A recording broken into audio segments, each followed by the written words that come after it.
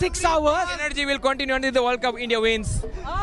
He's saying not just till the match, but till the time India wins, this energy is going to be. Every fours, every sixes, every wickets, we're going to cheer for India only. Every player, every bowler.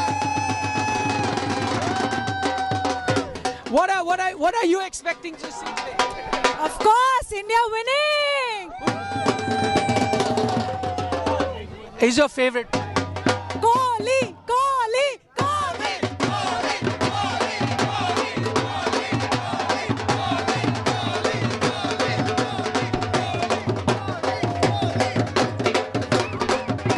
Talking about Kohli, check this out. Bring it down. It says, keep calm and trust in Kohli. Thank you so much, guys. Thank you. Come, give us the jig here. What are you expecting to see? Obviously, Kohli. No other Indian batsman excites you? Suryakumar Yadav. There are lots to see. Rohit Sharma, Suryakumar Yadav, Hardik Pandya, and obviously Bhuvnesh Kumar and Hardik Singh. Cheer for Hardik Singh.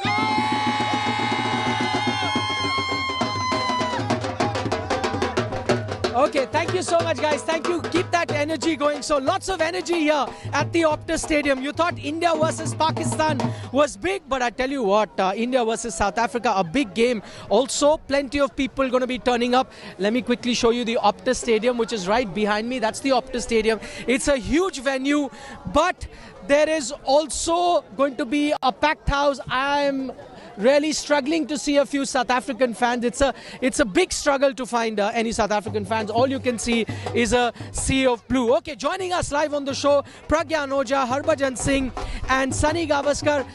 Sunny bhai, as the dholes here continue to play, let me ask you the moot question, the biggest question at the moment. India sitting right on top of the points table. It seems like a comfortable position, but how crucial is this game? Because one slip up, you never know, semi-finals may not be that easy. From the confidence point of view, this is crucial because you want to win just about every game. You cannot say that South Africa is a tougher team to beat than Bangladesh or Zimbabwe. Every team in a T20 format can be tough to beat because an over or two can change. But yes, I think this is going to be a real test because South Africa has got a very, very good pace attack. South Africa is playing in Perth where there is extra help for the quicker bowlers. So this is going to be a real examination of our batsmen. Okay, Harbhajan, same question to you. As Sunny bhai points out, it's going to be a big examination of the Indian cricket team because yes, they played very well against Pakistan, but South Africa in these conditions can be a very, very dangerous side. How do you reckon this game is going to go and how crucial is it for the Indian team? Most certainly, this is probably the toughest side, in India's point of view, I would say, because India have faced Pakistan. That was a very, very high pressure kind of a game. But in terms of quality of the players, I think South African have a better quality players in their batting lineup and also in their bowling lineup when it compares to Pakistani team. Of course, this will be the real test of Indian team because they are playing in Perth and that too against Rabada, Lungi, and their fast bowling looks really, really good. And South Africa will be very happy and thinking that they have the best chance because they have a very, very good fast bowling on such track where it just gives a lot of bounce and pace. Well, alongside the discussion that we're bringing you, all the analysis that we're bringing you, you can see some live visuals of all the scenes outside the Optus Stadium. We've got multiple cameras covering the excitement here, as we showed you at the start as well. There are dholes here, there are songs here, the saxophone here, everything. So it seems like a carnival-like atmosphere. Pragyan, to you, the same question I asked Sunny bhai and Harbhajan Singh. You think the Indian team would be well aware of the challenge that they face against South Africa? Because yes, you've started well, it's been a dream start, 2 matches, 2 wins, but they know that one slip up, the format of the tournament is such, one slip up and your position for the semi-final could be under doubt. Yeah, absolutely. Both the teams know what is the magnitude of this game and where they stand, particularly in this tournament. So both the teams will not take it lightly. But when you talk about the momentum, it's with Indian team, and saying that it is very important what kind of level these two teams have. Because I strongly believe that India should have someone who can contribute with both bat and ball. And when you look at South Africa, maybe they can reduce one spinner and get the all-rounder yeah.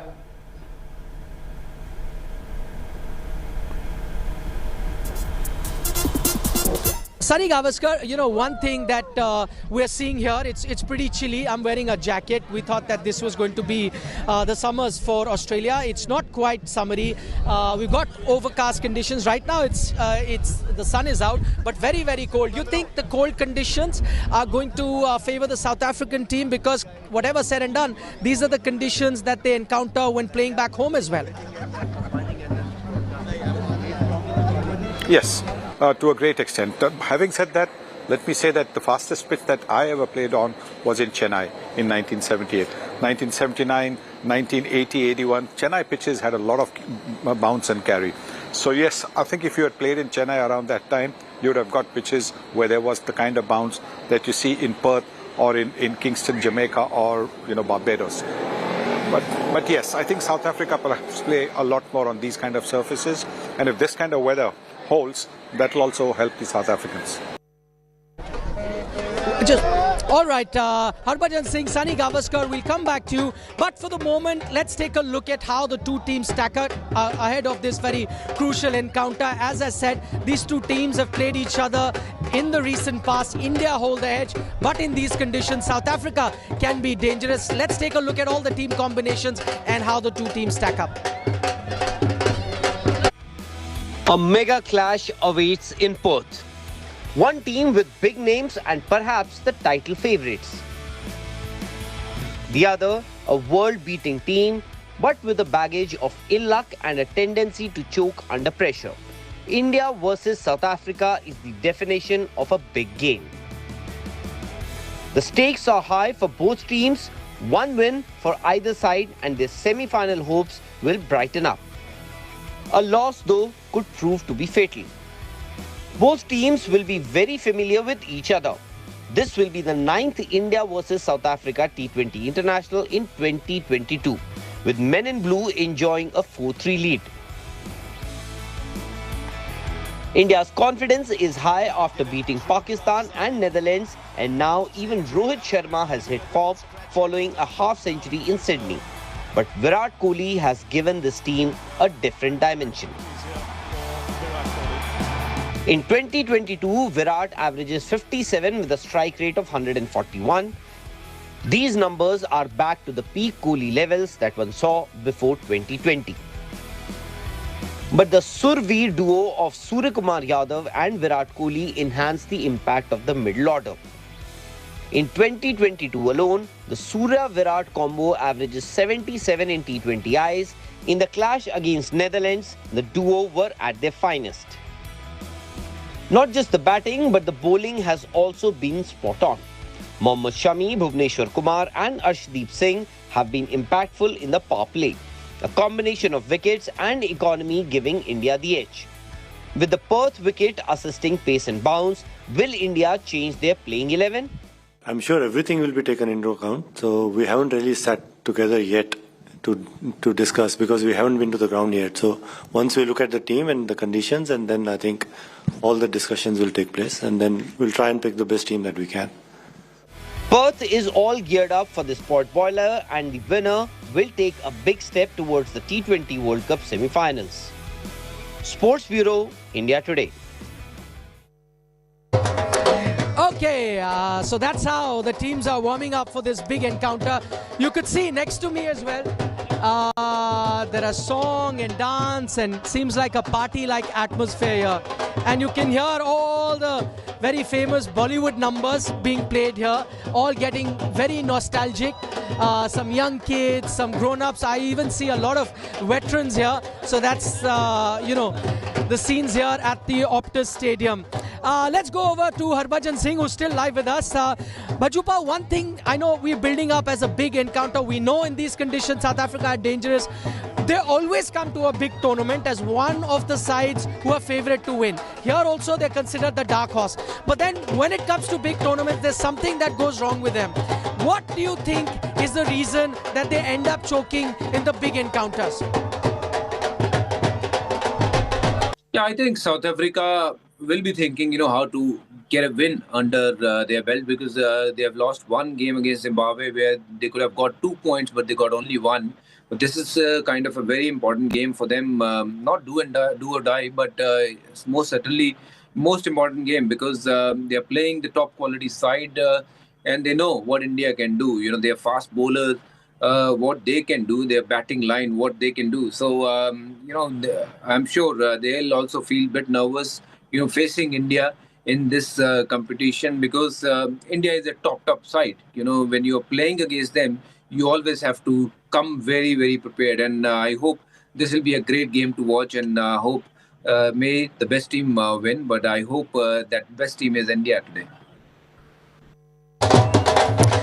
Pragyan, just looking at what Harbhajan is saying and just extending that logic as well, these, big decisions that go wrong for South Africa, crucial moments where they end up not playing the right things, it's not a coincidence. It's happened so many times before that you have to clearly say it's not a coincidence. What goes wrong for them? Is it the weight of expectations? Is it the fact that they've not really done in big trophies? That comes back to haunt them. What do you think actually causes them to shoot themselves in the foot?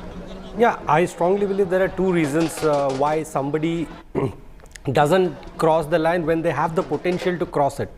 The first one is psychologically how it is impacting on you and your team, how you're responding to it. And the other one is the expectation and the experience that normally, if you see why Australia, India and few teams, they regularly win tournaments, because they have the capacity to do well in a crunch game or understand what is expected out of them in a important do or die game. So that is the reason you see all these teams that they do well. And if you look at South Africa, it has always been their mental aspect, what they think, how they prepare and how they handle the pressure. Because when you talk about their skill, they are too good, they have been performing, they are one of the top 4 or 5 teams in the world. But I strongly feel that mentally somewhere they have that block where at crunch situation they bog down to those pressure. And I tell you, any sport, it is all about how you handle the pressure.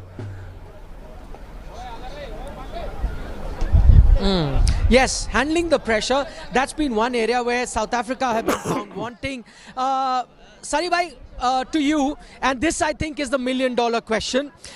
Even Stevens, it seems like some things in favor of South Africa, some things in favor of India. But if I was to push you to pick one team, who do you think go in as the favorite in this encounter? My feeling is that India just a little bit ahead, simply because of the rhythm that they've got. South Africa have played 2 matches, but one was washed out really. So they are 3 points. They've only played 1 match. They've played and batted really well. They bowled well too against Bangladesh. But India have had one really close encounter. Now, when you win that kind of a close match, then it gives you a lot of confidence. Then you come back a couple of days later and play very ruthless cricket and beat another slightly lesser ranked team. Then obviously your confidence is very high. Okay, so Sunny Bhai has picked India as the slight favourite. Sunny Gavaskar live with us says India's slight favourite going into this encounter. But Harbhajan, the one area of concern for India, yes, you could say they're slight favourites because they've had a winning start. But that one concern has been Indian openers, especially KL Rahul's form. Yes, most certainly. Rohit, told everyone in the press conference itself that he wasn't at his best, but still that 50 will boost his confidence going forward. And where we're talking about KL Rahul, yes, we definitely looking for some sort of runs from his bat as well, because he's a quality player, and maybe this wicket will suit him because it has more bounce pace, where he kind of plays little late. So on this wicket, it might help him to get those runs. And India having, Virat Kohli in form, Suryakumar Yadav in form, but definitely, they will love to have an opening partnership stand where 6 over 45 for none, then that you definitely going to get runs on the board no matter what now. So it is very important our openers to start well. And despite of, Virat and Surya scoring most of the runs, I think they'll also be itching to score few runs, KL Rahul and Rohit Sharma up front. Okay, the operative word of what Harbhajan Singh just used was that they'd be itching to score runs. So yes, the Indian openers would be itching to score runs. Pragyan, KL Rahul, I mean Rohit Sharma got runs the last encounter. KL Rahul, you reckon these kind of conditions, the bouncy track, some pace on the ball are sort of conditions that are ideal for someone like KL Rahul because he has the game to play on that back foot and maybe a good opportunity for him then to get back into form? See, I wouldn't say to get back into the form, I wouldn't be doing justice because he is in form. He's not been getting runs, but if you look at the way he's timing the ball, he's been absolute spot on. And a man of his stature and with that class that he carries, I strongly believe these kind of wickets, I don't think it'll be tough for him, but yes, it'll be challenging. But how he manages that, if he thinks about those 2 games that he could not get runs, then I think he'll be putting undue pressure on himself. But if he goes out there saying that 18 days I was here practicing in this part of the world, I know what to expect and who are the bowlers, how are they going to go after me, and I am the best and I can deliver, then you will see a different KL Rahul. So there are 2 ways to it. One, KL Rahul who's not got runs and he'll be clustering things in his mind. The other one, who has the skill, been timing the ball well and are ready, prepared already in Perth. I believe one of these 2 who comes out, we will see that guy on TV. Okay, Sunny Gavaskar, Harbhajan Singh, Pragyan Ojha, stay with us. We'll get back to you for some more analysis of the game. But we've spoken about the Indian team, looked at all the pros and cons of this men in blue.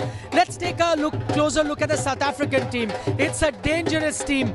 But before we go to the South African team, Prime Minister Narendra Modi is in Gujarat. He's addressing the media. Let's cut across to that. Bharat आज अपना tank बना रहा है, अपनी submarine बना रहा है और सिर्फ इतना ही नहीं, भारत में बनी दवाइयां और वैक्सीन भी आज दुनिया में लाखों लोगों का जीवन बचा रही। भारत में बने इलेक्ट्रॉनिक गैजेट्स, भारत में बने मोबाइल फोन, भारत में बनी कारें आज कितने ही देशों में छाई हुई है। Make in India, make for the globe, इस मंत्र पर आगे बढ़ता रहा भारत आज अपने सामर्थ्य को और बढ़ा रहा है। अब भारत ट्रांसपोर्ट प्लेन का भी बहुत बड़ा निर्माता बनेगा। आज भारत में इसकी शुरुआत हो रही है और मैं वो दिन देख रहा हूं जब दुनिया के बड़े पैसेंजर प्लेन्स भी भारत में ही बनेंगे और उन पर लिखा होगा मेक इन इंडिया। साथियों, आज वडोदरा में जिस फैसिलिटी का शिलान्यास हुआ है वो देश के डिफेंस और एरोस्पेस सेक्टर को ट्रांसफॉर्म करने की ताकत रखता है। ये पहली बार है कि भारत के डिफेंस एरोस्पेस सेक्टर में इतना बड़ा निवेश हो रहा है। यहां बनने वाले ट्रांसपोर्ट एयरक्राफ्ट हमारी सेना को तो ताकत देंगे ही, इससे एयरक्राफ्ट मैन्युफैक्चरिंग के लिए एक नए इकोसिस्टम का भी विकास होगा। शिक्षा और संस्कृति के केंद्र के रूप में प्रतिष्ठित हमारा वडोदरा अब एविएशन सेक्टर के हब के रूप में नई पहचान लेकर के दुनिया के सामने सर ऊंचा करेगा। वैसे तो भारत पहले से ही काफी देशों में विमान के छोटे मोटे पुर्जे पार्ट्स निर्यात करता रहा है, लेकिन अब देश में पहली बार मिलिट्री ट्रांसपोर्ट एयरक्राफ्ट बनने वाला है। मैं इसके लिए टाटा ग्रुप को और एयरबस डिफेंस कंपनी को बहुत बहुत शुभकामनाएं देता हूं। मुझे बताया गया है कि इस प्रोजेक्ट से भारत की 100 से ज्यादा एमएसएमईज भी जुड़ेगी। भविष्य में यहां दुनिया के दूसरे देशों के लिए एक्सपोर्ट के ऑर्डर भी लिए जा सकेंगे। यानी make in India, make for the globe का संकल्प भी इस धरती से और मजबूत होने वाला है। साथियों, आज भारत में दुनिया का तेजी से विकसित होता एविएशन सेक्टर है। एयर ट्रैफिक के मामले में हम दुनिया के टॉप 3 देशों में पहुंचने वाले हैं। अगले 4-5 वर्षों में करोड़ों नए यात्री हवाई सफर के यात्री होने वाले हैं। उड़ान योजना से भी इसमें बहुत मदद मिल रही है। अनुमान है कि आने वाले 10-15 वर्षों में भारत को करीब करीब 2000 से ज्यादा पैसेंजर और कार्गो एयरक्राफ्ट की जरूरत होगी। अकेले भारत को 2000 एयरक्राफ्ट की जरूरत होना यानी यही बताता है कि विकास कितना तेजी से होने वाला है। इस बड़ी डिमांड को पूरा करने के लिए भारत अभी से तैयारी कर रहा है। आज का ये आयोजन भी उसी दिशा में एक महत्वपूर्ण कदम है। साथियों, आज के इस आयोजन में विश्व के लिए भी एक संदेश है। आज भारत दुनिया के गोल्डन अपॉर्चुनिटी के लेकर के आया है।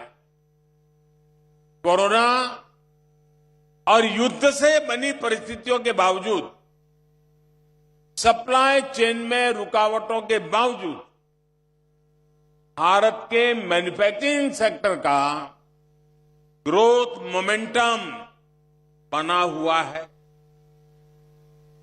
और ये ऐसे ही नहीं हुआ है। आज भारत में ऑपरेटिंग कंडीशंस लगातार सुधर रही। आज भारत में जोर कॉस्ट कॉम्पिटिटिवनेस पर है, क्वालिटी पर भी है।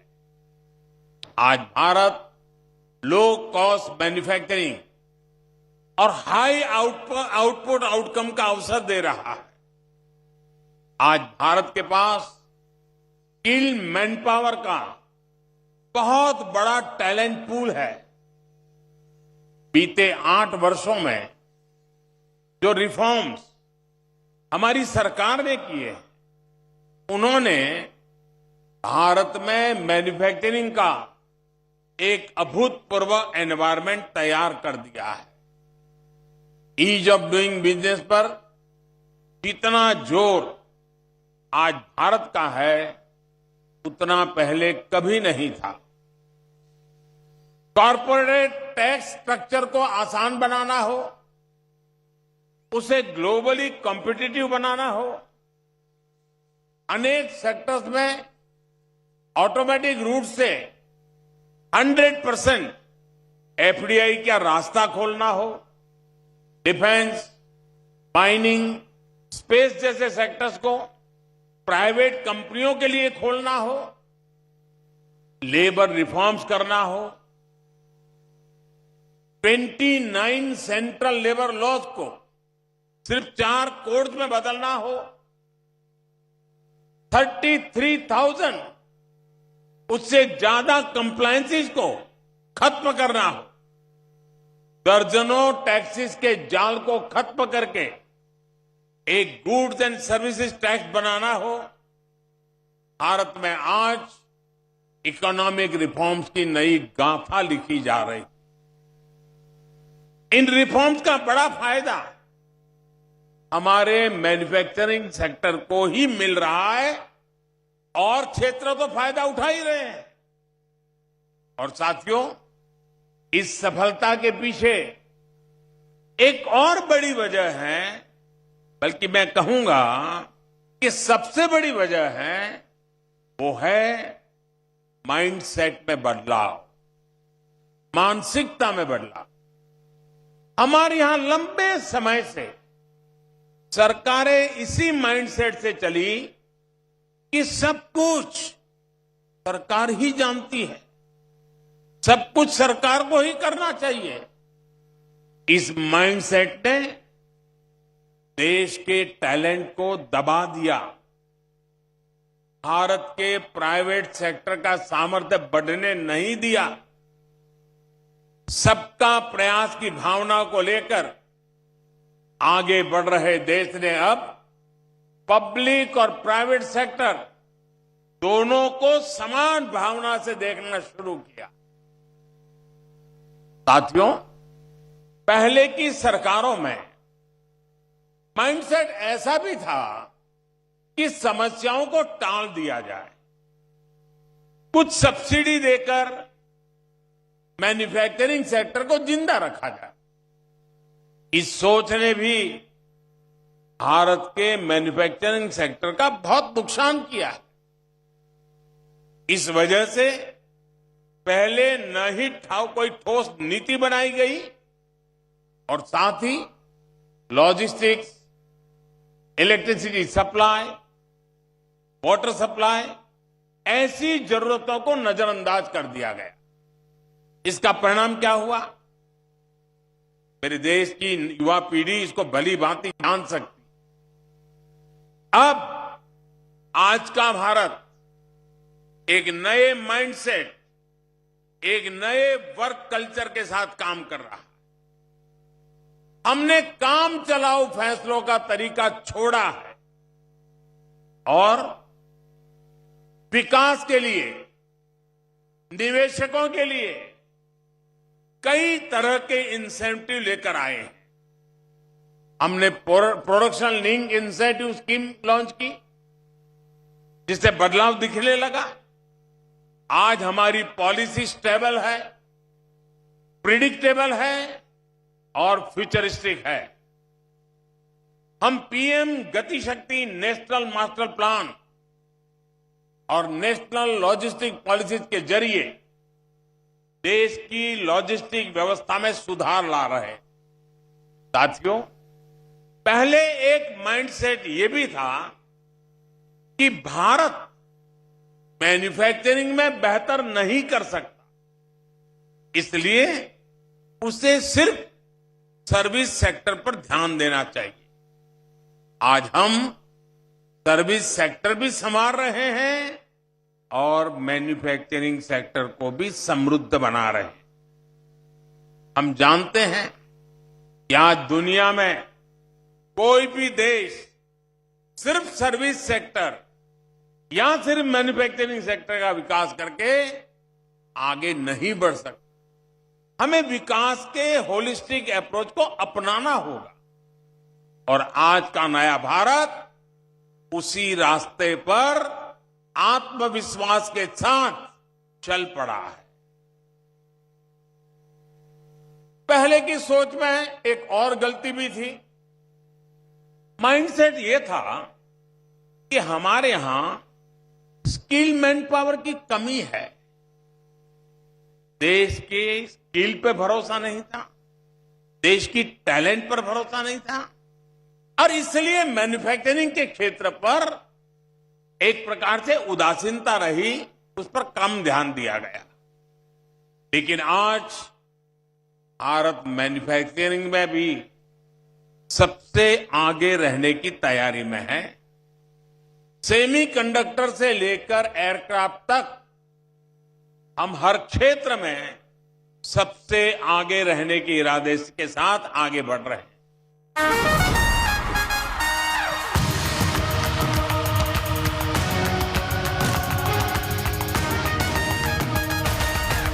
Prime Minister Narendra Modi speaking in Gujarat, but we're back to our regular programming, building up to that big game at the T20 World Cup. India's third encounter, India versus South Africa. Three experts in Harbhajan Singh, Sunny Gavaskar and Pragyan Ojha still with us. Let me just give you a quick update about the atmosphere. It feels like a carnival-like atmosphere. It is pretty cold. It's beginning to get a bit chilly here. That's why my jacket is out as the sun is setting. Cool breeze is blowing across the city of Perth, which will make the conditions very interesting going forward. We'll have to wait and watch whether these conditions are going to be helping the South African team or not. We'll get to analysis by Sunny Gavaskar, Harbhajan Singh, Pragyan Ojha. But before that, we saw all the pros and cons of the Indian team. What is it that they need to do? But let's quickly take a closer look at the South African team as well. Why are they being considered as the dark horse? After conquering Pakistan and Netherlands, it's now South Africa at the fast and bouncy wicket of Perth that India will have to deal with. The stakes are high for both the teams, and the winner will all but seal a spot in the semi-finals, and a loss could put some pressure on either of the two sides. South Africa will present a formidable challenge for Rohit's men in blue. So what could be these challenges? We back ourselves. We see ourselves as one of the best pace attacks there is. So I think we're definitely going to back ourselves. We've got a great variety. We cover a lot of aspects. We cover a lot of bases with our attack. So definitely as a pace attack, we definitely back ourselves against any team to go out and do what we have to do on the day to try and get over the line. In Quinton de Kock, Proteas have the firepower to take the game away right at the top. Against India, de Kock averages 51 with a strike rate of 142. Recently, against India in October, de Kock hit 250s in 3 T20 internationals. But what gives the Proteas the edge is their middle order batting. Aiden Markram gives them the solidity, while Riley Russo and David Miller provide them with the firepower. Russo has hit 2 back-to-back tons, and in addition, his strike rate in 2022 is a jaw-dropping 184. Think of Perth and you get pace and steep bounce. If there is one bowling attack that can exploit these conditions, it has to be the Proteas. Rabada's brilliance, Nokia's pace and Pane's craftiness make up for a deadly combination. With all the bowlers touching in excess of 145 km per hour, India's batters could be in for a tough time. However, one factor is heavily in favour of South Africa, which is their record in Perth. Ever since their readmission in 1992, be it the Waka or Optus, South Africa have lost only 2 games at both the venues across formats. In 2018, South Africa won the only ODI that they played against Australia at the Optus. But India have a psychological edge in ICC events, especially in the last decade, having not lost to the Proteas since 2011. From the 2012 World Cup till the 2019 ODI World Cup, India have won all encounters against the Proteas. With that record and India's high confidence, the match in Perth promises to be an absolute cracker. Sports Bureau, India Today.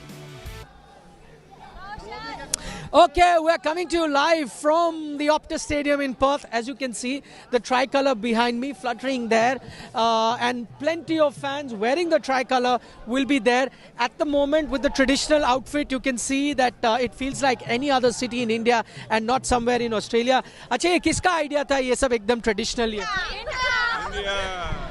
तो ये यहाँ से आपको easy हुआ ये सब कपड़ों का इंतजाम? आराम से हो गया। क्या यही एनर्जी दिखेगी क्या स्टेडियम में? अच्छा, इंडिया के लिए क्या क्या गाना गाएंगे आप? चक दे India, Chak they India,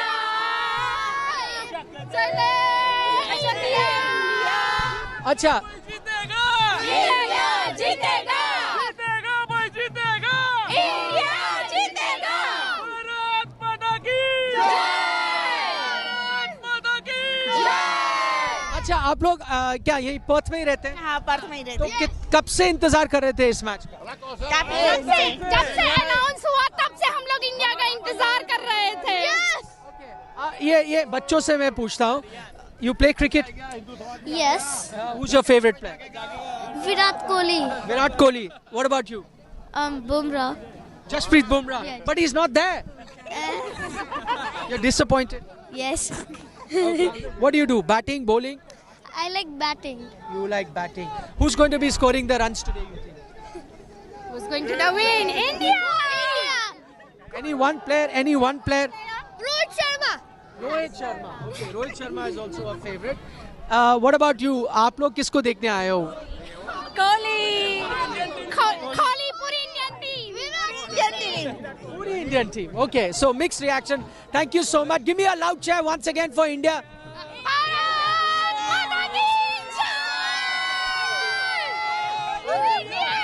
Thank you so much. Enjoy the game. All the best. So you can see plenty of Indian fans, as I've been saying. It's a sea of blue here right now. Virat Kohli fans, Rohit Sharma fans, all of them have turned up wanting to enjoy this particular encounter. You heard from the locals here in Perth. They said that they've been waiting ever since the fixtures were announced. They've been waiting for this particular encounter. But it's not just local folks from Perth, as you just saw. There are people that I met who've travelled from India, travelled from different parts of Australia, travelled even from places like Canada as well as the USA. So that's the love for Indian cricket, and you get to witness that when you're at a big game like India versus South Africa. Okay, Sunny Gavaskar, Pragyan Ojha and Harbhajan Singh still with us. Sunny bhai, to you, the one thing that India has done, I know these are alien conditions for the Indian team, but the one thing, what do you want to say? You want to say something for the Indian team? India जीतेगा, जीतेगा रे जीतेगा, India जीतेगा, जीतेगा रे जीतेगा, India जीतेगा, भारत माता की जय, भारत माता की जय, जीतेगा रे जीतेगा, India जीतेगा, जीतेगा रे जीतेगा, India जीतेगा, भारत माता की जय. Okay, all the best. Save some energy for the ground as well, huh? We love you, Virat. Okay, Virat Kohli fan. I'm not surprised. There are many. Okay, so Sunny bhai, the question that I was asking you, I'm coming back to it. I kept getting interrupted by the number of fans that are here. The Indian team set up a camp here. They were trying to get used to the conditions here in Perth. We heard from the batting coach in Vikram Rathore saying that this is precisely the reason why they came here, because of this big game versus South Africa. You think that's going to help the team? Very much. Look, this is the kind of thinking, forward thinking, that is needed to keep Indian cricket right on top. Because this is how teams get prepared. This is how the players get prepared. Not just the batsmen on how to play this kind of on this kind of a pitch, but also for the bowlers to bowl, to know what the length they should be bowling. A lot of times when there's a lot of bounce and carry, fast bowlers in particular get carried away. Now, Indian fast bowlers not getting such pitches back at home, by strut banging the ball, which will actually go for four byes or maybe or no balls because of the height. So they've got to bowl the length, which will make it awkward for the batsman. So having come here, and practiced here, played a couple of matches against the West Australian team, which was a very good team, was very good thinking. And importantly, again, coming 18 days before the tournament starts. You know, your body clock when you come to Australia and New Zealand takes 3-4 days for the body clock to get used to it. I think this was really smart on the part of the management as well as the BCCI. Okay, I've got fans, as I was mentioning earlier. Earlier we spoke to fans that are local here in Perth, but Indian fans. But people have travelled all the way from India to कहाँ से आए? हम आए महाराष्ट्र से, चंद्रपुर से, भद्रावती से. मेरा नाम है विकास डम्बारे. तो इतने देखने के लिए आया हूँ. तो इतने बड़े फैन हैं आपने इंडिया से टिकट निकाले? हम लोग आए नागपुर से और स्पेशली मैच के लिए आए ऑस्ट्रेलिया. मैं भी चंद्रपुर डिस्ट्रिक्ट महाराष्ट्र नागपुर से आया हुआ स्पेशली मैच देखने. फेवरेट प्लेयर कौन है? विराट कोहली. विराट कोहली. उसके नाम में ही विराट है. उसका क्या कहना? रन कौन बनाने वाला आज? रन बनाएगा कौन बनाएगा? विराट. अच्छा, डर नहीं लगता साउथ अफ्रीका के फास्ट बॉलर्स कुछ विकेट में? डर है ना. भारत में आता बच्चा को लगना चाहिए. डर उनको लगना चाहिए बेस्ट बैटिंग लाइनअप से, इंडिया को नहीं. तो ठीक है, इंडिया के भी बॉलर्स है, फास्ट बॉलर्स है. सामी सबकी उड़ा देगा. सामी जीतेगा. इंडिया ही जीतेगा. जीतेगा. इंडिया जीतेगा. Who are you going to support? Any favorite player? Virat Kohli. Virat Kohli. I mean, that's one name that is common. Oh, let me see. Go ahead. Okay, Virat Kohli jersey. Okay, all the best. Enjoy the game. Thank you. Thank you so much. So there's no dearth of Indian supporters. People have come from India. Big Harshal Patel fans as well. Rohit Sharma fans. Kohli bhaiya Kohli. Okay, Sunny bhai, as I was asking you earlier, we saw conditions in Melbourne. They were also tough conditions for the Indian batsmen to handle. From Melbourne to Perth, different conditions. How do you think the Indian batsmen are going to go? Do you think this extra bounce, this good bounce that you get may suit Indian batsmen, and maybe the toughest condition that they faced was in Melbourne? Well, in terms of the pitches, we'll just have to wait and see how the bounce is. I don't know from here about the pitch, whether there's a lot of grass or whatever it is. But look at the circumstances in which the Indians chased the total. The circumstances were not easy. India had lost wickets for not too many. Then to come back the way they did and to score the runs that they did, again needing 48 runs in 3 overs, and then to win from there off the last ball. That shows the kind of character that this team has, that the kind of desire that this team has developed, and the kind of discipline that is also needed to make sure that whatever the circumstances, the belief will always be there.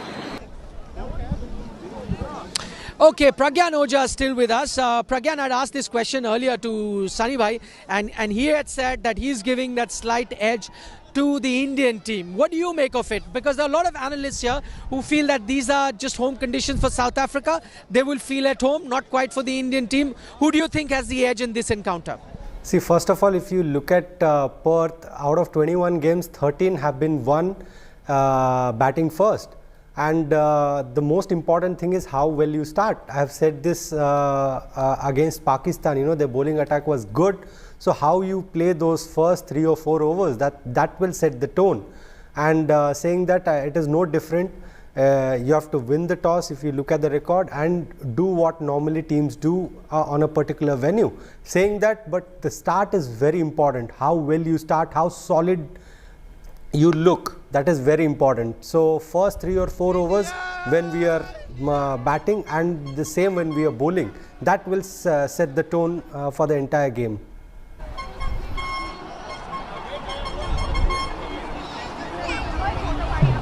All right, Pragyan Ojha, Harbhajan Singh, Sunny Gavaskar, stay on with us. Plenty to talk about ahead of that India-South Africa encounter. We're coming to you live from right outside the Optus Stadium in Perth. For the moment, we'll take a short little break, but don't go anywhere. Plenty more on the other side.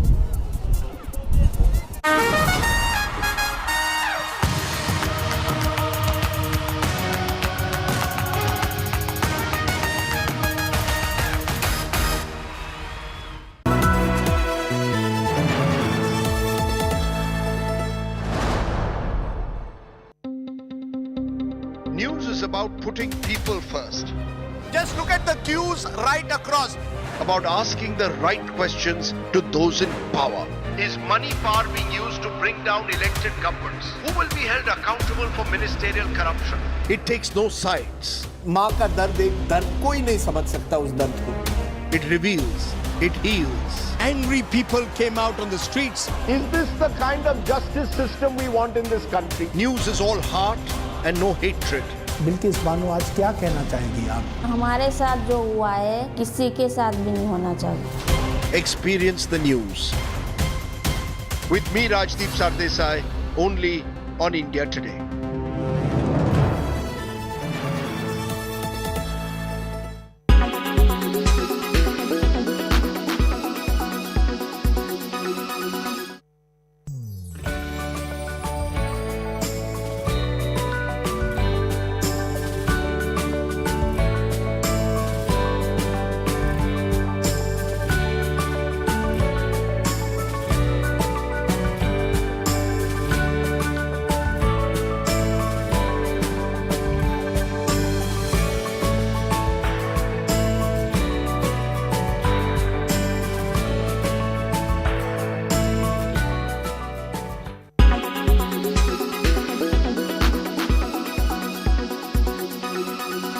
Make your media plan smarter with India Today Live TV on your connected devices. Make your media plan smarter with India Today Live TV on your connected devices.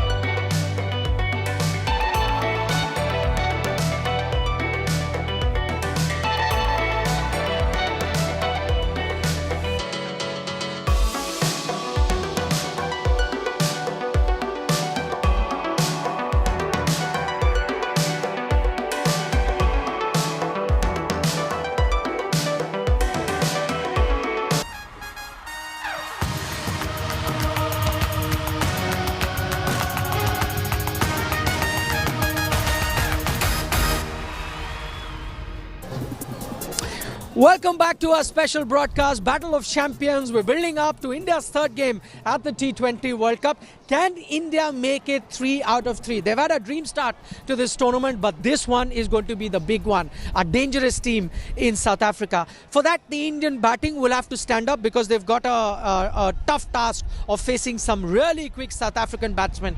And everyone's talking about Virat Kohli. Everyone's talking about Rohit Sharma, but I'll tell you one other Indian batsman who's quietly moving up the popularity charts because the way he's been batting in the last 6-8 months or so. His name is Suryakumar. Suryakumar Yadav, and Suryakumar Yadav shared his thoughts during this tournament and what is his secret to the way he has been batting and the way he has been dominating bowling attacks across the globe. सूर्य, जब आप batting करने गए तो team का net बहुत अच्छी position में नहीं था, तो उस टाइम क्या दिमाग में चल रहा था, क्या विराट से बात की थी? मेरा एक्चुअली वो टाइम पे प्लान एकदम सिंपल था कि अंदर जाके टेम्पो को और हाई करना है, और जो हम लोग ने प्लान किया था कि अंदर जाने के बाद मैं उनको वही बोला कि अगर मुझे 3-4 बाउंड्री मिल जाती है 8-10 बॉल में तो मैं वैसे ही वही फ्लो में खेलते रहूँगा और एक पार्टनरशिप बिल्ड करने को देखेंगे इधर से भी, क्योंकि हम लोग को पता था विकेट थोड़ा सा स्लो है, 2 पेस था, थोड़ा सा बाउंड्रीज ढूंढना थोड़ा डिफिकल्ट हो रहा था। बट जैसे मेरा स्टार्ट हुआ फिर मैं सोचा कि अब एक्सेलेटर से पैर ही नहीं उठाऊंगा, ऐसे ही बैटिंग करते रहूँगा लास्ट तक जैसे होता है वैसे। जब आपने बोला कि 2 पेस विकेट था तो उसमें आप अपने शॉट्स चेंज करते नॉर्मली जो आपको पसंद है, फाइन लेग के ऊपर से मारना, स्क्वायर लेग के ऊपर से मारना? ऐसा नहीं है, मतलब मैं अंदर बैठ के देख रहा था कौन से शॉट्स लगेंगे कौन से नहीं। मैं सोच रहा था क्योंकि स्क्वायर बाउंड्रीज थोड़ी छोटी थी तो मुझे पता था कि स्क्वायर बाउंड्रीज अगर टारगेट करूँगा तो बाउंड्रीज मिलना ईजी है, बट उन लोग उतना डाल नहीं रहे थे, ट्राई कर रहे थे थोड़ा फुल रखने के लिए। बट मैंने अपने गेम प्लान को स्टिक किया और हम लोग वही बात कर रहे थे कि एक अच्छे रन रेट, अच्छे स्ट्राइक रेट की पार्टनरशिप होगी तो 170-175 पार हो सकता है, और वैसे हुआ। बहुत मज़ा आया वो पार्टनरशिप में उनके साथ बैटिंग करके ऑब्वियसली। एक लास्ट सवाल, जो आपने 50 पूरी की वो 6 मार के की तो प्लानिंग थी या स्लॉट में बॉल मिला मारा या क्या था वो? लास्ट ओवर में हम लोग पूरा ट्राई कर रहे थे कि जितने ज़्यादा रन आ सके उतना अच्छा होगा, क्योंकि हम लोग टारगेट कर रहे थे कि 180 पार हो जाए, बट उन्होंने भी अच्छा एग्जीक्यूशन दिखाया वो टाइम पे। और लास्ट बॉल में उन्होंने सामने से बोला कि ठीक है पीछे थोड़ा बड़ा है बट बैक करना वही साइड जाने के लिए, और 50 का इतना ध्यान में नहीं था, बट पता था कि 6 चले जाएगा तो 50 हो ही जाएगा। मेरे को ये बताइए, पहले ओवर में तो मैं था नहीं अंदर, मैं अंदर शावर वगैरह ले रहा था, बट आपने बाहर से देखा हम लोग ने जब पहली बैटिंग की और उसके बाद आपको जाके एग्जीक्यूट करना था अपने बॉलिंग, तो आपका गेम प्लान क्या था उस टाइम पे?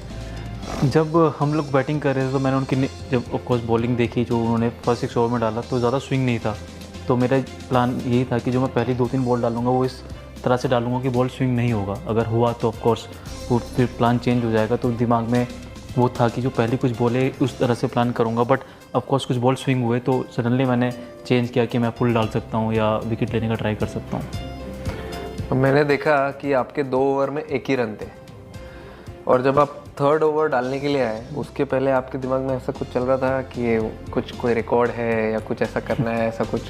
ऐसा दिमाग में कुछ नहीं था, क्योंकि ये मैं एक्सपीरियंस कर चुका हूँ शुरू में कि जब आप विकेट के लिए जाते हैं या कुछ पर्टिकुलर चीज़ देखते हैं तो उसके अगेंस्ट ही चीज़ें होती हैं, तो अब मैं वो नहीं सोचता कि कुछ मुझे विकेट लेना है या क्या करना है, जो उस मोमेंट में जो टीम को चाहिए होता है, जो मैं अपनी तरफ से बेस्ट कर सकता हूँ वही करने का देखता हूँ।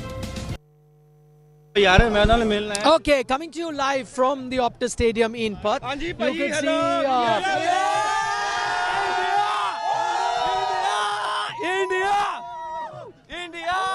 India. Run कौन बनाएगा?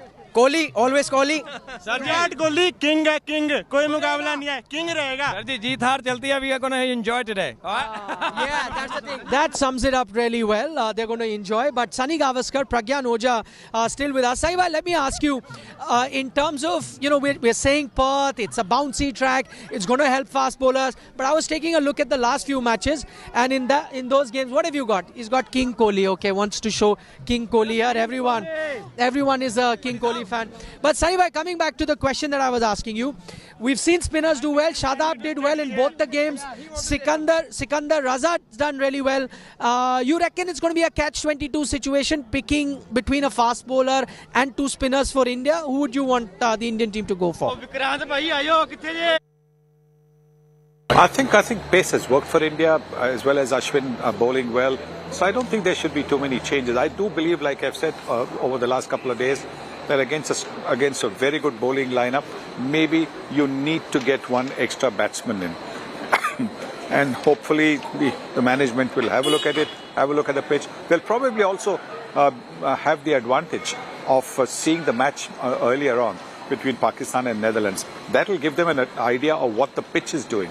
And accordingly, they might be able to finalize the number, the 11th man in the team. Okay. Indian team change करेगी कुछ आज? You should go with extra batsman. No need. I want Rishabh Pant to play, but no need. Squad as Pakistan. Same squad. Games. Majority are same squad. Pragyan, I know that you said that India should probably look at a fast bowler, but you have to stick for your spinners, the spinners club. The spinners have been doing well. Yadav just now in the game before this picked up a few wickets. Sikandar Raza was the man of the match. What should the Indian team do? I think, yes, the spinners have bowled well here. But when you talk about Yadav, he was bowling against a team which has less experience. At the same time, you have to look at who you're playing against. It's South Africa. And when you're talking about South Africa, they've got a very good bowling lineup. Saying that, what I hear is Deepak Hooda is having a long net session in the outdoor nets.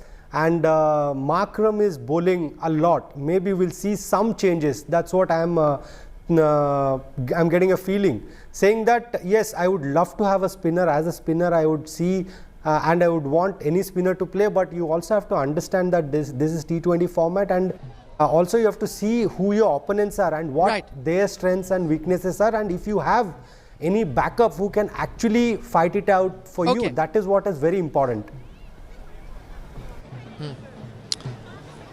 Okay, Pragyan, we'll get back to you. Plenty to talk about. The toss isn't too far away from where we stand. Just about a few minutes to go for that all-important toss. What is it that the Indian team is going to do if they win the toss? Or if South Africa win, are they going to force the Indian team to bat first? Because we've seen in the past that they like to chase. All those updates about the playing 11, about the toss coming up on the other side. So don't go anywhere. Stick to Battle of Champions on India Today.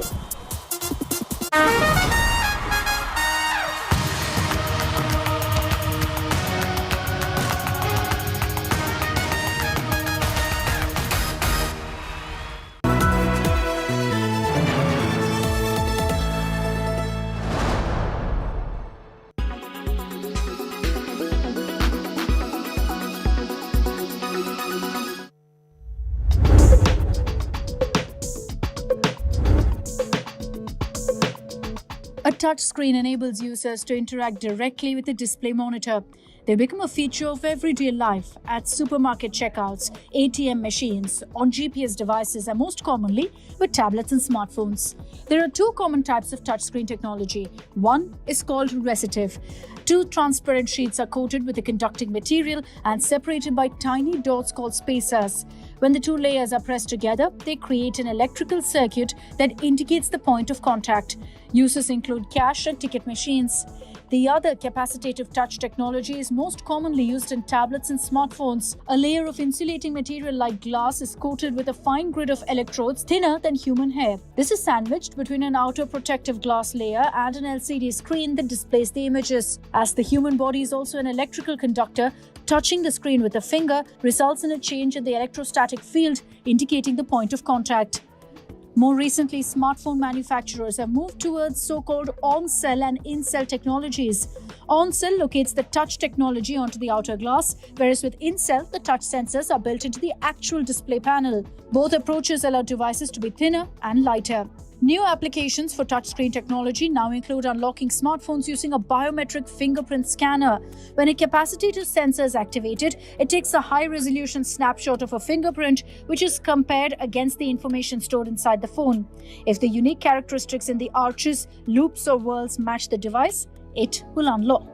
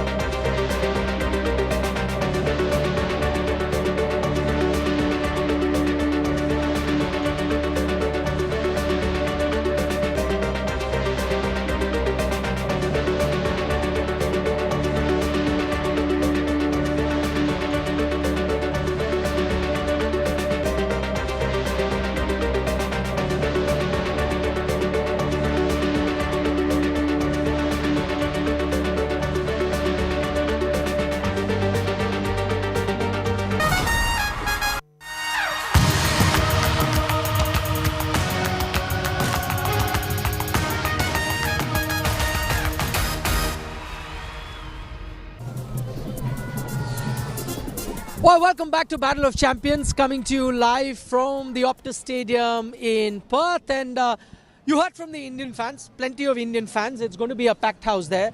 But I found a rare Pakistani fan. That's because he is going to be watching the India match. He's already seen Pakistan win. Why would you be watching the India match? Give us the reason. I want to see a good match of cricket. I think both teams are evenly poised, and they are they're topping the group, both of them. Come to the real reason. You're going to be cheering for India today, aren't you?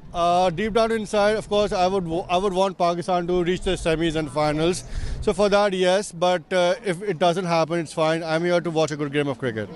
So, you know, they say lady luck always helps. You'll have to send some luck India's way, because if India win, then Pakistan stay in contention. Anything that takes Pakistan to the semis, I'm in for it. All right, thank you so much, guys. You already have seen your team win, so have a good game. Watch India play, and keep your fingers and your toes, everything crossed. Maybe that will help India win, because it's going to be a tough encounter for India as well. These two fans from Pakistan have enjoyed that particular match, but as you know, not just them, the entire Pakistan is going to be praying for an India win, because only if India win do Pakistan also stay alive in the tournament.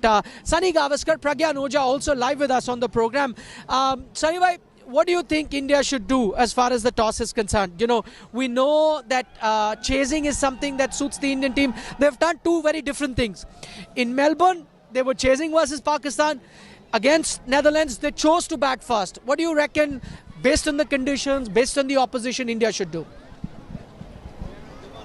I think India chase much better than they defend. So my thinking is that they should be looking to chase. Also because in case it does rain, in case it comes down to the Duckworth-Lewis system, you know what is the target that you have. Okay, Pragyan, Sunny bhai says that India chase well, so they should be chasing. I know earlier in the program you had a stat about this particular stadium. Teams that have batted first have one more encounter. Do you still stick to that opinion, bat first for India? See, it depends on the team, what they want to do, what they think their strength is. But when you go to a venue, you also have to look at what are the dynamics, or what is the percentage that gives you a better chance to do well. And when you look at that, I strongly feel that if in 21 games, 13 games have been won batting first after winning the toss, so I think that is a pattern. So that is also what India needs to consider, or maybe matter of fact South Africa will consider. But as I said, also team at times they think, even if there are a little bit of odds, they go with their strength. So it will be totally what India is comfortable at. But for me, I definitely consider what actually happens on a particular venue, because these stats really help you do well. Okay, we've got breaking news coming in. We were talking about what the Indian team should do if they were to win the toss. The good news is that they won the toss. So after the first two encounters against Pakistan, Rohit Sharma won the toss. Against the Netherlands, Rohit Sharma won the toss for the second time. And Lady Luck is still smiling, because for the third time in a row, India have won the toss. And it's not what they did against Pakistan, it's what they've done against Netherlands. They've decided to repeat that. That means India has won the toss and will be batting first. Pragyan, looks like the Indian team heard you. They are batting first. They may have also looked at those stats that you pointed out. Absolutely. You know, whenever you go to any particular venue, or you're traveling abroad, or anything that you're trying to do, nowadays, you know, the analysts are very important. They also play a very, very crucial part in your planning. And saying that, you know, these analysts, they give you those important stats, like exactly what happens if a team wins the toss, or maybe, you know, after 2 or 3 sessions, what happens in a particular venue. If the breeze is blowing from one end to the other, what happens. If the breeze changes, what happens. So these are the minute details what this analyst they give you, and these are the things which really help you plan better. And I'm really in for it. When you know your skills are good, only thing that can enhance you is all these small little changes that you can do to better your chances to win the game. And I'm absolutely glad that Rohit Sharma went through all this and saw that what would help him enhance his team's performance more, and he won the toss and chose to bat first.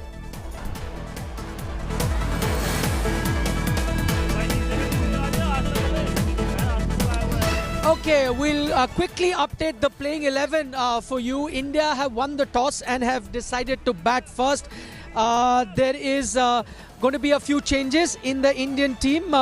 I see that Akshar Patel is a substitute. That means he's one player that has gone out of the playing 11.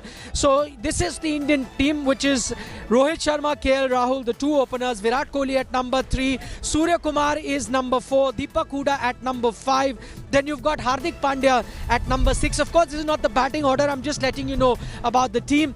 Then you've got Dinesh Karthik, Ravichandran Ashwin at number 8, Bhuvneshwar Kumar 9, Mohammad Shami at number 10, and then Arshdeep in at number 11. So one change that India has made to the playing 11 that we saw last time around, they've decided to take out and Akshar Patel, and in comes Deepak Hooda. Pragyan, to you, I know that you were also talking about maybe looking at a fast bowler. They've not done that. Instead, they've strengthened their batting. What could be the reason that they've gone for a Deepak Hooda, you reckon? I think it's because the openers, especially KL Rahul, has not got enough runs. So maybe they're trying to have one more batsman. Same if you look at the cases with South Africa, both the teams have enjoyed the strength of their middle order. So maybe that is the reason why they're trying to strengthen their middle order. And the best part is you get in a Deepak Hooda, you have a offie who can give you those 1 or 2 overs. And then if you look at South Africa team, they have quite a bit left-handers. So maybe that was the thinking where they thought that we could get Deepak Hooda in place of Akshar Patel, where he can offer you some offies and also give you depth in batting. I was only saying fast bowling, that can be an option only when you have an all-rounder who can bat and then give you those 3 or 4 overs. But I think we already have Hardik Pandya, and I really think that this is a great decision by the team management, getting Deepak Hooda in, who can give you that balance. He can be your 6th bowler and also bat up the order. Rakesh Ban from Iswa. Okay. Nobody heard you before that. Now they'll be able to hear you only when I ask you a question because you were not live. Okay. Plenty of fans just coming in. You'll have to come behind. क्या expect कर रहे हैं भैया आज हम विराट कोहली की century miss कर रहे हैं. जो विराट कोहली ने सेंचुरी पहले मारी थी, आज हम चाहते हैं आज पर्थ के स्टेडियम में आज विराट कोहली अपनी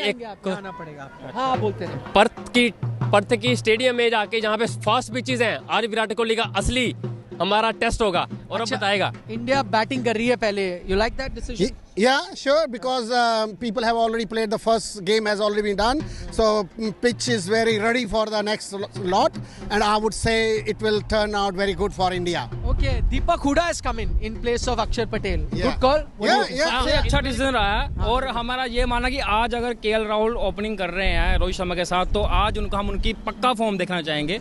he is a best player, but हम चाहते हैं कि वो थोड़ा सा अच्छा करें ताकि हमें भी लगे कि भाई हाँ ठीक है, आज हर एक प्लेयर अपना एफर्ट कर रहा है. बिल्कुल ये बहुत अच्छा डिसीजन लिया है जो हुडा जी को बीच में डाला है.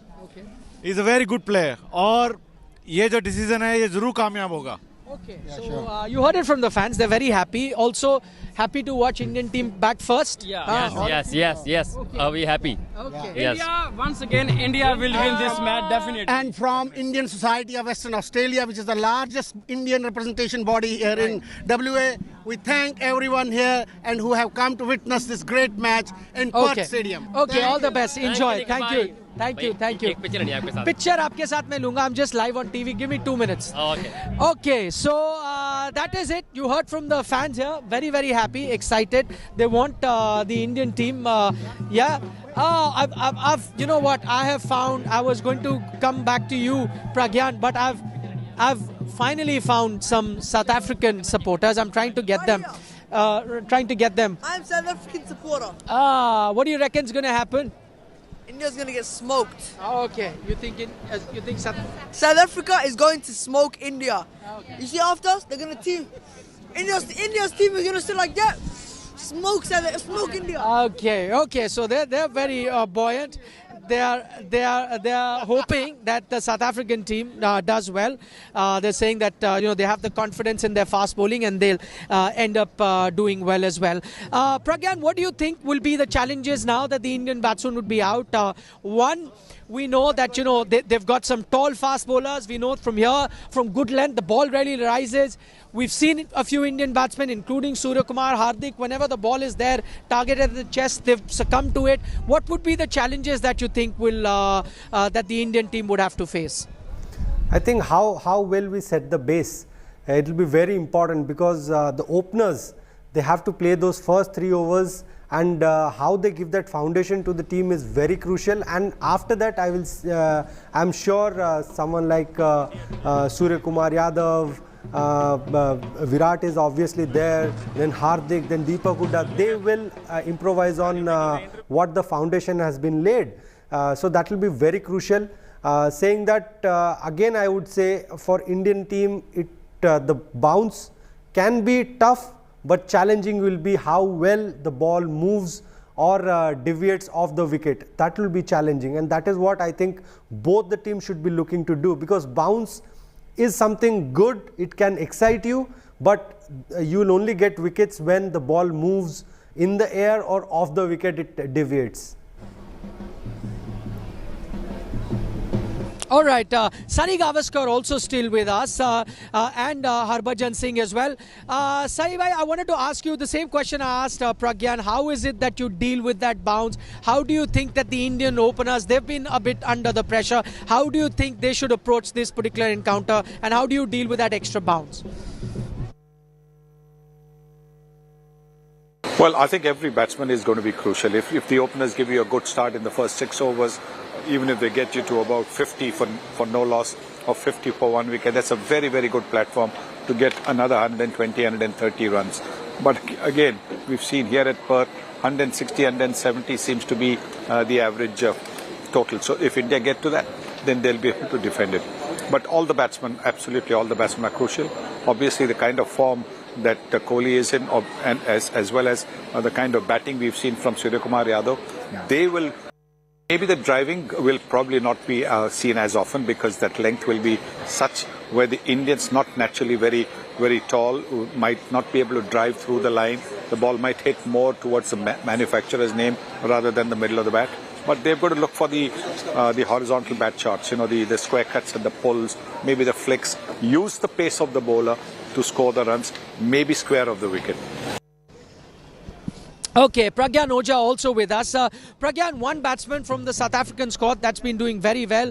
His name is Riley Russo. Got that 100 versus India. He's on red hot form. Got 100 again versus Bangladesh. He's going to be very crucial. Unknown quantity in that extent, because you haven't played a lot against him. What do you think should be India's strategy? How do you curtail the free-flowing Riley Russo at the moment? Yeah, absolutely. You're spot on. I think every time South Africa was in trouble, it is their middle order who really built those innings and got those crucial runs for their team, and that is what I think Indian team will be sharply looking at. I know if they get an early breakthrough, they will be happy, but they will get happier when they break that middle order, because their middle order, Riley Russo, then Markram, then they have David Miller. So these are the guys who have been consistently doing well, and if you look at the track record over 10 or 15 games, they, most of their middle order have got those 100 runs or maybe 90 plus runs partnership. That is where Indian team would look to make a difference by picking those wickets, not letting them get those partnership going. And that is the reason I said it will be very crucial when you talk about South African middle order, how well we bowl in those middle overs, like from 6 to 15. That also will be very crucial. That's when I would like to see how Ashwin bowls, because he is our premium bowler. He's there in the team because he can pick wickets, and that is what I would like him to continue to do. Once he picks wickets, it will make a lot of difference, because we have enough bowlers who can be economical, and Deepak Hooda can be a bowler who can bowl those tight 1 or 2 overs, not looking to go for wickets, can be economical. But for Ashwin, he should be little brave and look to attack and look to pick wickets rather than being economical. That is what his mindset should be.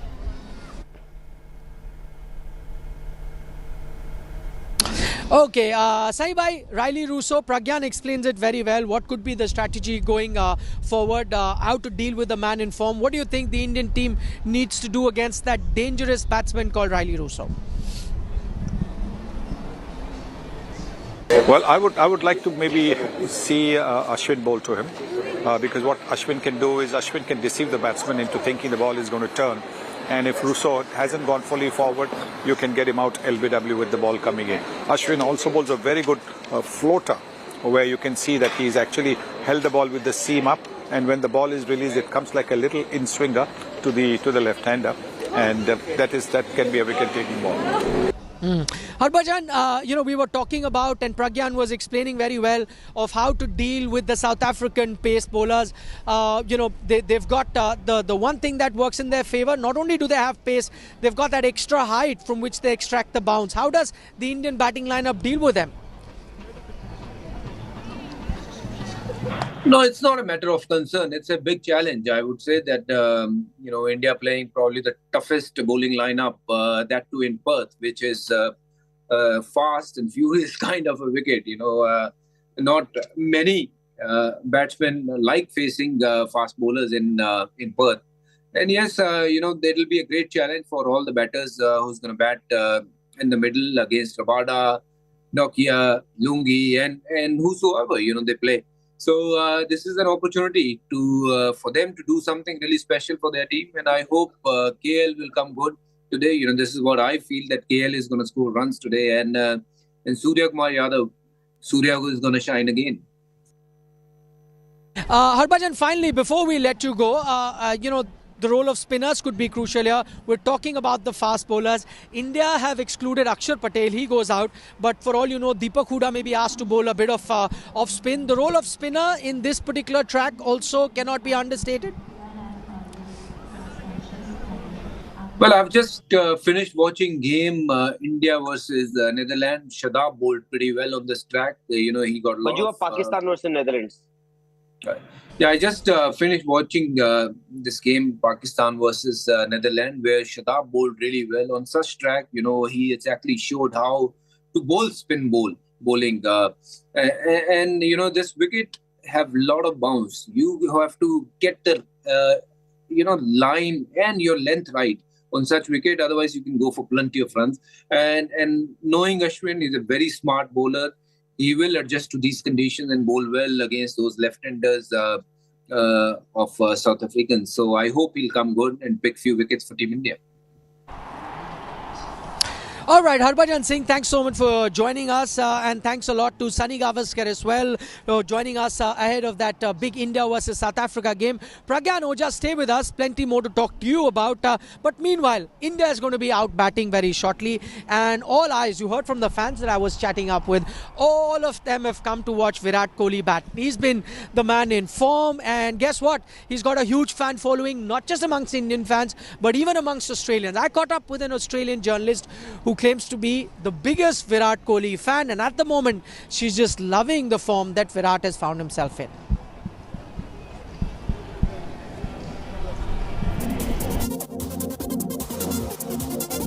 With me is Chloe, and of course the media fraternity might know Chloe as a journalist, but she is, or she claims she is the biggest Virat Kohli fan in the world. Is that correct?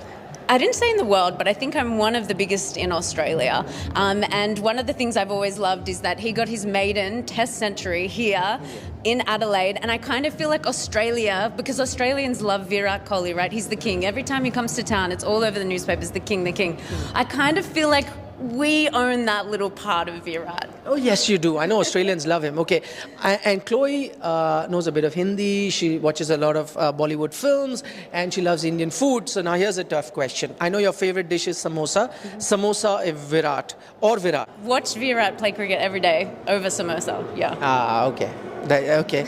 I know Shah Rukh Khan is the one hero that you admire. Shah Rukh Khan or Virat Kohli?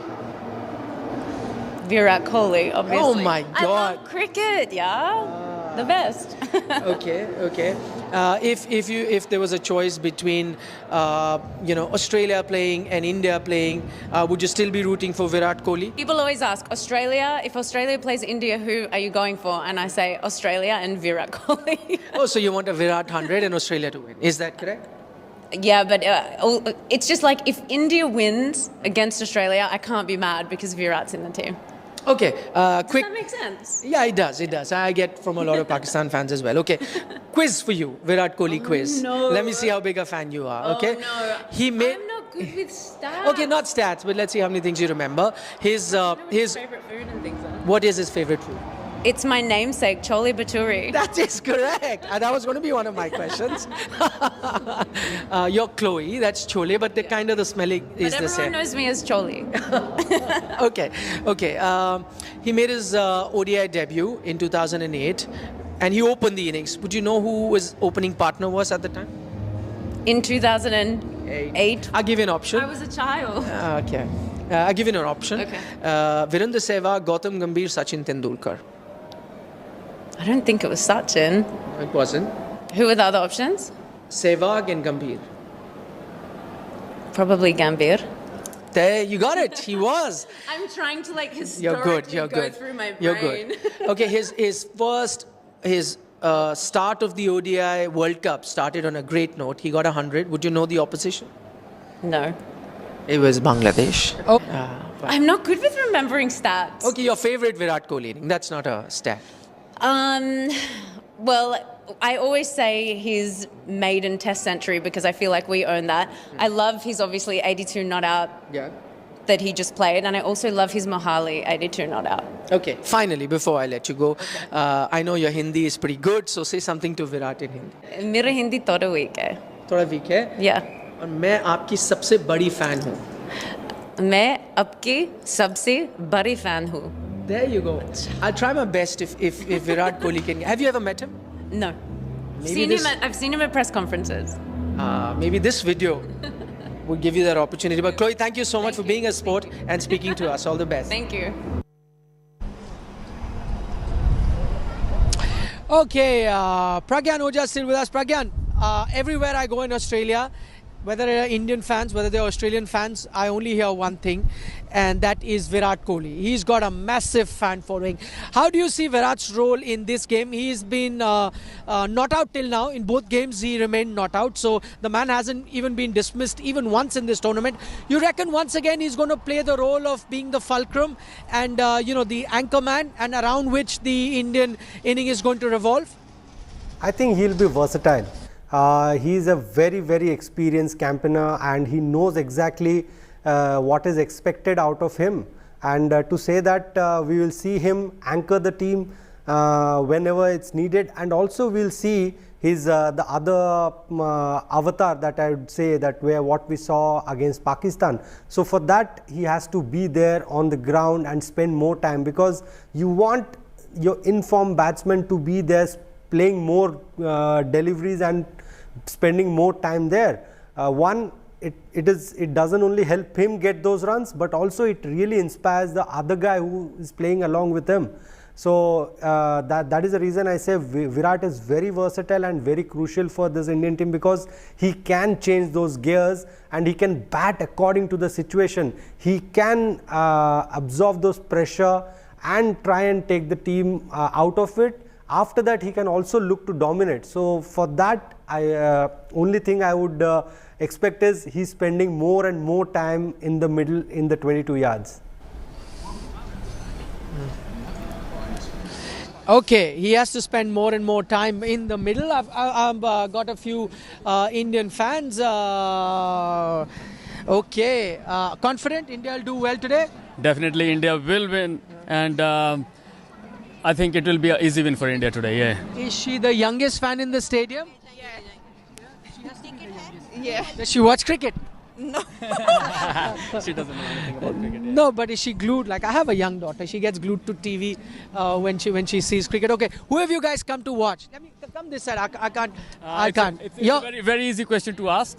Tell Kohli. me anybody other than Virat Kohli. Arshdeep. Arshdeep. I hope he takes 5 wickets today. You hope he takes 5 wickets. Okay, let me get another fan in here. What do you reckon is going to happen? Good call playing Deepak Huda. I think good call. He can bowl as well. I think we might need few overs from him because Akshar Patel is not playing. So it will be handy to bowl few overs from him.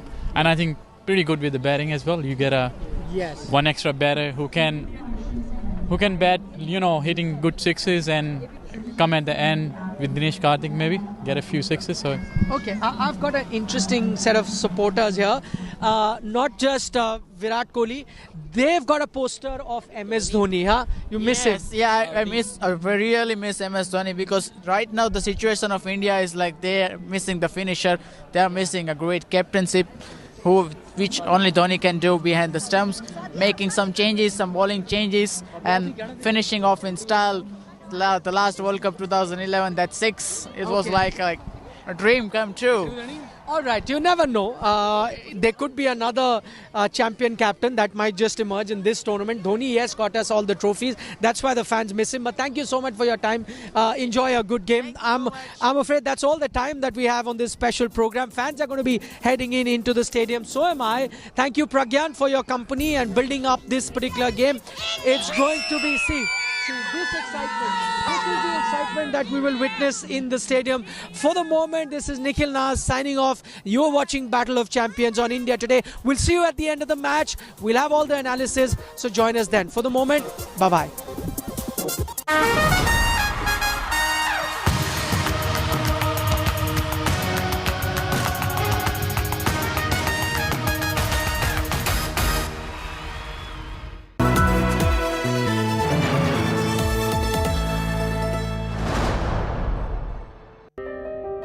हम अकेले duty करते, हम गरीब आदमी हैं sir. मेरी क्या गलती है बताइए? गांव से इसीलिए आए कि अपना परिवार का भरण पोषण होता रहे। आत्मसम्मान तो मेरा चला ही गया, मुझे सिर्फ रिस्पेक्ट चाहिए। जितने भी पूरे भारत में सिक्योरिटी गार्ड लगे हुए हैं, सबको मान सम्मान मिलना चाहिए। हम आपकी कहानी पूरी दुनिया को सुनाएंगे और आपके स्वाभिमान के लिए आवाज उठाएंगे। रात 9 बजे आज तक पर। The COVID-19 pandemic has forced us to do a rethink on how we lead our lives, to think about what we are doing to our bodies and to our health, and also wellness, because it is time now to go back to the basics. It is time to talk about your food, your sleep habits, your gut health, stress, and much more. And that exactly is what our brand new health show, Health 360, is going to do at these times only on India Today TV.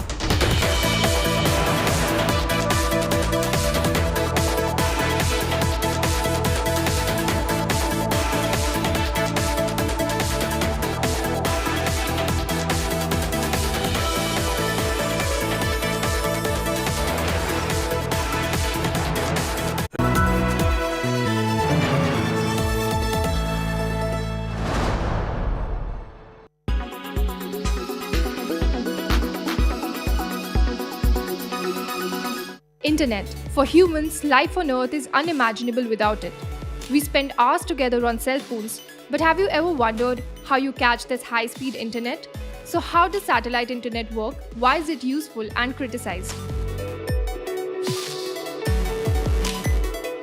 Very high-speed internet everywhere on Earth, including the out-of-coverage areas or blank zones, is the promise of satellite internet. 3 factors are necessary: a ground station connected to the global internet network, a geostationary satellite, and a dish installed at the subscribers pointing towards the satellite. With each search on the internet, the dish sends the requested data to the satellite, which in turn sends it back to a transmitting or receiving station itself connected to the internet.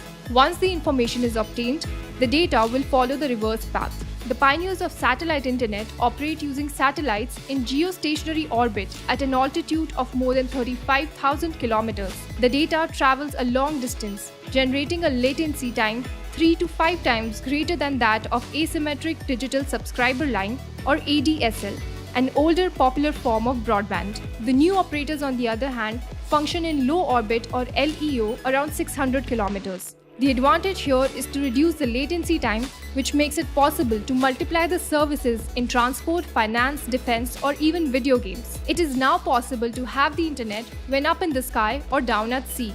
On the other hand, this requires sending many machines in low orbit. Constellations of satellites are being deployed now above our heads by private operators. Starlink, a subsidiary of SpaceX, has already launched thousands of machines. The same for Amazon's Kuiper system. Countries such as China or Britain are developing their own network to preserve their sovereignty. These responses to an explosion of internet needs are attracting criticism. The satellites are more vulnerable than geostationary ones, while astronomers point to the visual pollution caused by the passage of satellites on their observations. NASA fears the proliferation of satellites will raise the risk of collision in space. So sorry!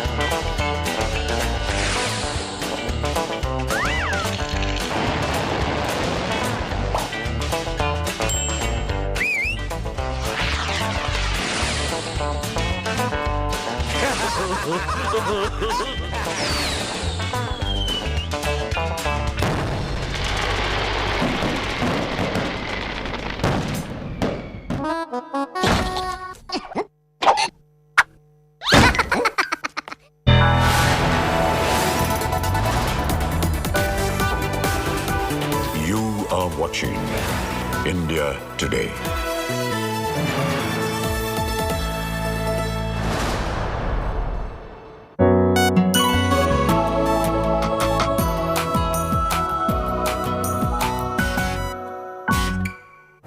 So in this week's episode of Health 360, we decided to collaborate with India Today magazine to bring this special episode on COVID-19 almost 3 years on. We're calling it the Taming of COVID-19. I'm Sneha Moldani.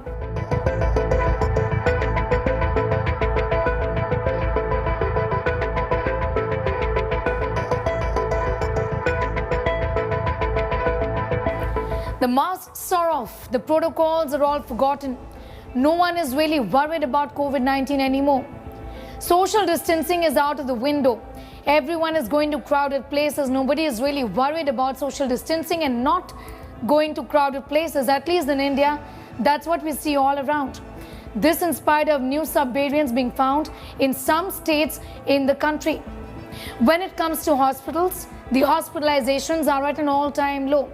The COVID-19 wards have been done away with or have been discarded. In fact, the symptoms are not more than sore throat. So what really is going on? Why is the World Health Organization not saying that the pandemic is over? Why does it continue to say that this still is a public health emergency of international concern? Looking at the manner in which the sub-variants are spreading and infecting so many people, why is India not really worried about this infection? Are we lowering our guard? Are we doing this at our own peril?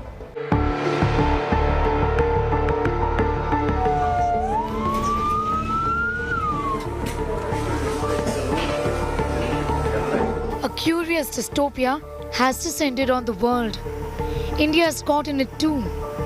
Its streets deserted, the people locked in their homes, wary of fellow humans' breath, food, clothes, even the surfaces they may have touched.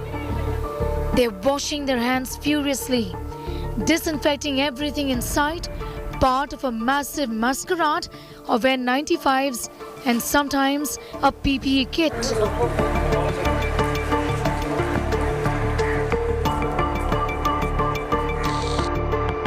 The world is in the middle of a pandemic. The novel coronavirus has tightened its grip. 2.5 years after a furious second wave, owing to the deadly Delta variant, the virus seems to have loosened its grip on us now.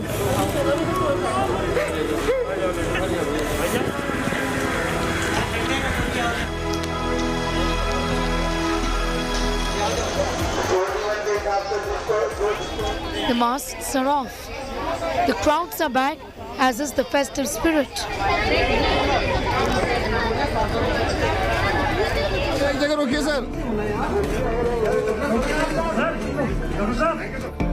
India has shown the world how to vaccinate 1 billion plus people with 2 doses.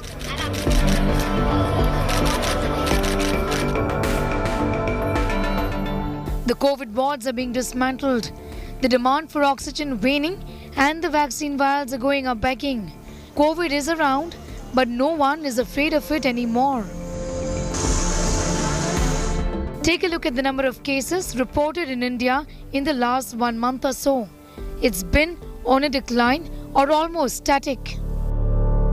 The spread of COVID in a country as large as India is stochastic, which basically means it is different in different areas. Depending on the geographic location, the amount of immunity prevailing in the region after a last round of infection travel between regions that have newer sublineages, weather conditions, and the presence of large gatherings, for example, after festivals. So there are several factors that affect the spread of COVID in a particular region. India being a very large area, there will be regional variation. The pandemic is not over. Right now, several nations are facing a new surge in COVID-19, and this is likely going to be the pattern for a long time to come. COVID-19 in the last 2.5 years has had the last laugh every time one has ventured to ask if the pandemic is over. US President Joe Biden said so only a month ago, only to have the US to extend its status as a public health emergency by another 90 days. Europe too has reintroduced the mask mandate just when it seemed it was resigned to living with COVID. The virus is still very much around, lurking in the guise of BF.7 and XBB, mutations of the last variant that was assigned a Greek letter, Omicron.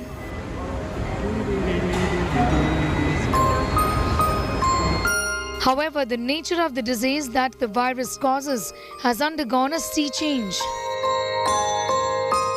COVID patients now, it's not that they're not coming, they are coming, but most of the time symptoms are very mild. The numbers have suddenly gone down, and that is because thanks to the number of vaccinations we have achieved in India. My feeling is most of the time these are the vaccines which have really been instrumental in reducing the number of the new cases as well as the severity of the disease. This is a far cry from March 2020, when doctors encountered their first patients of COVID-19. Corona से तभी बचा जा सकता है जब घर की लक्ष्मण रेखा न लांघी जाए। हमें इस महामारी के वायरस का संक्रमण रोकना है, इसके फैलने की चेन को तोड़ना है। Several other doctors have noticed a change in the pandemic's trajectory. Many say they don't get more than a handful of patients every month, and they haven't really seen a serious case in many months. With the current scenario, we can say that there are a number of cases which have been increasing in lieu of the mild severity. But when we look at the broader outset, that the number of cases who have, the number of patients who get severe disease and getting admitted are very, very less. And the number of hospitalizations have come down. The number of patients requiring ventilators are almost negligible. So it's more of incidental findings nowadays when we diagnose patients with, flu-like syndrome. Yet, while the threat has receded, it isn't entirely gone. Over 70% of the world is now vaccinated, forcing Omicron, the dominant variant of concern, to mutate in order to survive the threat of growing immunity. Omicron has now reincarnated in subvariants persistent BF.7 and XBB. Countries like the US and Germany have seen an increase in cases. The UK too has witnessed a 14% increase in cases. France, 33%. India's neighbor Singapore is also seeing a surge in cases with the surge of the XBB wave.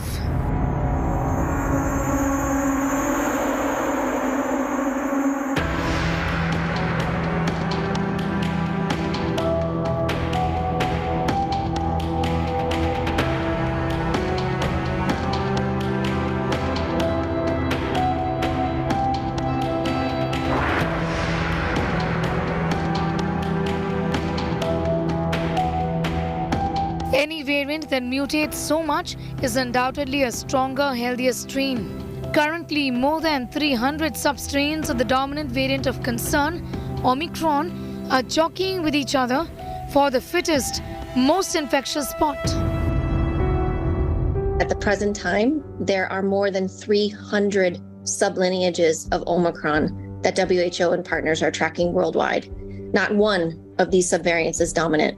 I can say that most of the sequences that are available and that are shared with platforms like GISAID are the BA.5 subvariant and its sublineages. Now we have approximately 827 sequences available to assess from 26 countries as of a couple of days ago. And we do know that this recombinant has a significant growth advantage. All of the subvariants of Omicron are showing increased transmissibility and properties of immune escape. The WHO continues to keep the status of the COVID-19 disease unchanged. The Emergency Committee on COVID-19 met to discuss the global situation and the way forward.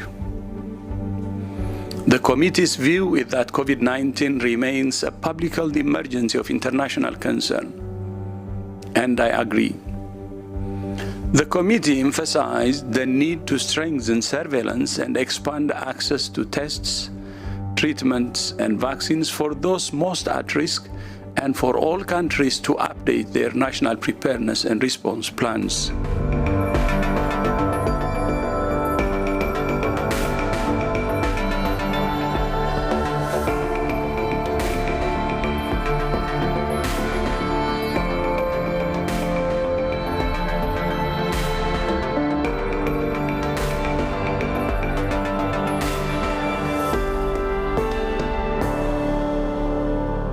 The manner in which Indians respond to COVID-19 is very different from the manner in which people in different countries respond. For example, in India, more than 10% of the population, just about 10%, is above the age of 60, unlike many Western countries where there are many more senior citizens, unlike India. Also, there is acquired immunity in India because of the mass exposure that we've had. In India, over 90% of the people have received both doses of the vaccine, which means that they're completely vaccinated. This is not the case in many other countries of the world. Even globally, the virus is spreading faster in some populations. Deaths due to COVID have remained below 20,000 since mid-April. The WHO says the world has never really been in a better position to end the COVID-19 pandemic and urged nations to keep up their efforts against the virus. Where do we stand? Is the pandemic over? At our media briefings over the past 2 weeks, I have said that pandemic is not over, but the end is in sight. Both are true. Being able to see the end does not mean we're at the end. Yes, we're in a better position, significantly better position than we have ever been. From a technical view, the pandemic is on, as there is disease in multiple nations and the WHO has not declared it to be over. But from a social view, nobody is really worrying about it because the impact on health is minimal. Exactly like human beings, even viruses want to survive. And the only way of doing it is to infect the host and to replicate, and then to move on to another host and continue with the process of replication. In the case of COVID-19, many people all over the world have gained some form of immunity or another. Well, the fact is that the virus can only survive by mutating in this case, and this exactly is what the virus is doing. It is mutating.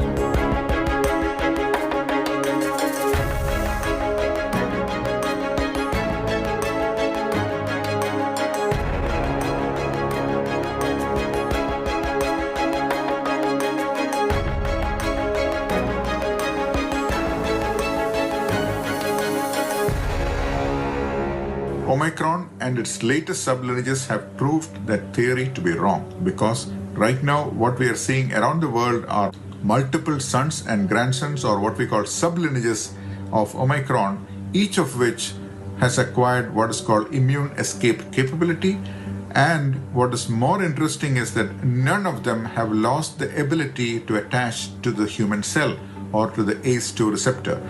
This means that this virus has discovered ways of evading the human immune response while at the same time maintaining its fitness or ability to infect people.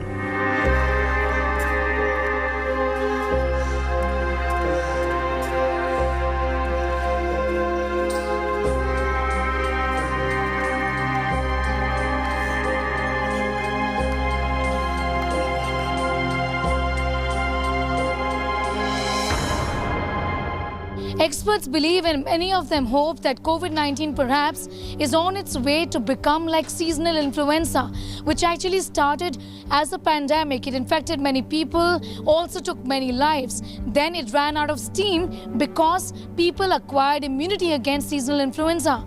Experts hope the same thing is going to happen with COVID-19 if it hasn't already. There is no guarantee how and when COVID might mutate into a new variant of concern. Genetic analysis says the probability is much lower today than it has been before, and that the virus is becoming more infectious, not more severe.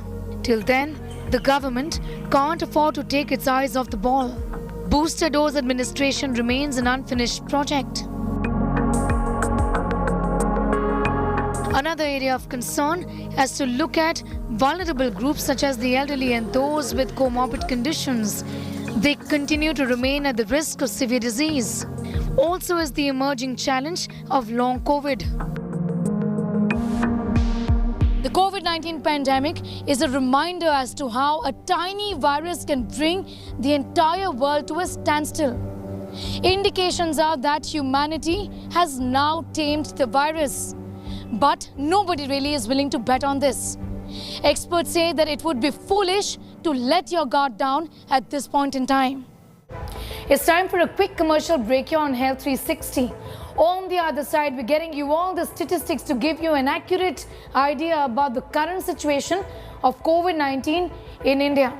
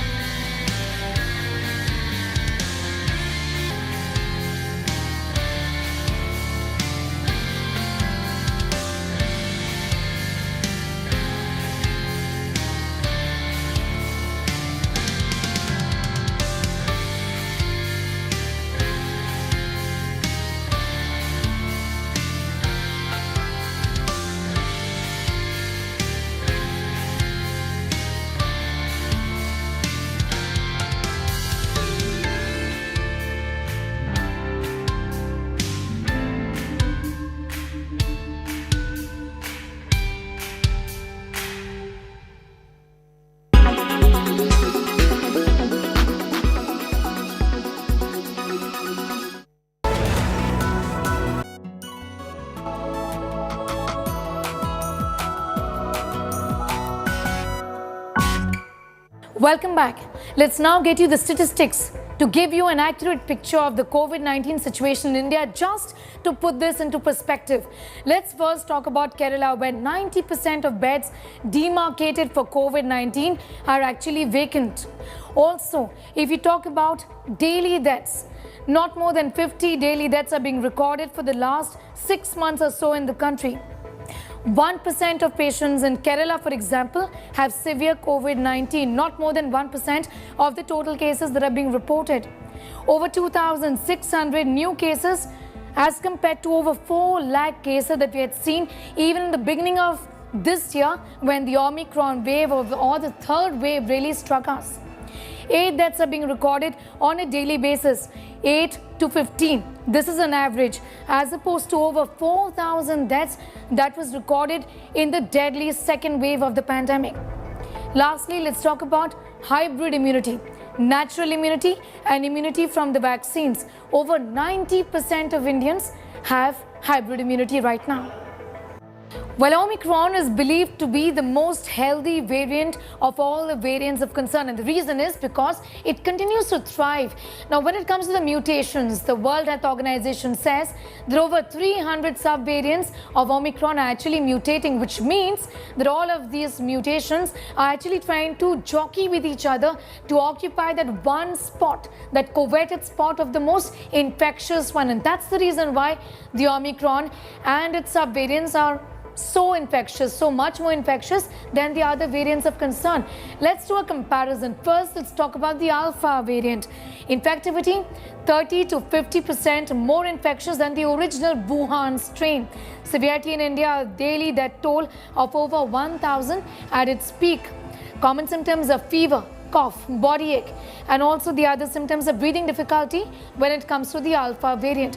Let's now talk about the Delta variant, which wreaked havoc in India when it came to the second wave of COVID-19 pandemic. This infection in India, when it killed millions of people. When it comes to this infection's infectivity, 80 to 90% more infectious than the Alpha variant. Severity in India, where the brutal average of over 4 lakh deaths were reported in India pretty much when the wave was at its peak, when the wave was at its worst. Now, the Omicron variant, which actually led to a huge spike in cases in the beginning of this year and led to the third wave of the pandemic in India. Infectivity, twice as more infectious than the Delta variant essentially. Severity in India when it comes to how ill it was making people, an average of 1,000 deaths a day that was being reported courtesy the Omicron variant when this was at its peak, which is towards the beginning of this year also. Common symptoms: sore throat, fever, body ache and fatigue. But the most common of all symptoms is actually sore throat. That brings us to the end of this edition of Health 360. We believe that the pandemic clearly is not over. Even if we've let our guard down, that should not be the case. We should not be getting complacent. That is going to be at our own peril. Unless the World Health Organization gives a sense of direction about where this pandemic is headed, we should continue to maintain that it might just surprise us and in not many pleasant ways. You can read their entire report as well on our magazine, which is our India Today magazine special. That's a cover story. We're talking about how humanity, perhaps ostensibly, has managed to tame the COVID-19 infection. Thank you so much for tuning in.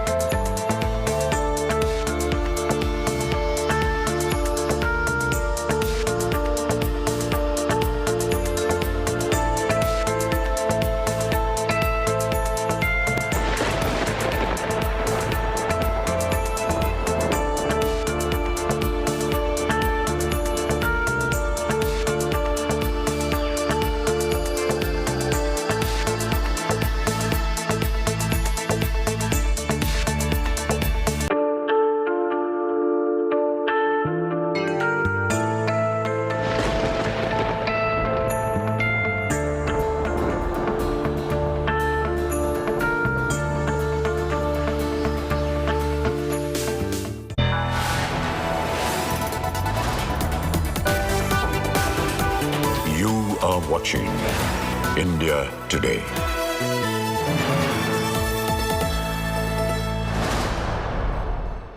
Very good evening and thanks so much for joining us on India Today. I'm Chaiti Narula bringing you all the top stories this evening. Let's begin with the headlines first. Super Sunday in state of Gujarat. Prime Minister Modi launches India's first transport aircraft manufacturing hub in Gujarat. और मैं वो दिन देख रहा हूं जब दुनिया के बड़े पैसेंजर प्लेन्स भी भारत में ही बनेंगे और उन पर लिखा होगा make in India. As AQI worsens in Delhi, construction ban kicks in across Delhi. Aam Aadmi Party blames vehicular emissions from UP buses for the pollution.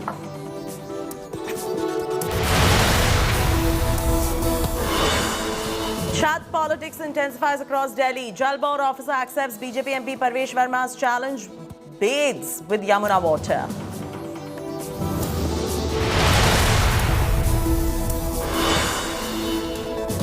Nine arrested for forcefully converting over 400 people in Virat into Christianity. Victims forced to remove deities, lured with food and money.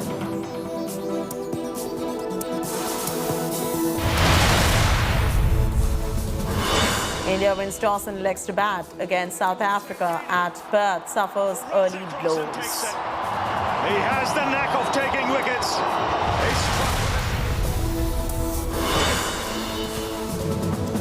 Horror scenes in South Korea's Seoul as 151 people die in a stampede during Halloween celebrations.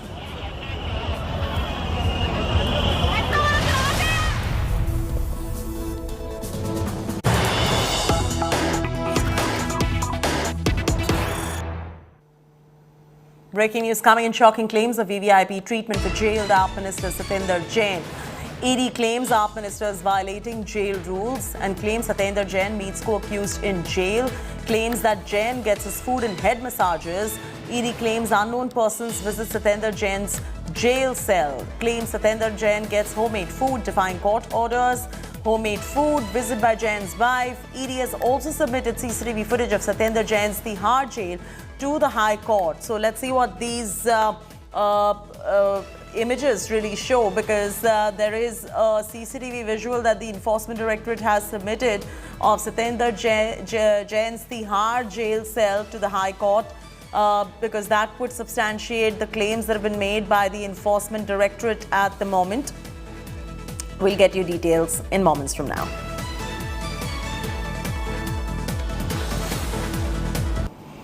So Tihar's jail luxury is what the ED has caught on camera. We'll wait for the Aam Aadmi Party to refute these claims as well. But the ED has the footage. They have the CCTV footage. So there is not much that the AAP will be able to refute in case the CCTV footage contains all of it that they are claiming. They are saying that Satendra Jain is defying the High Court orders. Let's see what the AAP has to say on this. So there are claims of VVIP treatment for jailed AAP Minister Satendra Jain. ED claiming AAP Minister violating jail rules, claiming Satendra meets co-accused in jail, and that Satendra Jain gets foot massages and head massages in jail. And ED claims that unknown persons visit Satendra Jain's jail cell, claim that Satendra Jain gets homemade food, defying the court orders. So the claims made are for homemade food, visit by Jain's wife, getting massages. The ED has also submitted CCTV footage of Satendra Jain's Tihar jail cell to the High Court. Couple of questions really and talking points really arise out of this. One, of course, is how the Aam Aadmi Party responds to this. The second is how the court responds to Jain defying the orders in case the video evidence submitted by ED holds fort in court. We'll also get you all the allegations that have been made by the Enforcement Directorate. So the first allegation, let's bring that on your screens right now. First allegation is fresh fruits and green salad has been provided to Satendra Jain. The second allegation made by the Enforcement Directorate is Satendra Jain's cell cleaned, mopped and broomed. Allegation number 3 is that bed sheets and pillow covers are being changed. Allegation number 4, meetings with the co-accused Ankush and Vaibhav Jain. What is the fifth allegation? People present in the cell beyond the curfew time. Allegation number 6 by the ED. Head, foot and body massages given inside the cell. The 7th allegation is docs being delivered to the cell in a suspicious manner, which is documents being delivered to him in a suspicious manner. So one thing is that the ED has submitted CCTV footage. In case the CCTV footage can substantiate these allegations, then we'll wait for what the High Court has to say, we'll wait for what the Aam Aadmi Party has to say. But at the moment, the ED says we have CCTV evidence, we have submitted that to the High Court. We do not have the exclusive CCTV visuals of what the ED has accessed, but they say we can substantiate these allegations through these visuals.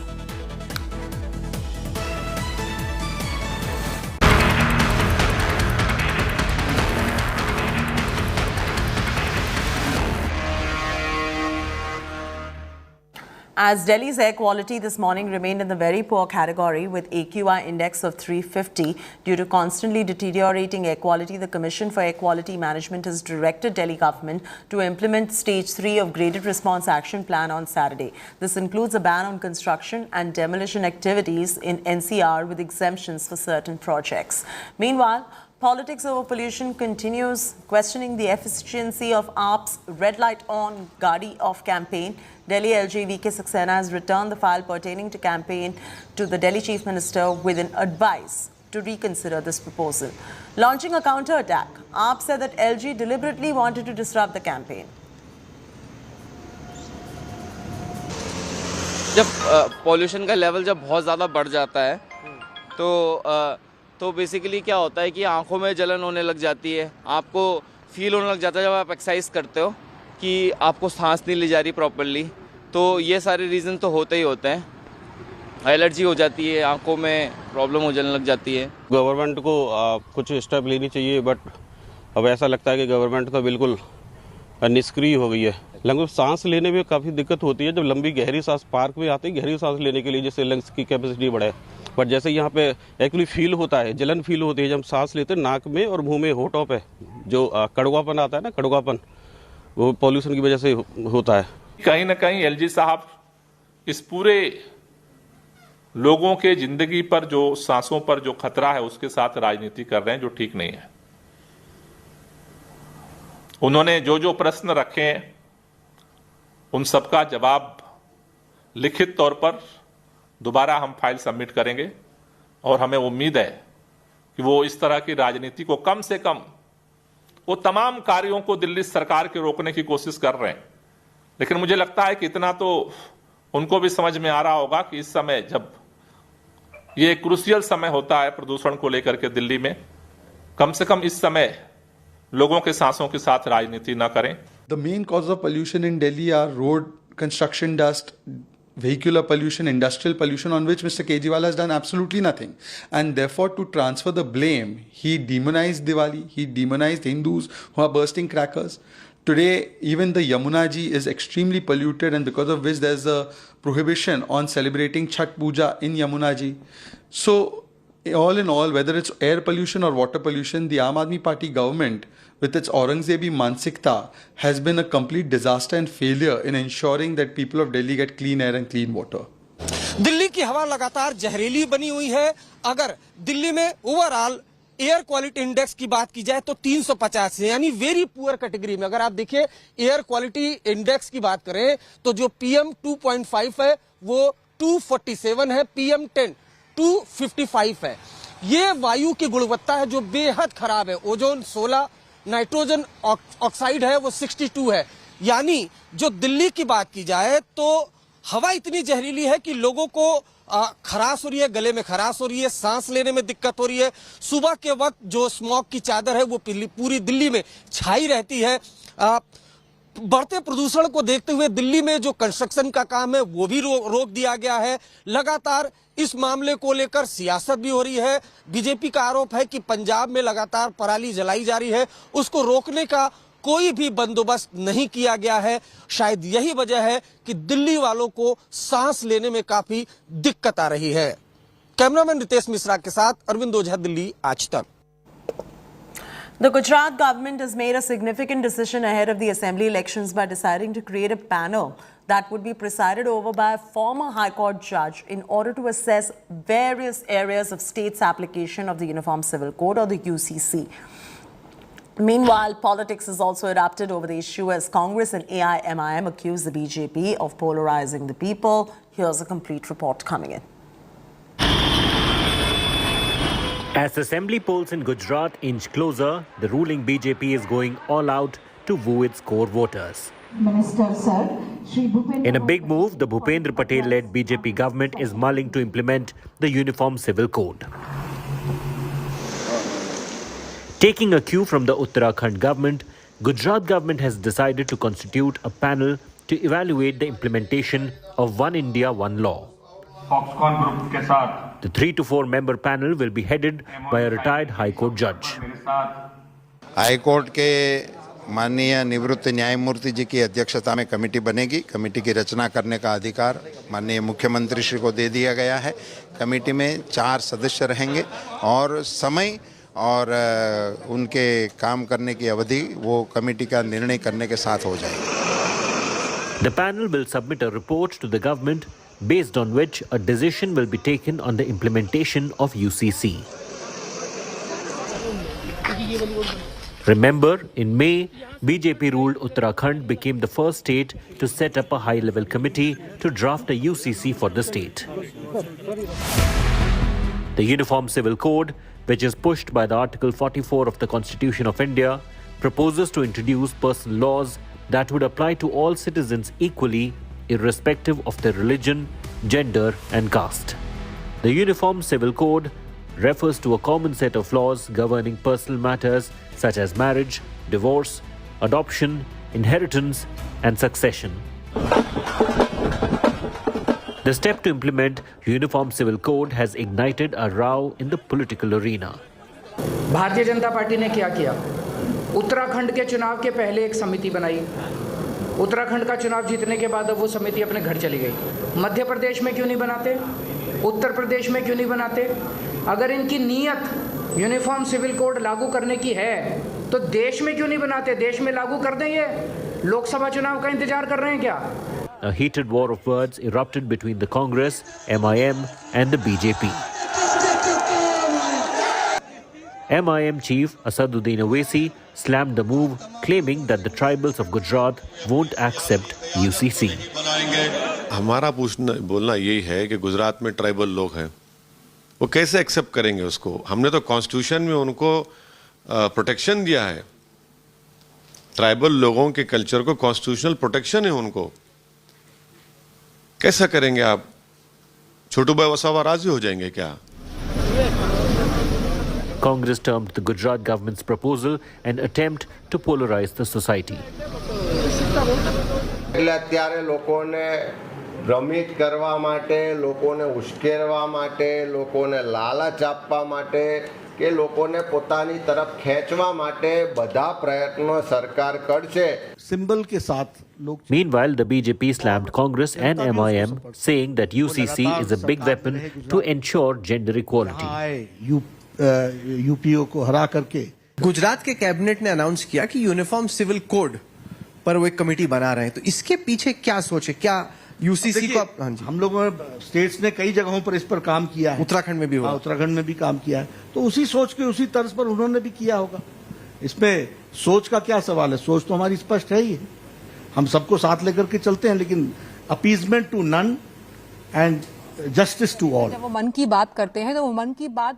In the end, the question arises, that is one law for all in India the need of the hour or just a political gimmick to secure votes? Just ahead of assembly elections, BJP has decided to form a committee to study implementation of UCC in Gujarat. The opposition has strongly opposed, saying that BJP is trying to divide people on communal lines to garner votes. Now, Owaisi, speaking to India Today, clearly said that both BJP and Aam Aadmi Party is against Muslim and Muslim representation. He also said that till now, both parties has not spoken single word on Bilkis Bano. He also said that BJP have insulted Muslims in Gujarat. With camera person Sajid Alam, this is Saurav Akhtania in Ahmedabad for India Today.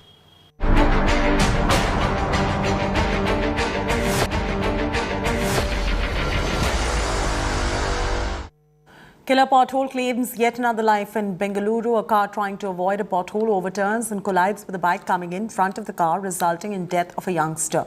The incident took place yesterday night at Yelahanka in Bengaluru North and was captured on CCTV. 24 years old Arshad, based out of Kerala, was working in Bengaluru, met with an accident on his way back home. This is the third pothole death in Bengaluru. Earlier, another daily wage worker, Tippeswamy, died after he was hit by a lorry while trying to avoid a pothole.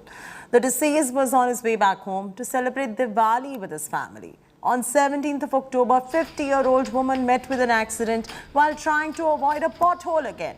Every year, lives are lost, even as authorities make empty promises of the city being made a pothole-free city.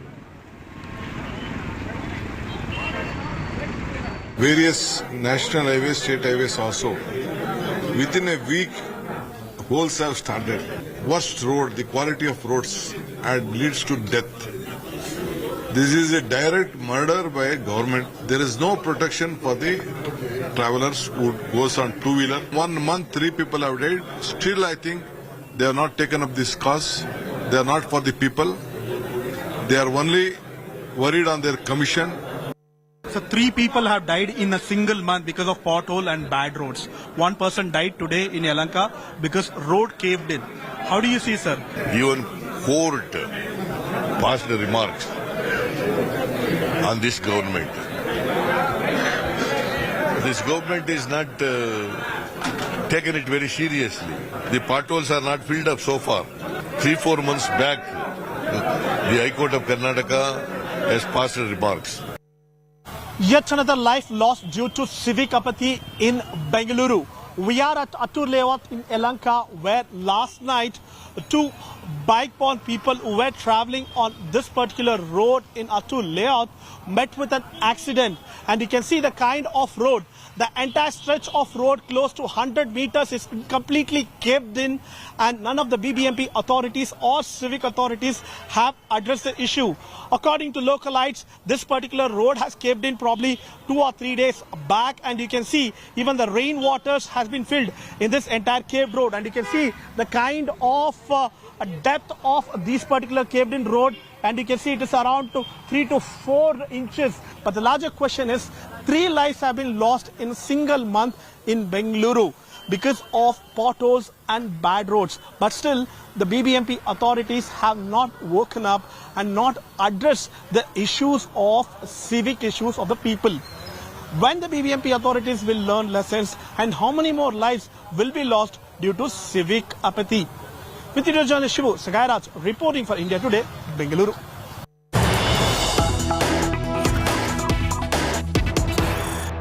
Breaking news coming in. A contractor has written to President Murmu to seek permission for suicide. A contractor has claimed bill payments from state government still pending. Politics has erupted after Congress claims Bombay government is seeking 40% commission to clear contractor dues. That's the latest coming in. So there you go. It's a disturbing story right there. I just want to tell our viewers that suicide is not the answer, and a lot of suicide prevention helplines are available. It's a very sensitive matter. It's a very sensitive story, and threats like this really should be avoided. Sagai Raj is now joining us for the very latest details. Sagai, I have too many questions come up. One, of course, is the fact that what is the truth behind the Congress's claims of Bombay government seeking 40% commission to clear the contract dues. And second one, of course, is a larger story of society where suicides need not be taken this lightly. Baswaraju, one of the contractors from Hubballi, has written a letter to President demanding him to give a mercy death for the contractor. In this letter, he has mentioned that he's been harassed by the government officials to clear his bill, and they are also demanding 40% commission in order to release the bill. And he has also stated that he had worked for a government during the time of COVID, where he had supplied a lot of materials connected with the COVID. And the questions that you have been asked about, the opposition have taken up this particular issue. They are saying that this is the kind of governance that they have, and they have also demanded the resignation of Karnataka Chief Minister Basavaraj Bommai in this, because they have also highlighted the earlier death of Santosh, where he has mentioned that then RDPR Minister K.S. Vishwarappa and his officials had demanded 40% commission, and now this is one more case which is similar to on the same lines, and they say that there is no moral right for BJP to continue in power in the state of Karnataka. Well, all right, we're slipping into a break. When we return, lots more coming up on the other side. Stay with us.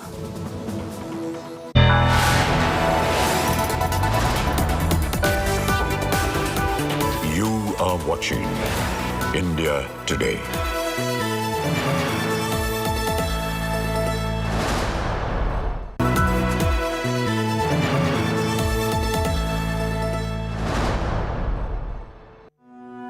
जितने भी पूरे भारत में security guard लगे हुए हैं, सबको मान सम्मान मिलना चाहिए। हम अकेले ड्यूटी करते, हम गरीब आदमी है सर। आत्मसम्मान तो मेरा चला ही गया, मुझे सिर्फ रिस्पेक्ट चाहिए। हम आपकी कहानी पूरी दुनिया को सुनाएंगे और आपके स्वाभिमान के लिए आवाज उठाएंगे। रात 9 बजे आज तक पर। Everyone's busy finding what's trending. You're busy finding out why. India Today, for those who research before reacting.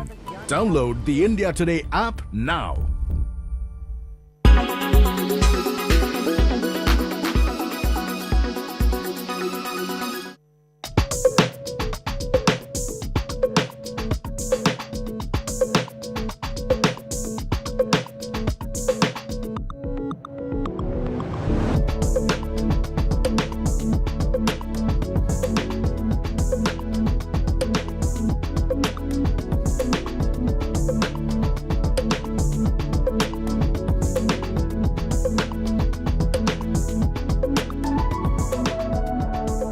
Battery swapping was a real game changer and is a real game changer as we go into other markets, large-scale markets.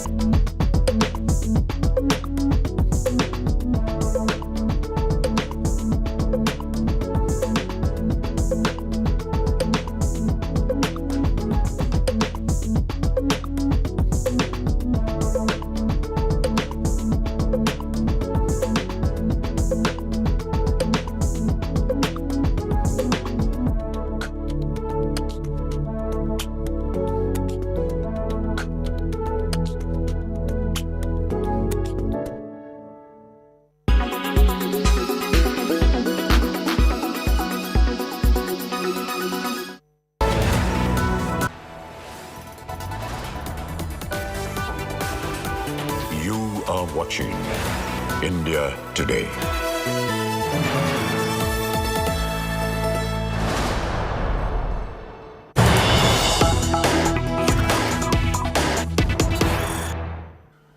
Breaking news coming in. KCR hits campaign trail for Murugode by-polls. Telangana Chief Minister's big attack on BJP's Operation Kamla. He says Delhi brokers are involved in buying TRS MLAs. He attacks Modi, says BJP is using 100 crore rupees to buy the MLAs. That's the claim coming in from K. Chandrasekhar Rao. We'll wait for the BJP to respond on this.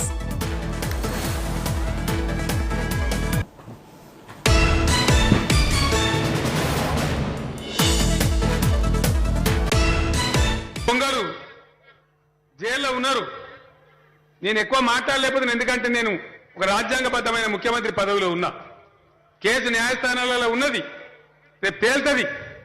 నేను మాట్లాడితే దాన్ని ప్రభావితం చేశానంటారు. అందుకే ఆ విషయం నేను ఎక్కువ చెప్తలేను. కానీ ఒక్క మాట మాత్రం చెప్తున్న సూచనప్రాయంగా. నిన్న మొన్న మీరు టీవీలలో చూసారు కదా, అది గింతే, కానీ దొరికిన దొంగ గింతున్నది. ఢిల్లీ పీఠమే దుమ్మురేగిపోయే పరిస్థితి ఉన్నది.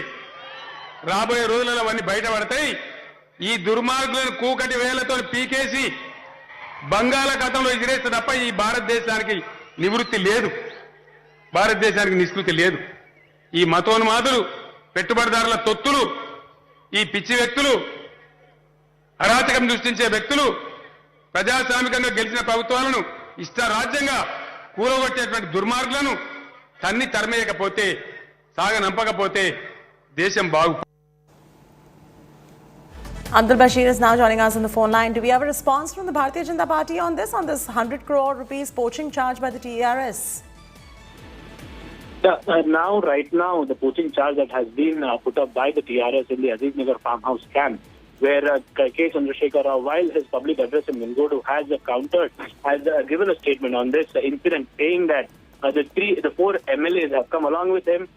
They are the one who have self-respect, have saved the self-respect of Telangana and taken it to heights of Himalayas.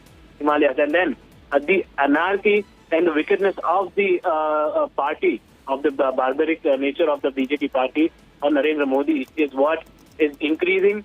And is it without the Modi's role that the prominent position holding in RSS, the people, the three members they accused in this case are holding a prominent position in RSS, have come to Hyderabad to do such an act and are now lodged in Sanchalguda jail. So this is what has been countered by the KCR, the TRS Supremo. He has also asked for an inquiry and asked as to from where they have come, what is their origin and how have they got hundreds of crores. This was the statement given by KCR while addressing the public address at Munugodu in view of the by-election that is going to be held on November 3rd. However, now BJP has not reacted to this incident. In a while from now, Krishna Sagar Rao of the Bharatiya Janata Party is now joining us on the phone line. Mr. Rao, how do you respond to the TRS's claim? KCR says that your party is trying to poach their MLAs for 100 crore rupees. See, we have already disowned this incident and have denied any involvement, and we have even trashed that script. Now the case is in the court and it is sub judice. There is nothing Bharatiya Janata Party can talk about it. The courts will actually come out with the verdict when the trial begins. So you have no defense at the moment for what the TRS is saying. You're just going to wait for the court to come out and say what they have to say and conduct a thorough investigation into these claims? No, we have already said what we had to say since 3 days. KCR, but he till date is talking about this. He is saying Delhi brokers are involved in buying the TRS MLAs. No, he should be knowing who the Delhi brokers are because this is a manufactured plot and the characters are scripted by him and his party. So how would we know who the Delhi brokers are? So you can say with 100% certainty and confidence today that the Bharatiya Janata Party is not trying to poach the TRS MLAs and there is no sign of Operation Kamla being conducted right there. Can you say that with full confidence on record today, sir? See, we are a matured national party with a very clear ideology of nation first. Our Operation the Lotus, which they are talking about, is the only mission for Bharatiya Janata Party, and Operation Lotus is development to all and appeasement to none. So that is Operation Lotus, and that is the agenda of Bharatiya Janata Party. We don't know any other Operation Lotus than this. So KCR must know that his governance has nothing to do with people. It is only to do with the family. Wait for a reaction coming in from the TRS as well. In the meanwhile, thank you, Mr. Rao, for joining us with the quick input on this story. With that, it's a wrap from me, Chaiti Narula, on this bulletin. For further news and updates, don't forget to log on to indiatoday.in or go ahead and download our app.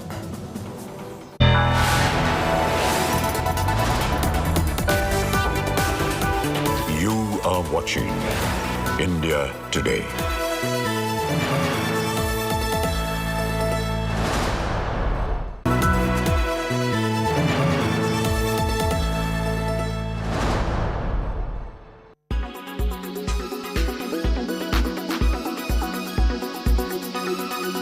Famous. Goddamn. I made that bitch famous. From famous to being infamous, and how the unraveling of Kanye West continues. Adidas, the brand collaborator for Yeezy, has finally snapped all ties with Kanye, aka Yee, amid massive fallout over his anti-Semitic and racist remarks. But we still hood famous. The German sportswear brand stated, and we quote, Adidas will end production of Yeezy branded products and stop all payments to Yi and his companies. Adidas will stop the Adidas Yeezy business with immediate effect. But people expect that if you're black, you have to be Democrat. The backlash over his social media rant against Jews and even black people has further spiraled the rapper's downfall. Best factories, and we have to make our poor be in power. We have to bring jobs. The Kardashians have publicly denounced Yee's anti-Semitic comments, including the mother of his children, Kim Kardashian, who called for an immediate end to Ye's hate speech. Adidas is only the latest brand to dump Kanye. He has been dropped by his talent agency, his lawyer, his stadium shows have been cancelled, his documentary has been shelved. Balenciaga has snapped ties with him. He's been shunned by Vogue and its editor-in-chief Anna Wintour, who literally put him on the fashion map. And he has been restricted on his go-to rant platforms, Instagram and Twitter. Isolated and shunned, is Ye's career in fashion and music nearing its end? With Alicia in Delhi, Bureau Report, India Today.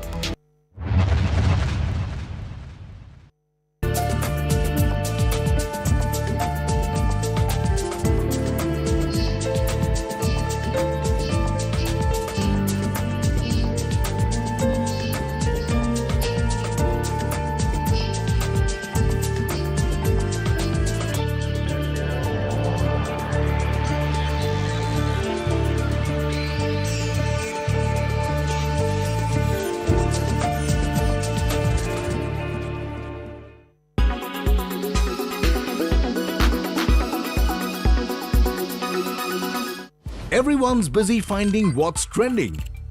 You're busy finding out why. India Today, for those who research before reacting. Download the India Today app now. Make your media plan smarter with India Today Live TV on your connected devices. Amplify your brand with 100 million smart internet viewers. To advertise,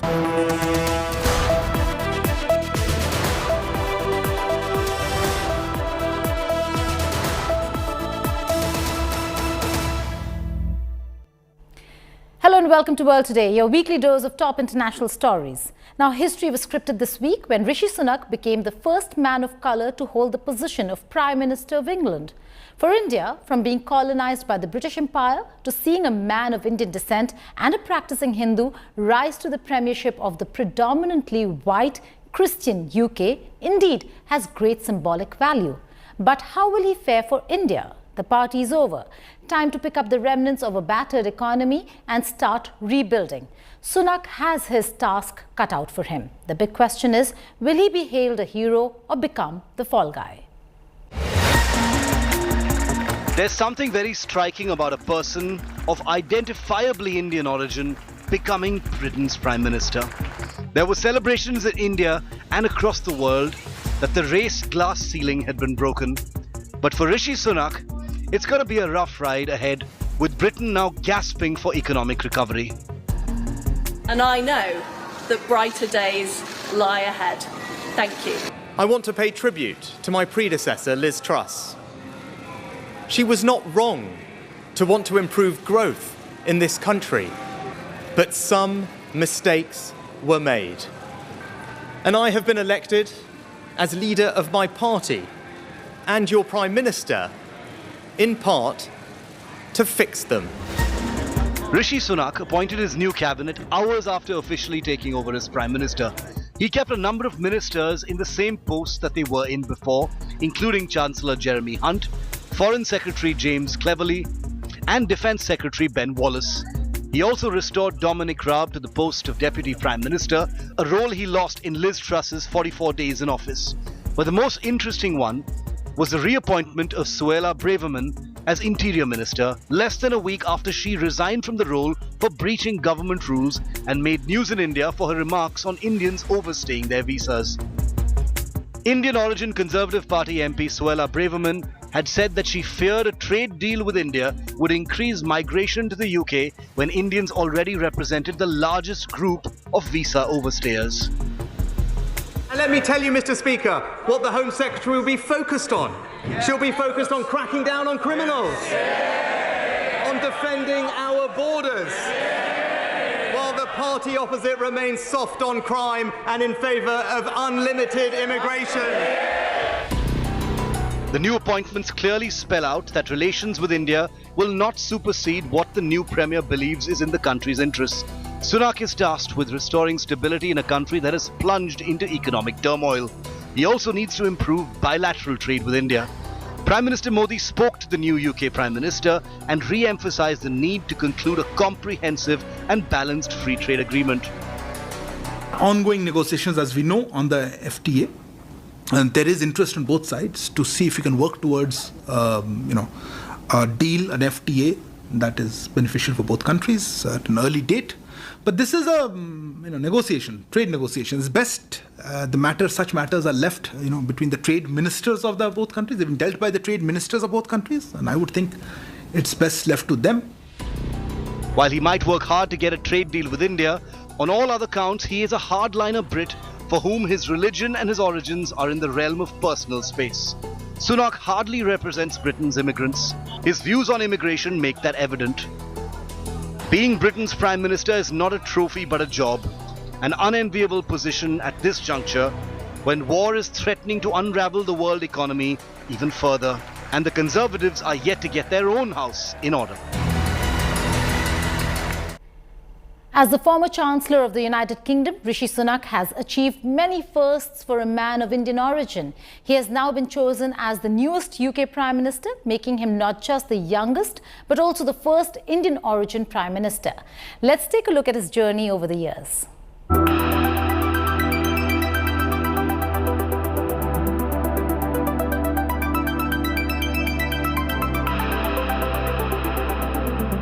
An Oxford University and Stanford graduate, Rishi was born in UK's Southampton area to an Indian family.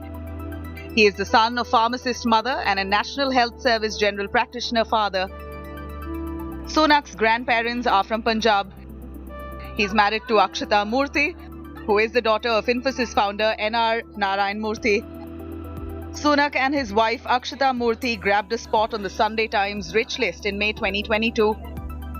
Sunak became the first prominent British politician, at the time Chancellor, to have entered UK's wealthiest people's list.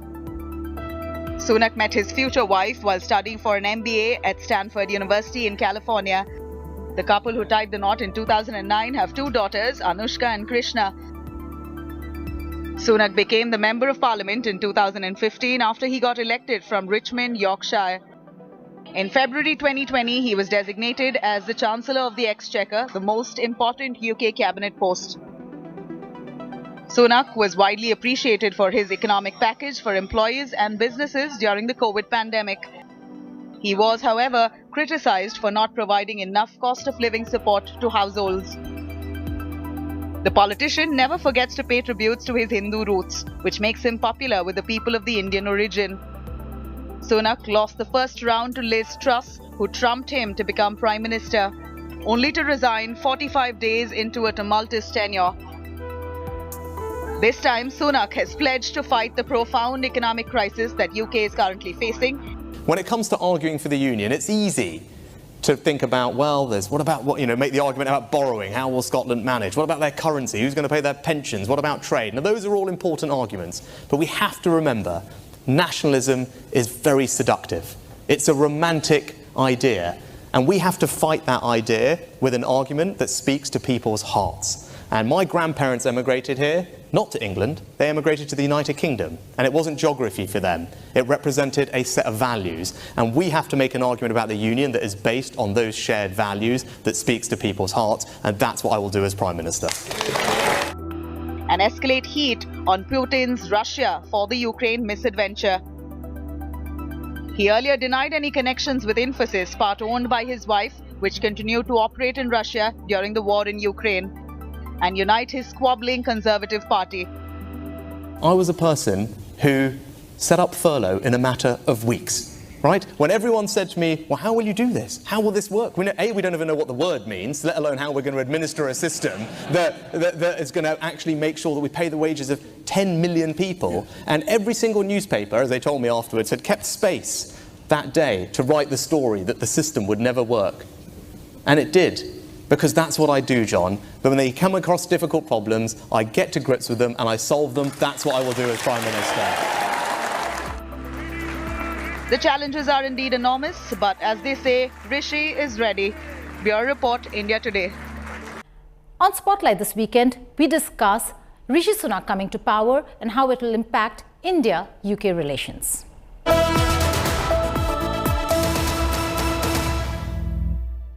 On Spotlight this weekend, I'm being joined by Nicholas Nugent, who is a senior journalist and former BBC editor. He'll be talking about Rishi Sunak as Prime Minister and the impact it could have on India-UK relations. Nick, many thanks for joining us here on World Today. Now, history has been scripted, but I have to ask you this. Was UK ready for a man of colour, or are we seeing him at the top post only because it was an internal party process? Well, I would think the early evidence is yes, they are ready for a man of colour.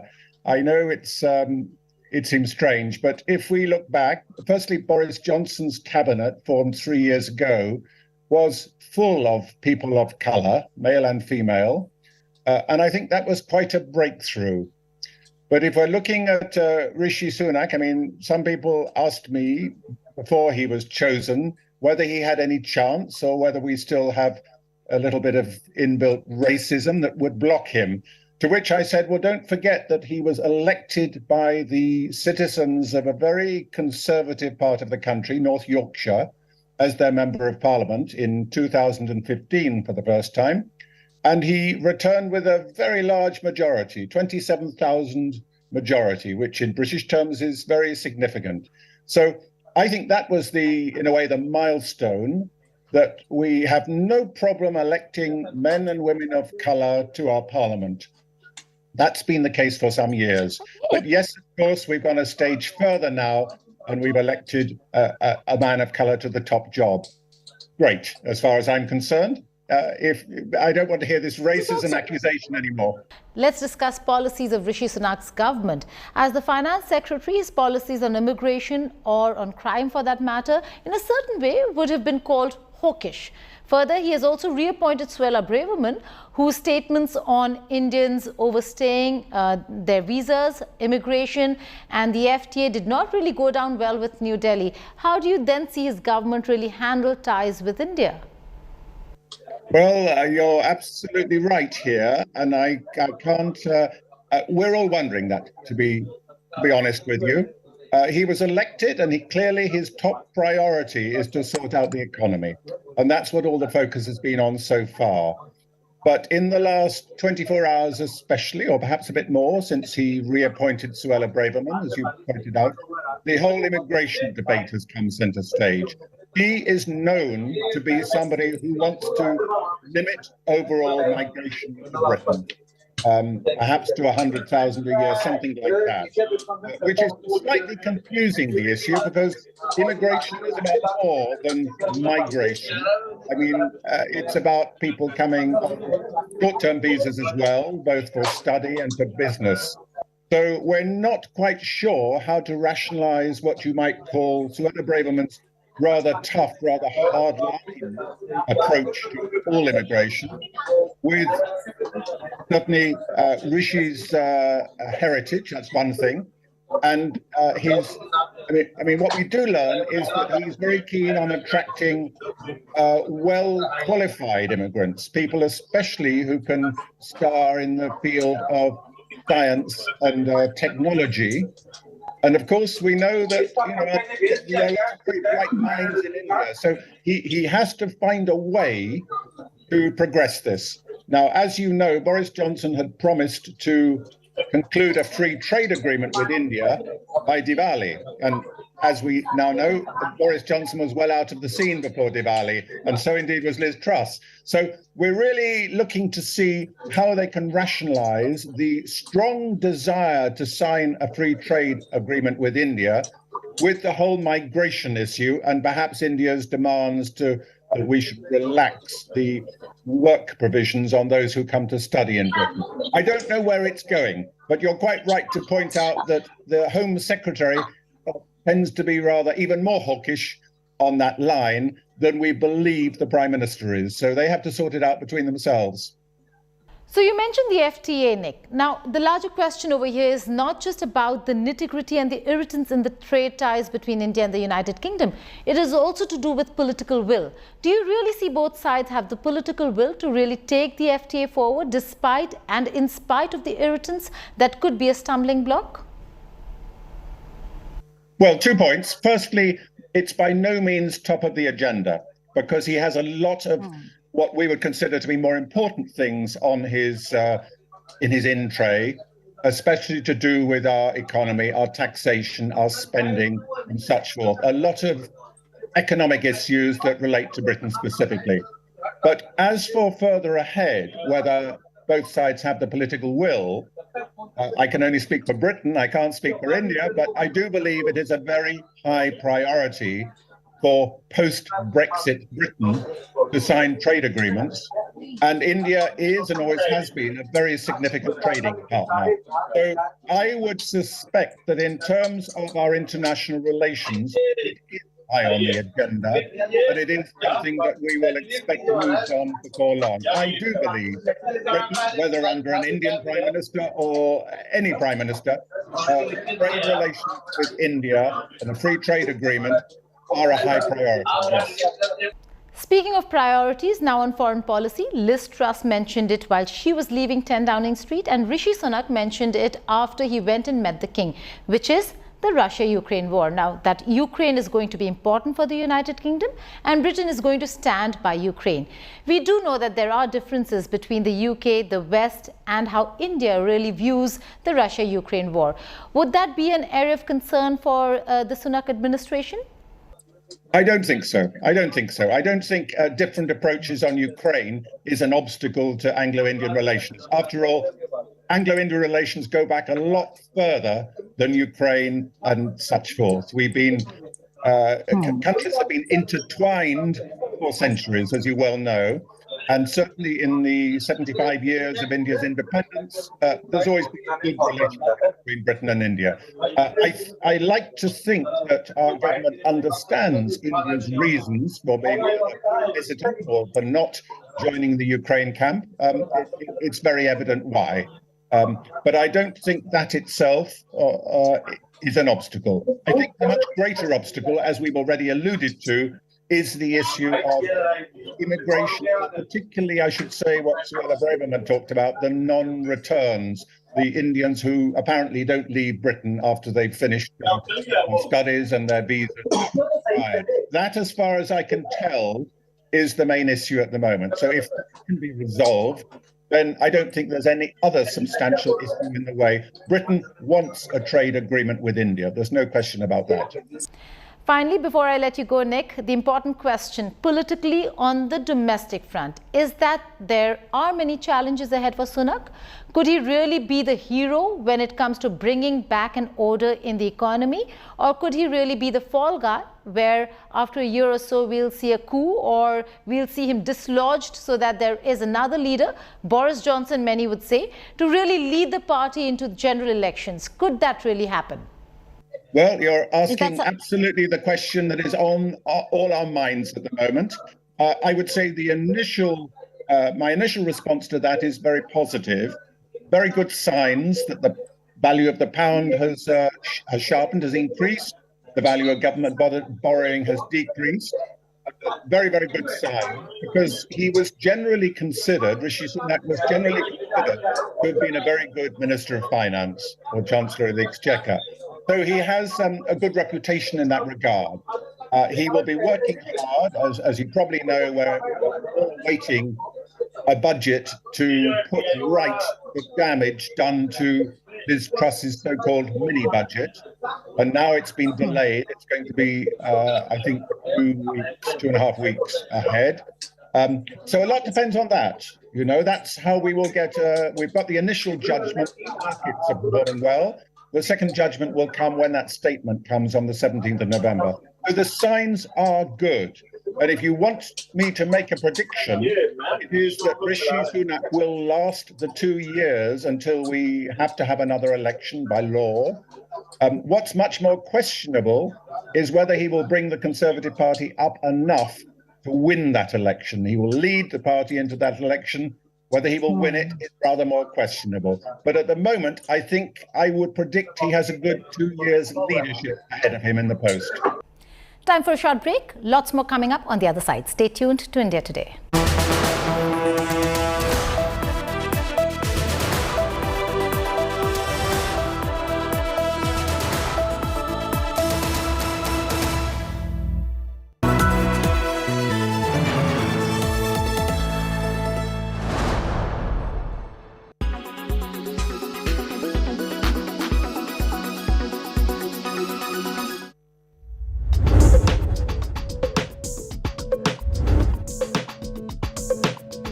A touchscreen enables users to interact directly with the display monitor. They become a feature of everyday life at supermarket checkouts, ATM machines, on GPS devices, and most commonly with tablets and smartphones. There are two common types of touchscreen technology. One is called resistive. Two transparent sheets are coated with a conducting material and separated by tiny dots called spacers. When the two layers are pressed together, they create an electrical circuit that indicates the point of contact. Uses include cash and ticket machines. The other capacitive touch technology is most commonly used in tablets and smartphones. A layer of insulating material like glass is coated with a fine grid of electrodes thinner than human hair. This is sandwiched between an outer protective glass layer and an LCD screen that displays the images. As the human body is also an electrical conductor, touching the screen with a finger results in a change in the electrostatic field, indicating the point of contact. More recently, smartphone manufacturers have moved towards so-called on-cell and in-cell technologies. On-cell locates the touch technology onto the outer glass, whereas with in-cell, the touch sensors are built into the actual display panel. Both approaches allow devices to be thinner and lighter. New applications for touchscreen technology now include unlocking smartphones using a biometric fingerprint scanner. When a capacitive sensor is activated, it takes a high-resolution snapshot of a fingerprint, which is compared against the information stored inside the phone. If the unique characteristics in the arches, loops, or whorls match the device, it will unlock.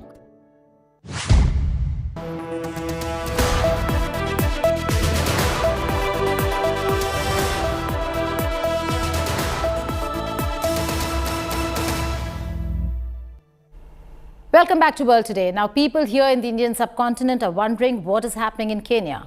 Why has it become so unsafe? There have been two serious instances in Kenya, one where a Pakistani journalist was killed in an alleged police shooting, and the other where two Indians, of which one is a former executive of Star Plus, Zulfikar Khan, have gone missing for close to 2 months now. No news or proof of life yet has his family and friends worried. Here are the details. Two shocking cases of kidnapping and killing in Kenya. This is an Indian journalist and former Star executive Zulfikar Khan, who along with a friend Zaid Sami Kidwai went missing in Kenya almost 90 days ago.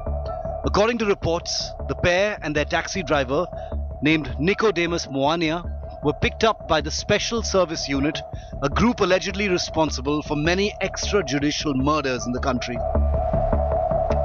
The Indian embassy in Nairobi has been trying to secure information about the two. Look, a police complaint has been filed there pretty soon after that. Subsequently a habeas corpus petition was filed in the Kenyan court. We understand that the issue is now sub judice in the High Court of Kenya. Our High Commission has been in continuous touch with the Kenyan authorities. Reports indicate that the two Indian nationals were in the country to join President William Ruto's election campaign information and communications technology team. Though this is refuted by friends and family who say the pair were in Kenya on a tourism trip. In another hair-raising story, Pakistani journalist Arshad Sharif was killed in Kenya when the Kenyan police claimed that Arshad Sharif was shot dead in Nairobi when police opened fire on the vehicle he was travelling in as it drove through their roadblock without stopping. The shooting has sparked outrage in Pakistan, with people demanding the truth behind Sharif's death. आज मैंने फैसला किया है कि हम Today, I have decided that we will form a high-level judicial commission to investigate the matter and will put in a request for an Islamabad High Court judge for this. तहकीक करवाएंगे और इसके लिए इस्लामाबाद के हाई कोर्ट के जज के लिए हम दरखास्त देंगे. Sharif worked for many years as a primetime television news show host for Ari News in Pakistan and had recently fled the country citing a threat to his life. After toppling of the Imran Khan government, Arshad Sharif became a staunch critic of the military, which has ruled the country for more than half of its 75 years as an independent nation. And here are some other stories from across the world in World at a Glance.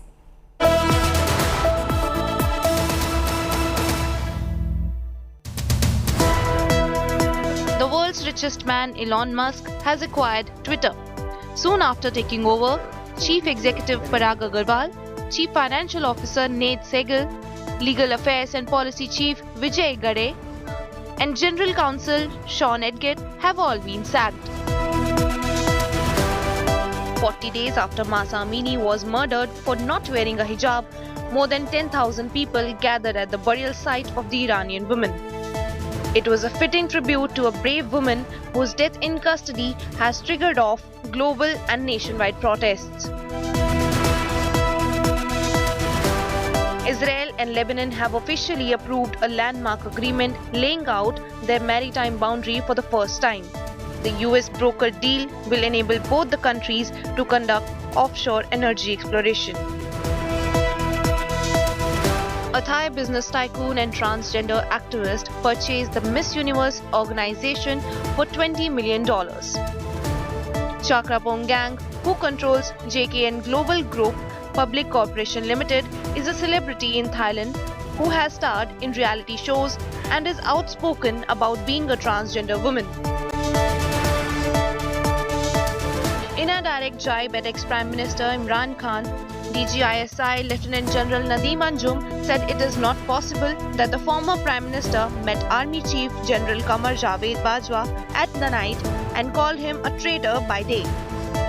The ISI chief said that the military has been under a lot of pressure since March but decided to limit itself to its constitutional role. That's all in this edition of World Today. But before we go, the debate on climate change continues to rage on activism versus vandalism. Leaving you with visuals of two activists from Britain's Just Stop Oil who covered a waxwork model of King Charles III with chocolate cake. The two activists stepped onto the dais showing the waxworks of Charles, Queen Camilla, Prince William and Prince Catherine before revealing Just Stop Oil t-shirts under their clothing. Both of them then pushed the sweet treat into the model monarch's face.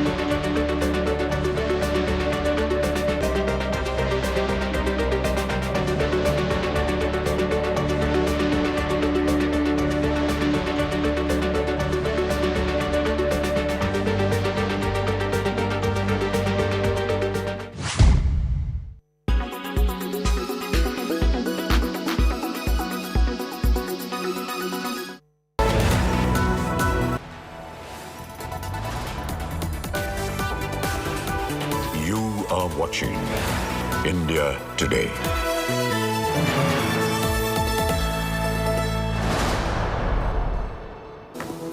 Hey, good evening and thanks so much for being with us on India Today. I'm Chaiti Darula bringing you all the top stories. Let's start with the headlines first.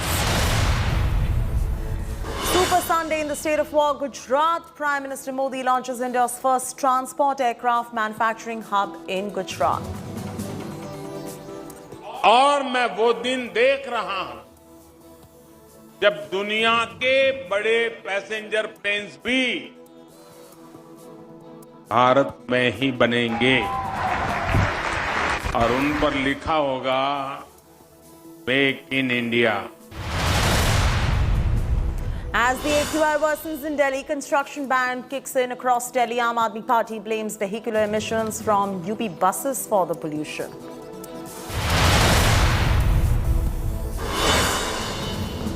Chhath politics intensifies across Delhi. Jal Board officer accepts BJP MP Parvesh Verma's challenge, bathes with Yamuna water.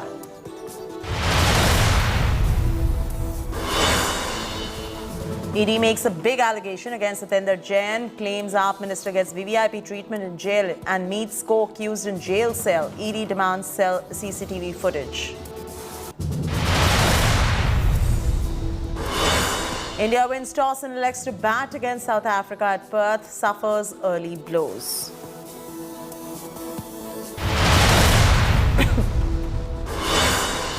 Horror scenes in South Korea, Seoul, as 151 people die in a stampede during Halloween celebrations.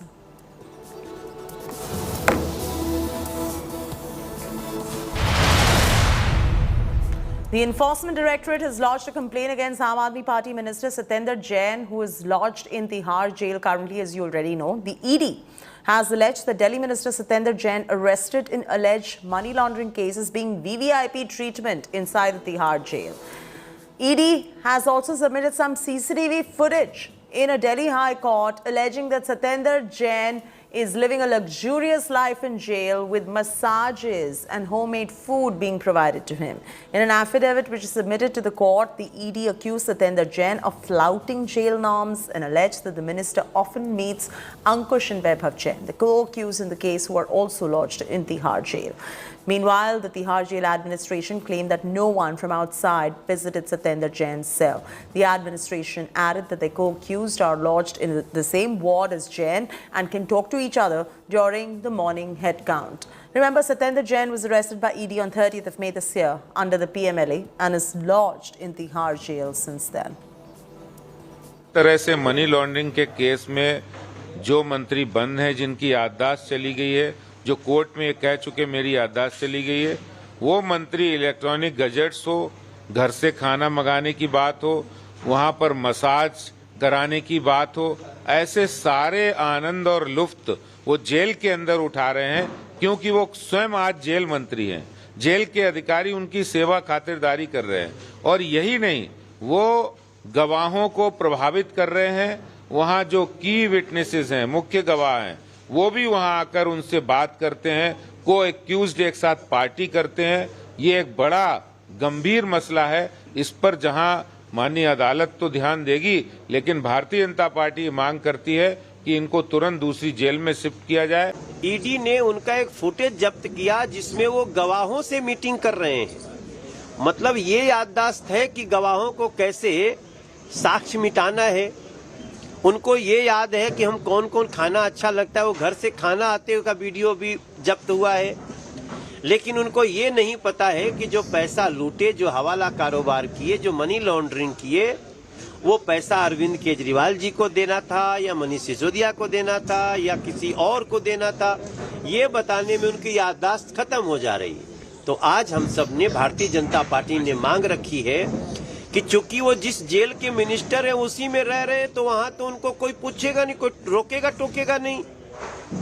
वो साक्षी को नष्ट कर सकते हैं. इसलिए उनको तुरंत उस जेल से हटाकर किसी अन्य जेल में स्थानांतरित किया जाए जो उनके मंत्रालय के अंतर्गत नहीं आता हो. Shreya Chatterjee joins us live for the very latest on this. Shreya, if you could walk our viewers through the allegations that the Enforcement Directorate has made against Satinder Jain. The CCTV footage that has been submitted in the court, does this have exactly the allegations that have been given in the writing in the affidavit as well? Because then that would prove it. Otherwise, it would become a political back and forth and bickering, as you already know.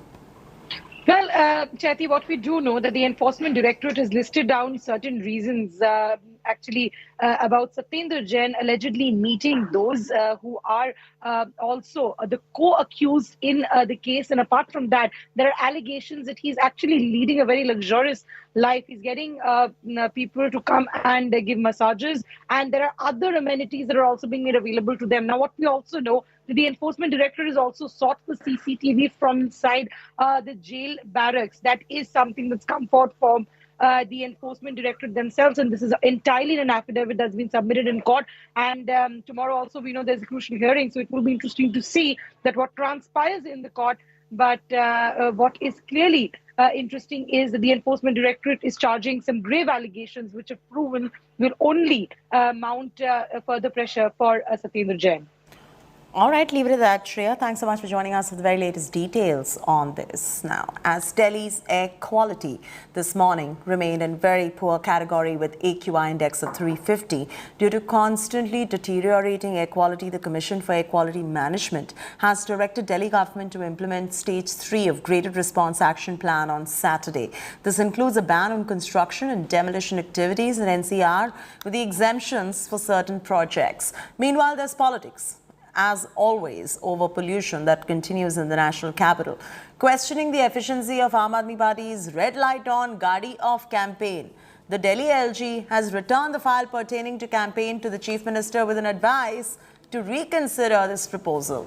There is also a counter-attack coming in from AAP saying that LG deliberately wanted to disrupt the campaign. Not only that, the Delhi Environment Minister Gopal has blamed the vehicular emissions from government buses that are operating in UP for the rise in the pollution in Delhi NCR. जब pollution का level जब बहुत ज़्यादा बढ़ जाता है तो basically क्या होता है कि आंखों में जलन होने लग जाती है, आपको फील होने लग जाता है जब आप एक्सरसाइज करते हो कि आपको सांस नहीं ली जा रही प्रॉपर्ली. तो ये सारे रीज़न तो होते ही होते हैं.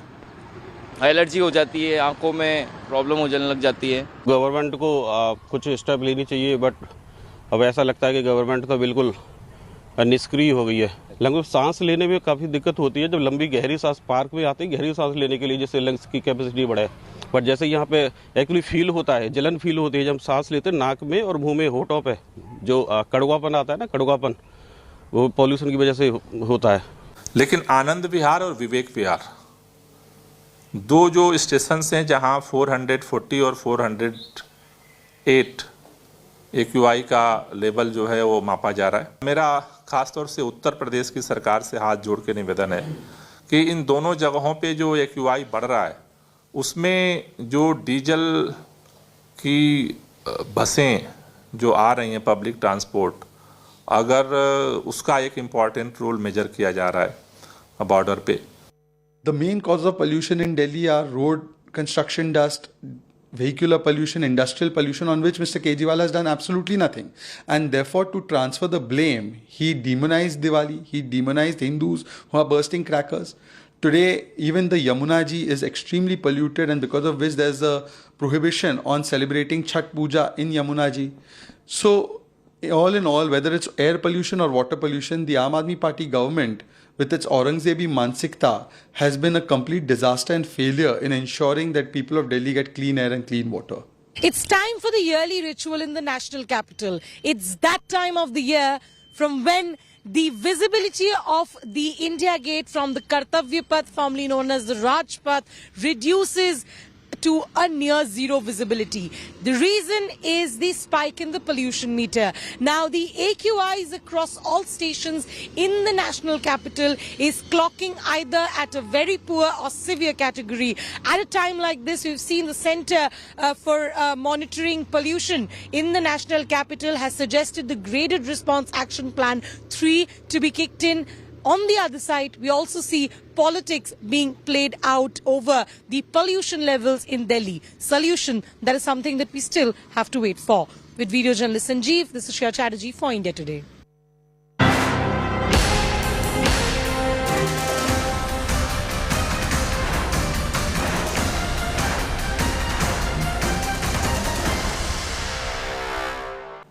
Prime Minister Modi has laid the foundation stone of C-295 MW transportation aircraft manufacturing project for IAF in Vadodara. This is the first aircraft manufacturing facility in private sector in the country. This facility, a key step towards achieving Atmanirbharta in defence sector, will be utilised for manufacturing 40 C-295 aircrafts through collaboration between Tata Advanced Systems Limited and Airbus. This will be India's first aircraft manufacturing facility in private sector in the country. This facility is going to be utilised for manufacturing 40 C-295 aircrafts. Aiming to achieve Atmanirbharta in the defence sector, the facility is going to be a key step in unlocking the potential of private players.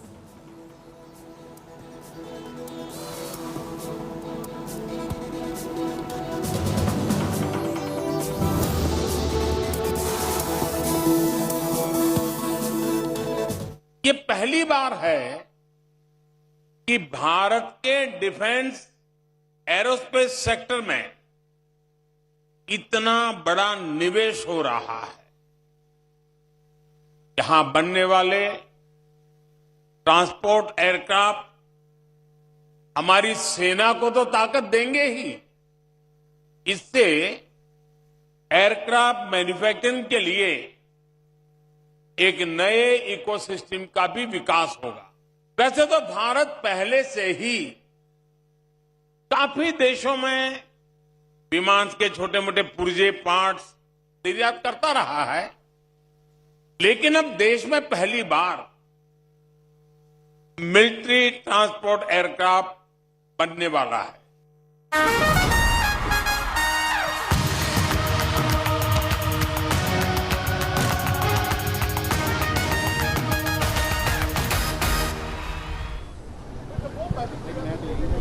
You are watching Battle of Champions. We're coming to you live from Perth, right outside the Optus Stadium, where the Indian innings has just concluded, and it's not an innings to be proud of. That's because the famed Indian batting lineup didn't quite live up to the expectations. Apart from Suryakumar Yadav, who top scored with 68 of just 40 deliveries at a fantastic strike rate of 170. It's all thanks to his innings that India have gone to somewhat respectable total of 133 for 9 in their 20 overs. I'm saying somewhat respectable because at one stage it looked like that they might not even reach the 3-figure mark. But Suryakumar Yadav came to the party against the run of tide, got those 68 runs, top scorer at that. The next best score, individual score for India, just gives you an idea of what the innings seemed to be like, was Rohit Sharma with 15 and Virat Kohli with 12 runs. Nobody else really put their hands up, and it was a sort of a batting collapse for the Indian team. 4 wickets, the star of the show for South Africa, for Lungi Ngidi, 3 wickets for Wayne Parnell, and 1 for Anrik Nokia. So that's how the South African bowlers performed. It was expected to be a fast, bouncy track, and it lived up to its billing. What I want to show you quickly before I go to Pragyan, who's joining us, you will see, I was showing you a lot of fans that were turning in. I don't know if you can see in the background, there are a few fans that are already leaving. It is mid-innings, but I can see a lot of fans that are already leaving. I'm just going to take you a little closer to that, and you could see some fans leaving. That's very rare to see in a T20 game. I don't know if you can see there. There you see fans actually leaving the stadium. There's a queue of fans heading towards the parking and leaving the stadium. Majority of the fans who turned up, I'd say about 95% of the fans that turned up were all Indian fans. and now all of them seem to be leaving after India's performance. So that tells you a tale in itself, that, you know, they came here very buoyant looking at India's performance, which had been very good, 2 wins out of 2. But this batting performance hasn't gone down too well with the Indian supporters, which is why I just showed you visuals of Indian fans actually heading out of the stadium. Pragyan Oja with us. Pragyan, are you as disappointed as these bunch of fans that are leaving? I can see a lot of them going home, probably the match not living up to their expectations, or do you think India can still make a match out of it? Definitely India can make a match out of it, because the wicket is not that easy. As you say that, 134 is the score. That is something which India will definitely fight for. It is not like, it's a cakewalk for any team. We've got bowlers who can deliver, but when you talk about disappointment, yes, I am. Especially, the way at one point I thought maybe Dinesh Karthik, the way we banged on him, the way we've given him, not we, basically the Indian team or the management has given him that run, and they trusted him, they took him with the team to be a finisher or to carry the team forward. I think that is what was very crucial. Had he been there with Suryakumar Yadav, we would have got a score somewhere close to 150, 155, because Surya wouldn't have been out of desperate plays, those shot that he was trying to do after Dinesh Karthik got out. So that is something which I think Indian team will look into, and I think now KL Rahul needs to deliver, because there is nothing wrong in his batting. He's been timing the ball well, but now the time is high where he has to get those runs, because as we progress here, every game that we play will be crucial for us. You say, Pragyan, that the conditions were tough to bat on. How do you explain then someone like a Suryakumar Yadav batting at a strike rate of 170? Many will say, if Surya can, why isn't that the other batsmen put their hands up? See, absolutely, Surya, you have to see what he's been doing over the last 4 to 5 months or 1 year. He's been batting brilliantly. That confidence that he carries, the way he's been getting those runs, those things really add. And this batting, what he's done, it is nothing less than extraordinary, because the things were against him. Indian team was losing wickets at regular interval, but he stood there and he played the way he knows the best. And I think this is a very, very crucial knock by him in this situation where we thought, had he not got those runs, we would have been under 100 runs. I think this is an extraordinary innings by him. It is not like a easy one. That showed the difference between a guy who's been getting those runs and being confident, and a guy like Deepak Hooda. He came in, it took a lot of time for him to get adjusted to the pace, bounce and the swing. His foot movement were not right. So when you look at that, you have to understand how good today Suryakumar Yadav was. Pragyan, I'll come back to you. Let's now also take a look at how India should approach this particular match with their bowling. We've seen earlier matches here at Perth, low scoring encounters, team has still won. Can India do that? I'll try and get an answer from Pragyan on that. But for the moment, let's take out the highlights and see how the Indian innings panned out. They lost 9 wickets. It was a top order collapse, so to say. The only man standing there was Suryakumar Yadav with his 68. These are the Indian highlights. He goes big. It's one of his favourite shots. It's into the crowd. That's swung in the air. And doesn't time it. It's Ngidi who runs it. Edged and taken. 2 in the over for Lungi Ngidi. It's in the air a bit, but it beats the field. The Kohli cover drive is on display here in Perth. Fielder will get there. Fielder will get there. There's yet another. The edge is taken. And you got the feeling he wasn't comfortable. There's a fielder there. Oh, has he taken it? He has. Kahisa Rabada. You may not have Indeed he does. Indeed he does. And it goes. That is played between the two fielders there. Up and over and brilliantly played by Suryakumar. Brilliantly played, and it'll take him to 50. And in the context of this match, that is a fantastic performance. Absolutely brilliant. Under pressure, coming to the crease. He was there at 40 for 3. I don't think he's got hold of that. This time a fielder will take it. Suryakumar Yadav had to keep going. There should be a run out here. There is. Okay, that's how India reached 133 for 9. Suryakumar Yadav, the top scorer. Disappointing day for KL Rahul, Rohit Sharma, Virat Kohli, Hardik Pandya and the likes. As I was mentioning here, I can see a lot of fans heading out of the stadium. There could be two reasons. A lot of them are despondent, disappointed after the batting performance, and also, a lot of fans actually came out to just watch Virat Kohli bat. So he's out and India would be bowling, so they may not be interested. Also, it's a very cold day. Maybe a lot of fans with young kids maybe heading out. I've managed to catch hold of one lone Indian fan. Still have hope?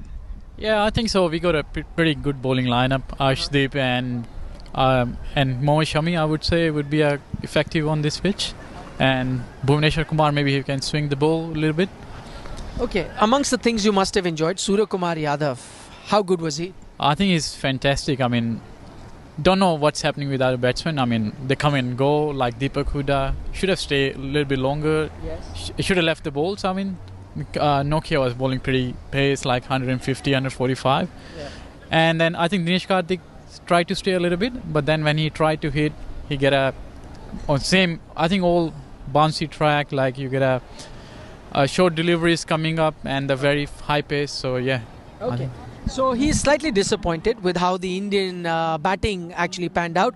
They often say when it rains, it pours. That's what happened for the Indian team. All of them didn't come good on a particular day. But Pragyan, I'll quickly ask you, we saw that game. Everyone remembers Pakistan-Zimbabwe in this very World Cup. Similar total Zimbabwe put up and then ended up on the winning side. Can India take any positives from that game?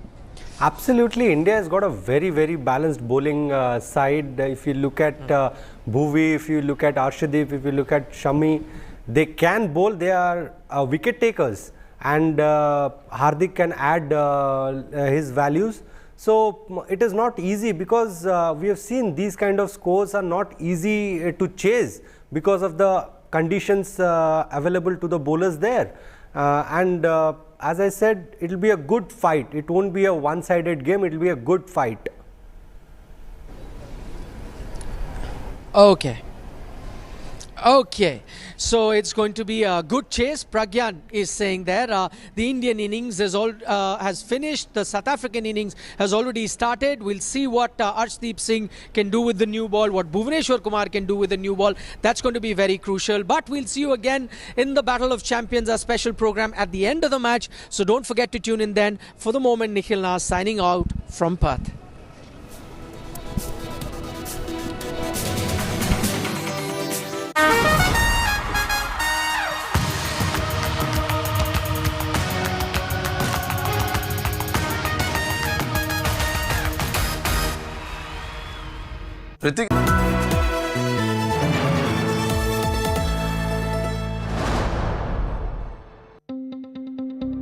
News is about putting people first.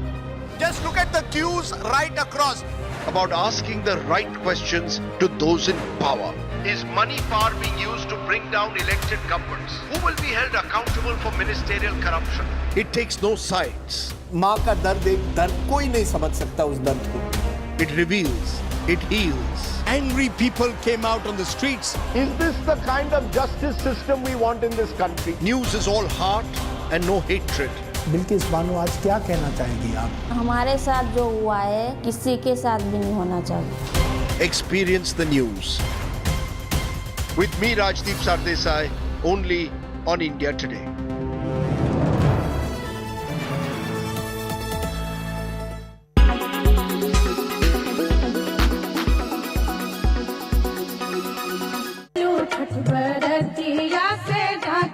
As the 4-day Chhath Puja begins across the country, showdown over the festival heats up in Delhi.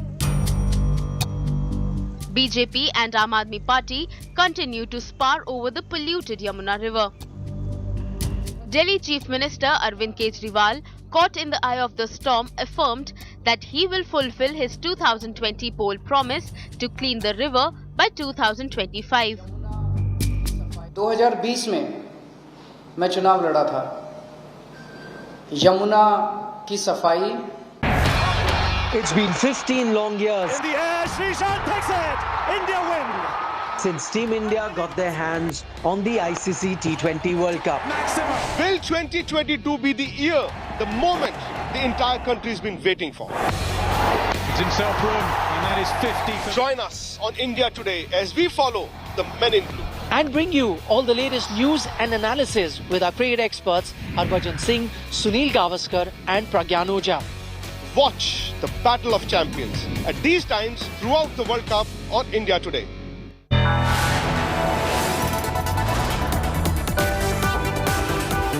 You are watching India Today.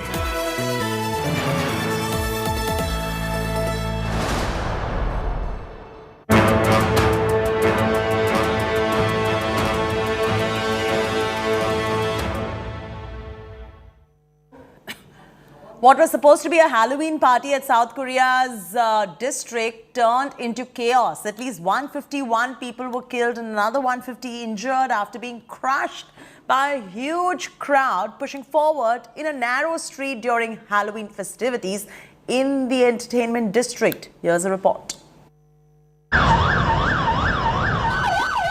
What was supposed to be a Halloween party at South Korea's Itaewon district turned into a massive tragedy. At least 151 people were killed and 150 were injured after being crushed by a large crowd in the Itaewon. Oh my God, oh my God. There were scenes of chaos and panic and bodies everywhere. Thousands of people have crowded the narrow streets during the Halloween festivities in the entertainment district.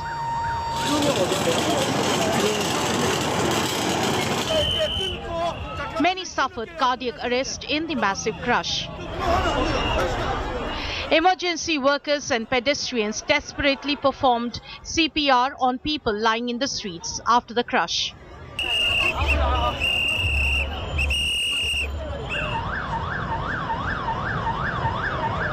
More than 400 emergency workers and 140 vehicles were deployed to treat the injured. Several ambulance vehicles lined up in streets amid a heavy police presence.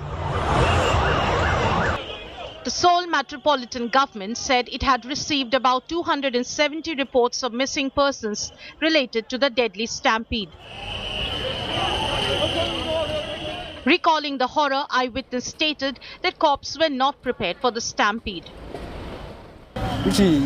Seeing this incident, I think the police were not prepared enough. There were way too many people and it was too crowded. I know the policemen and rescue workers are working hard, but I would say there was a lack of preparation. South Korean President Yoon Suk-yeol announces national mourning period in the nation. The government will designate a period of national mourning from today until the incident is brought under control and will put top priority in state affairs in recovery and follow-up measures of the incident. I look forward to hearing your perspectives. Meanwhile, leaders across the world, including US President Joe Biden and Indian External Affairs Minister Dr. S. Jaishankar, offered their condolences to the families who lost loved ones in Seoul. Bureau Report, India Today. That's it from me, Chaiti Narula, on this bulletin. For further news and updates, don't forget to log on to indiatoday.in or download our app.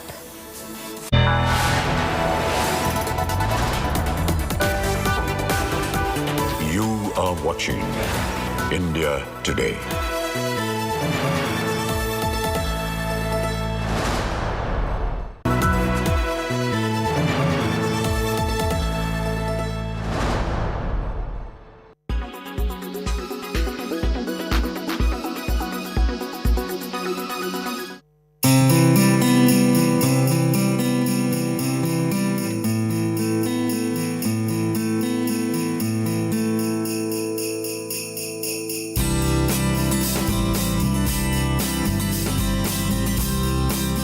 largest producer of mustard in the world is facing a heat wave. We're talking about Canada. The delicious Dijon mustard is France's favorite condiment. A heat wave across the ocean in Canada has caused a drastic shortage. The shortage is evident in France. Canada supplies 80% of the mustard seeds to France.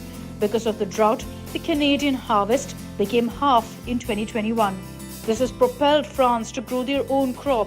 Remember, Europe is battling a fuel crisis and a power crisis post the Russia-Ukraine war. Mustard seeds have become more attractive after a drop in the prices of grains and oil seeds. Jérôme Garbet, a mustard expert, said that 15,000 tons of mustard seeds should be produced, meeting 40% of the requirement. Luc Vandermeysen, president of the Burgundy Mustard Association, said that store shelves should be replenished in October. He also said the shortage will be completely over in early 2023. We're very confident for Christmas.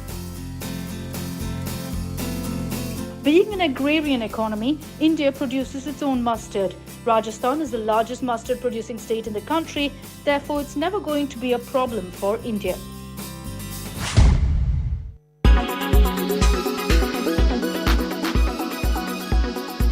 Oh, sorry.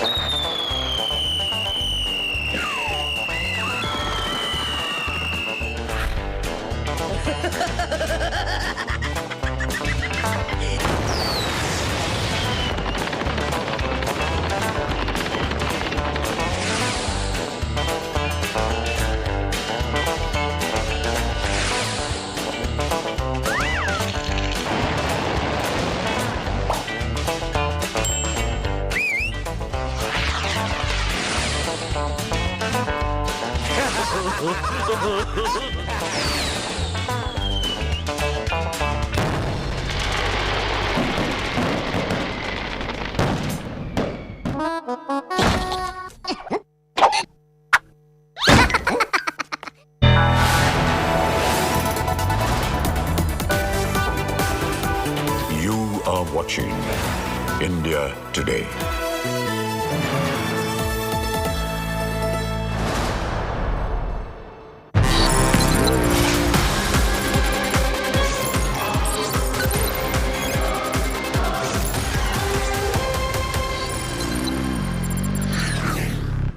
Welcome to a brand new episode of Battle Cry, the only show on Indian TV which gets you up close with Indian weapons, Indian war fighters, and how our country defends itself. We've got a very special episode lined up for you this week, viewer, because India's nuclear command is flexing in public like it never has before.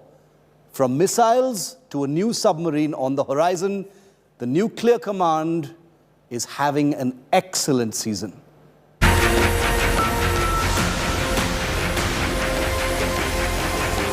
India's nuclear command breaks the surface.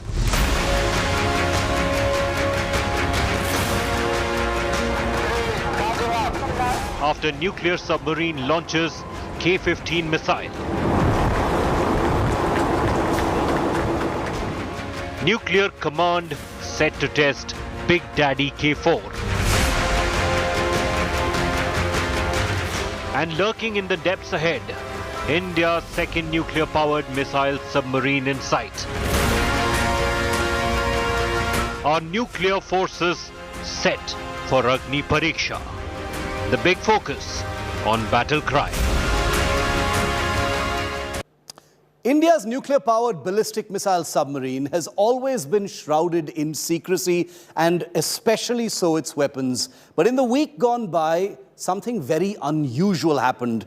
The Indian government, for the first time in a total break from tradition, officially announced the testing of a ballistic missile from INS Arihant, India's sole ballistic missile submarine.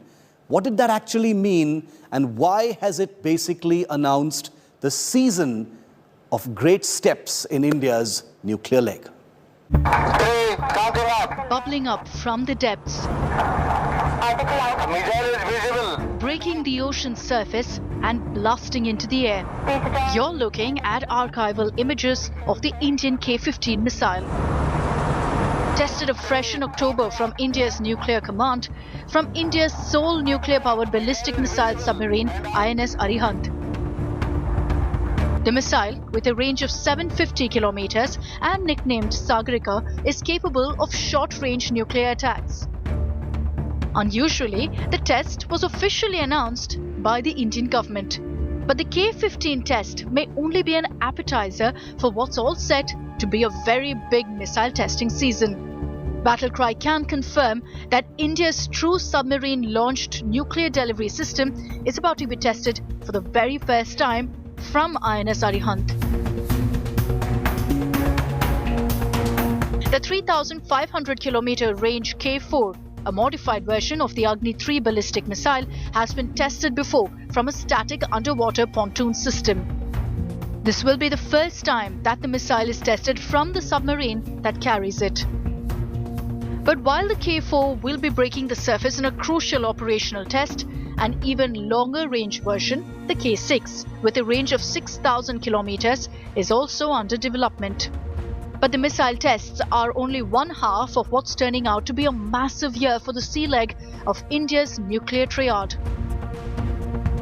Battlecry can confirm that while INS Arihant has remained on a lonely deterrent patrol for years, it will soon be joined by its sister submarine, the improved, upgraded and more capable INS Arihant. The nuclear command is set to receive Arihant within the next few weeks. By that time, the submarine will be ready to pitch out on its extended deterrent patrol almost immediately. Costing roughly 4,000 crores each, the Arihant-class submarines have been developed and built in India with extensive Russian assistance. Two bigger ballistic missile submarines, designated S4 and S4 Star, are believed to be in the pipeline at various stages of construction between Gujarat and Visakhapatnam. Battlecry can confirm that steady progress is also being made on the S5, a fifth ballistic missile submarine, much larger and more capable than the first four.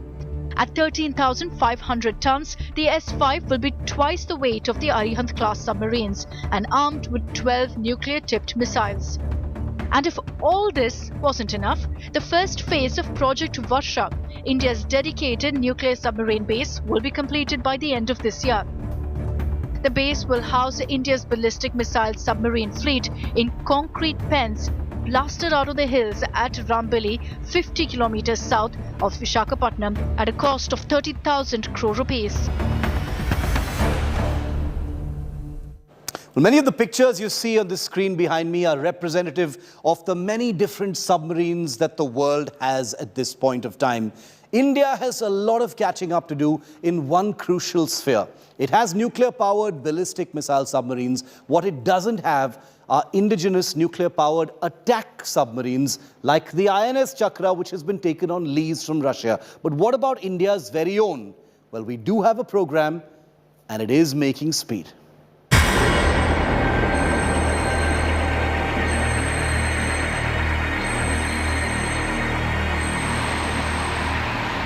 As the world watches, India is closing out the decade but standing up a hugely hostile China in Ladakh.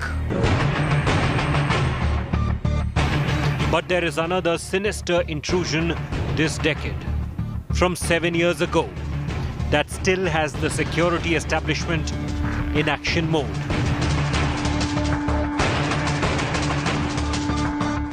A solitary 2-month patrol by a Chinese submarine in late 2013 came as a rude wake-up call. China's most advanced SSN, a Shang class, conducted a 2-month anti-piracy patrol in the Indian Ocean, and nothing could be done about it. Indian intelligence assessments said the deployment seriously aggravated India's security concerns. And that's why, in early 2014, the strategic establishment blew the dust off a decade-old secret file. A file containing a proposal for India to build a fleet of ferocious underwater predators. India's first nuclear-powered attack submarines.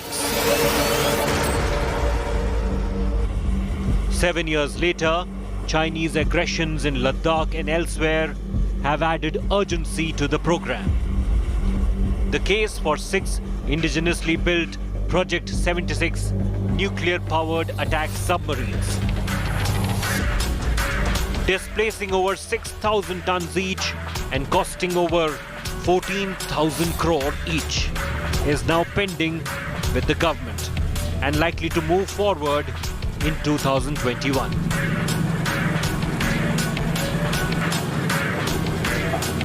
Armed with torpedoes and cruise missiles that can strike targets on land and at sea.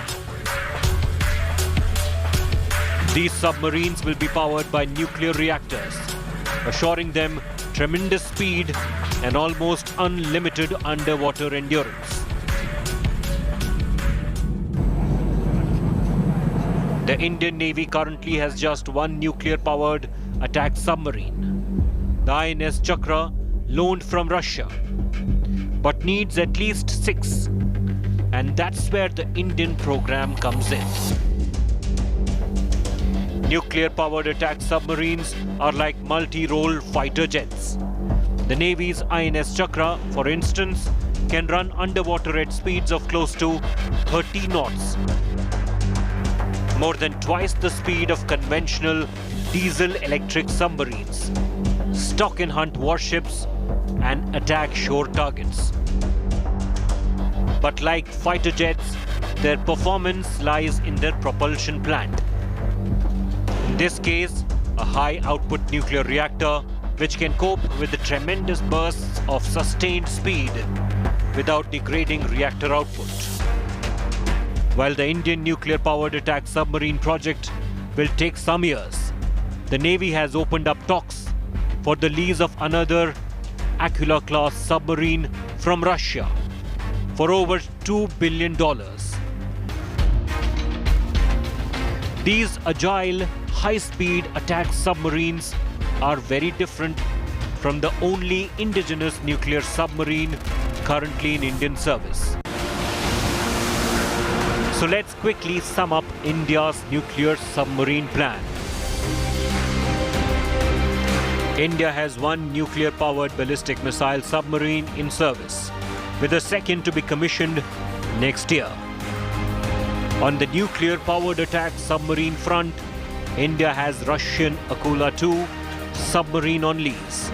We'll be getting an identical one to replace it in 2022, and is meanwhile awaiting government clearance for a homegrown project to build 6 similar submarines in India. The true strength of nuclear-powered submarines, it must be always said, is when they don't need to be activated. It is their presence that deters the adversary.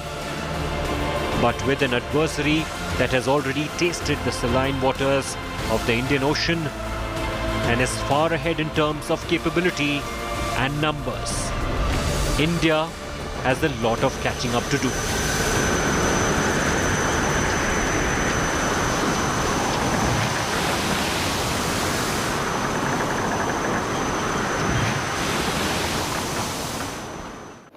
we've told you about the K-15 submarine-launched missile that was tested in the days gone by. Any day now, there will be the first submarine-launched test of the much longer-range K-4 ballistic missile from the Arihant nuclear submarine. But there are other missiles of an even longer range than that are on the drawing board and in the works. Take a look at India's family of submarine-launched nuclear-capable ballistic missiles.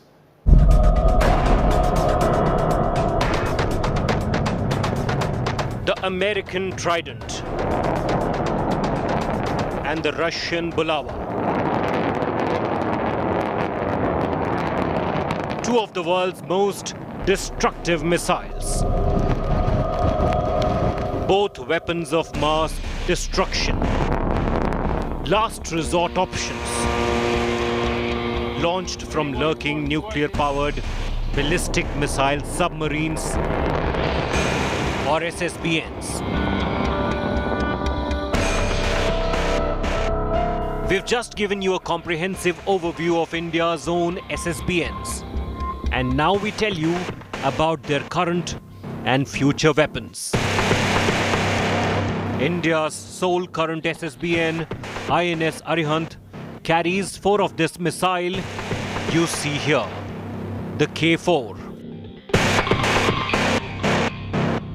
The missile, a derivative of the Agni-3, is nuclear-tipped and operational with India's nuclear deterrent.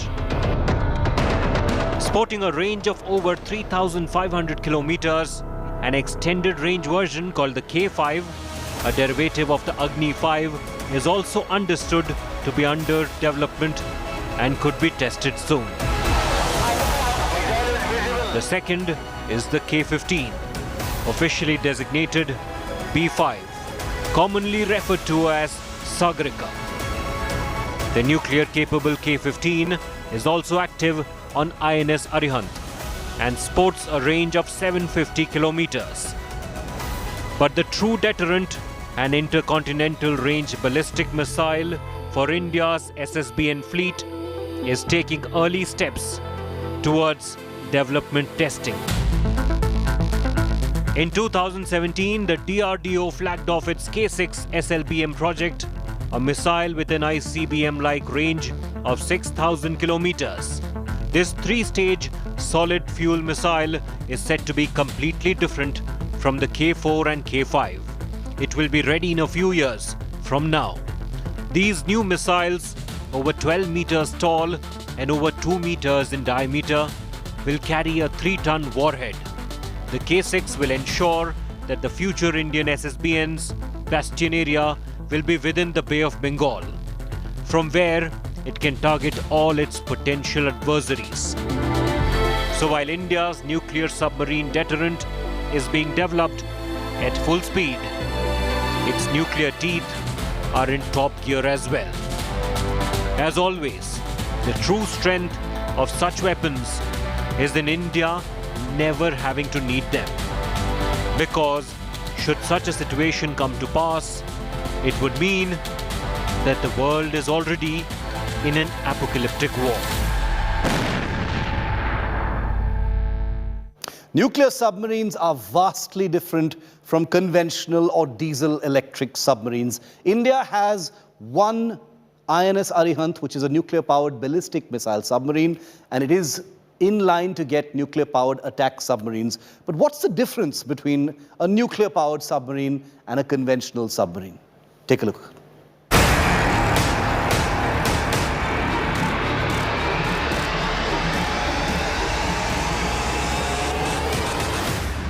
Nuclear submarines sound dangerous and fancy. But in an unpredictable world, they play a terrifyingly specific role.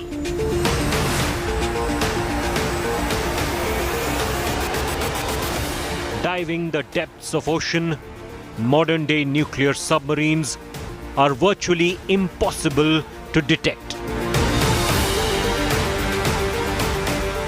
Hiding deep, the strategic variety carry long-range nuclear missiles, giving a nation the devastating last word in an unthinkable nuclear conflict.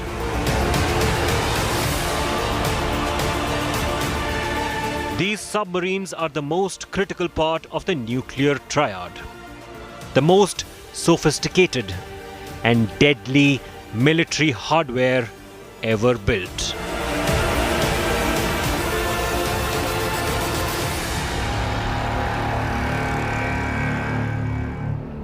A little history first.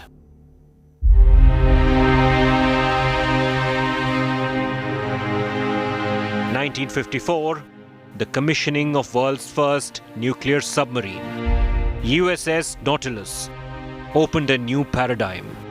Now powered with a very small quantity of nuclear fuel, these subs could operate completely submerged at high speed indefinitely, and thereby change the rules of the game forever.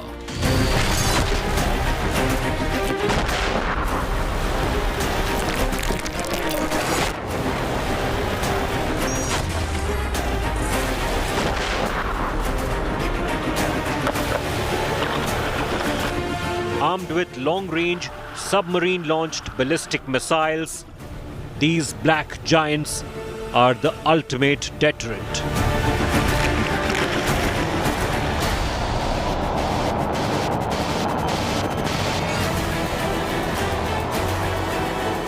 But it's not just the deadly, accurate weapons in its arsenal or its stealthiness.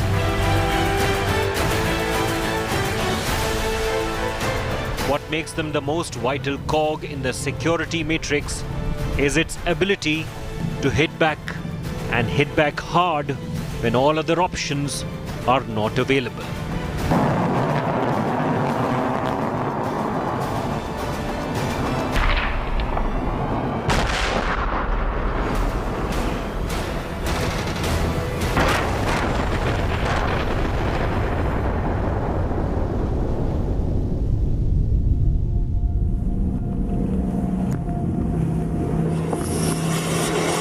Nuclear submarines complete the nuclear triad.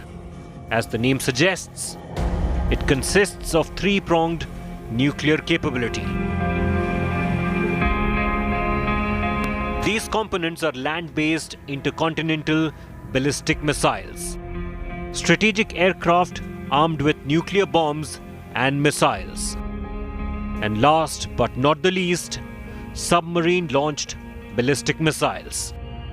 In a worst-case scenario, military planners have ranked the nuclear submarine the most secure leg of the nuclear triad, which ensures the capability of a second strike, ensuring a nation's nuclear deterrence.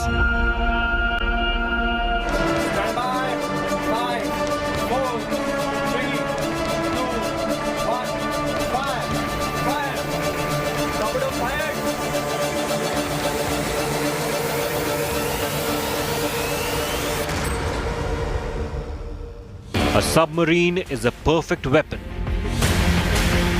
carrying weapons of mass destruction in its belly and capable of giving the knockout punch to the enemy without ever being detected, in an unthinkable situation of a world in a nuclear war.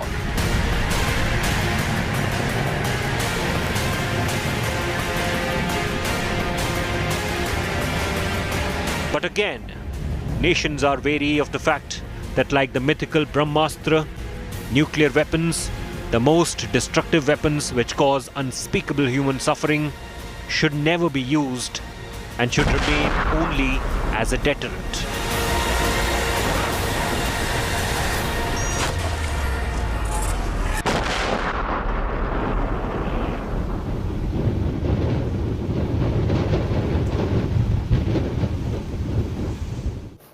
Hopefully, nuclear missiles and nuclear submarines never need to be used or fired in anger.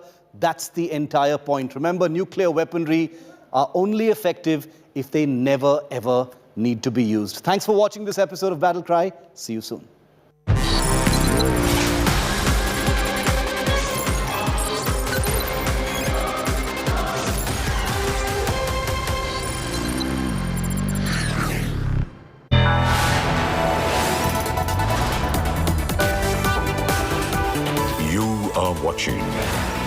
India Today.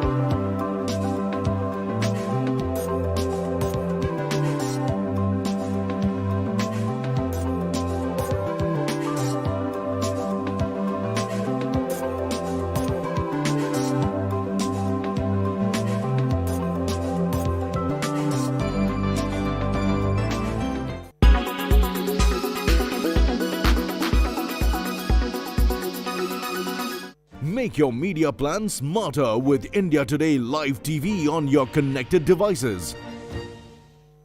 Everyone's busy finding what's trending. You're busy finding out why. India Today for those who research before reacting. Download the India Today app now. Make your media plan smarter with India Today Live TV on your connected devices.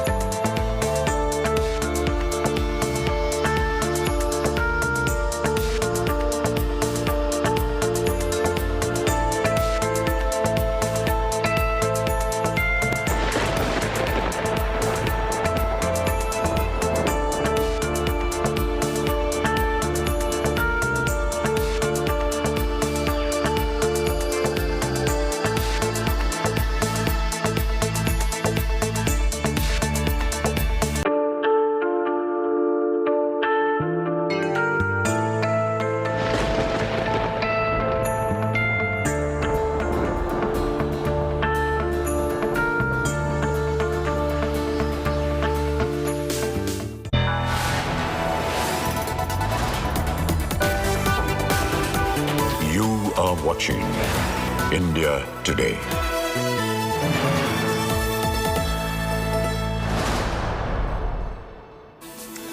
Very good evening and thanks so much for being with us on India Today. I'm Chaiti Narula joining you with all the top stories. Let's start with the headlines first. ED makes a stunning allegation against Satyendra Jain, claims AAP minister gets VVIP treatment in jail and meets co-accused in jail cell. ED demands CCTV footage.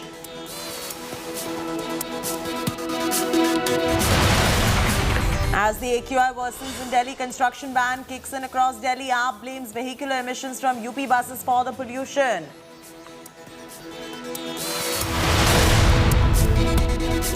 Chhath politics intensifies across Delhi. Jal board officer accepts BJP MP Parvesh Verma's challenge, bathes with the Yamuna water.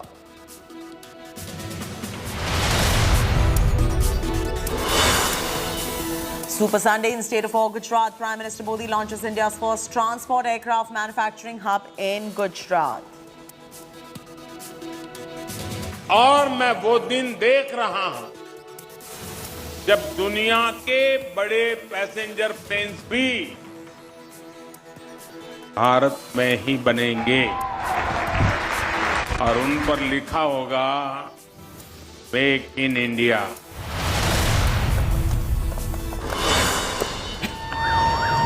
Horror scenes in South Korea, Seoul, as 151 people die in Stampede during Halloween celebrations.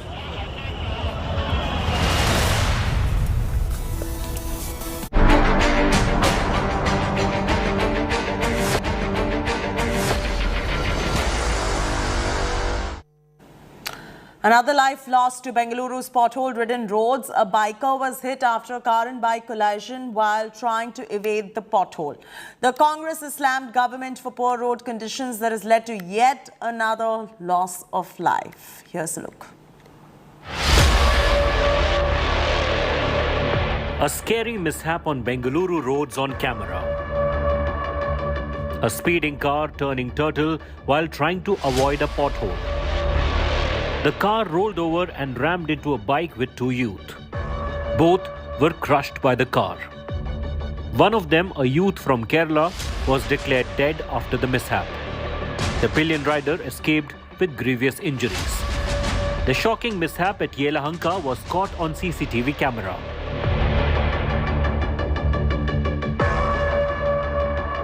The Silicon City's killer potholes striking again with fatal vengeance.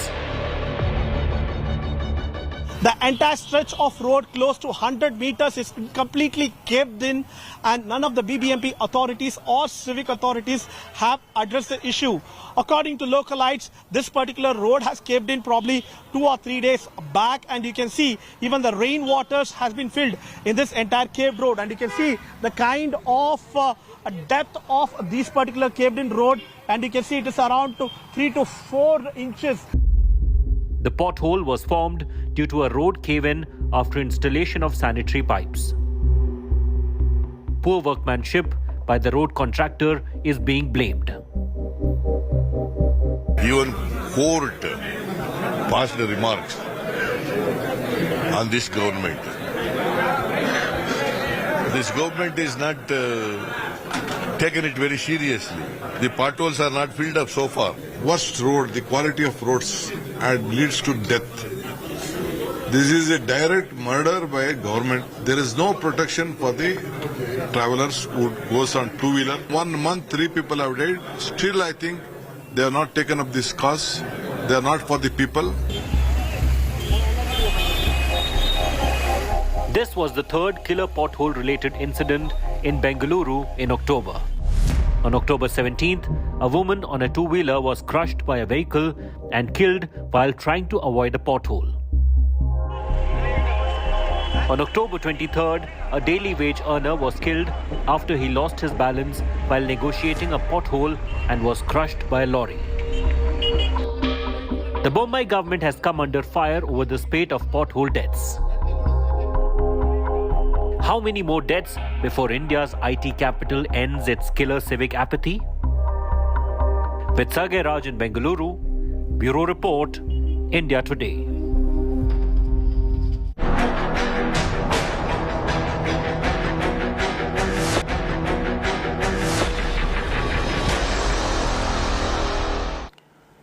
The Telangana Chief Minister KCR has hit the campaign trail for the crucial Munugode by-polls, and the stakes are high after the arrest of 3 alleged BJP agents for bribing 4 TRS MLAs with 100 crore rupees to jump ship to the BJP.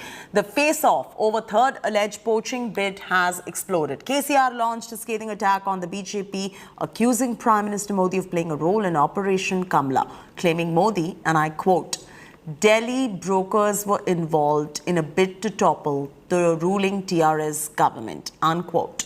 This after the TRS earlier released an audio claiming a conversation between Satish Sharma, a 33-year-old priest, and his follower Rohit Reddy is proof of the so-called deal to buy the TRS MLAs. All 3 accused in Telangana poaching row have been sent to 14-day jail custody. Meanwhile, BJP has demanded fair investigation, accusing KCR and company of tarnishing their image. This latest battle of words comes as the BJP and TRS fight over Munugode, a seat that they must win to cement their momentum for the assembly elections next year. నలుగురు తెలంగాణ బిడ్డలు నా ఎంబడ వచ్చింది ఇప్పుడు హైదరాబాద్ నుంచి. కొంతమంది ఢిల్లీ బోకర్గాళ్ళు మన తెలంగాణ ఆత్మ గౌరవాన్ని వాళ్ళని ఎడమకాలు చెప్పుతోని కొట్టి రాజకీయం అంటే అమ్ముడు పోవడం కాదురా, మేము అంగట్లో సరుకులం కాదు, మేము తెలంగాణ బిడ్డలమని తెలంగాణ ఆత్మ గౌరవ బావుటాను హిమాలయ పర్వతం అంత ఎత్తినటువంటి మన తెలంగాణ బిడ్డలు నలుగురు ఎమ్మెల్యేలు నాతో వచ్చారు. KCR, but he till date is talking about this. He is saying Delhi brokers are involved in buying the TRS MLAs. No, he should be knowing who the Delhi brokers are, because this is a manufactured plot and the characters are scripted by him and his party. So how would we know who the Delhi brokers are? So you can say with 100% certainty and confidence today that the Bharatiya Janata Party is not trying to poach the TRS MLAs, and there is no sign of Operation Kamla being conducted right there. Can you say that with full confidence on record today, sir? See, we are a matured national party with a very clear ideology of nation first. Our Operation Vote, the Lotus, which they are talking about, is the only mission for Bharatiya Janata Party, and Operation Lotus is development to all. As TRS MLA's poaching case heats up, political slugfest erupts over the issue. Delhi Deputy Chief Minister Manish Sisodia backs TRS's allegations against the BJP and claims proof of Operation Lotus in Telangana and in Delhi. Here's a report.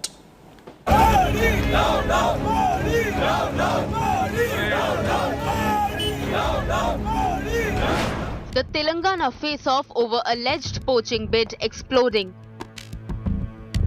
After arrest of 3 alleged agents based on Telangana Rashtra Samiti MLA's claim, who point to a BJP hand.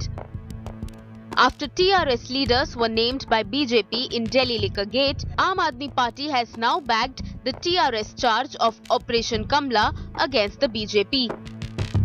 Aam Aadmi Party bigwigs accused the Saffron Party of running a kidnapping gang to poach MLAs. जो दलाल है MLA खरीदने वाला Bharatiya Janata party का, वो साफ-साफ खुलेआम उस MLA को कह रहा था कि BL संतोष जी से पहले आप आओ, पैसे देंगे, सिक्योरिटी देंगे, घोड़ा गाड़ी देंगे और BL संतोष जी से और नंबर 2 से मिलवाएंगे। जब देश की कानून व्यवस्था की सबसे बड़ी जिम्मेदारी जिस व्यक्ति के कंधे पे है, देश का गृह मंत्री, जब उसके नेतृत्व में यह खरीद फरोख्त का धंधा चल रहा है पूरे देश के अंदर, तो आप मुझे बताइए कि कैसे सरकारें चलेंगी, कैसे सरकारें बचेंगी? अभी कुछ बातें चल रहे थे नंदू जी और हमारे बीच में। हाँ। तो हमको अगर थोड़ा सा डिटेल मिले ना, तो मैं वहाँ पे बात कर लेता हूँ। ऑलरेडी मैं बात किया हूँ, उन लोगों ने हाँ कह दिया है। हाँ स्वामी जी। तो आपको एक बार नाम शेयर कर दिया तो मुझे थोड़ा आसान होगा। On October 28th as well, TRS released an audio claiming conversation between Satish Sharma, a 33-year-old priest, with his follower Rohit Reddy about the so-called deal to buy MLAs. During the purported conversation, the name of BJP General Secretary B.L. Santosh was also mentioned. All 3 accused have been sent to jail for 14 days.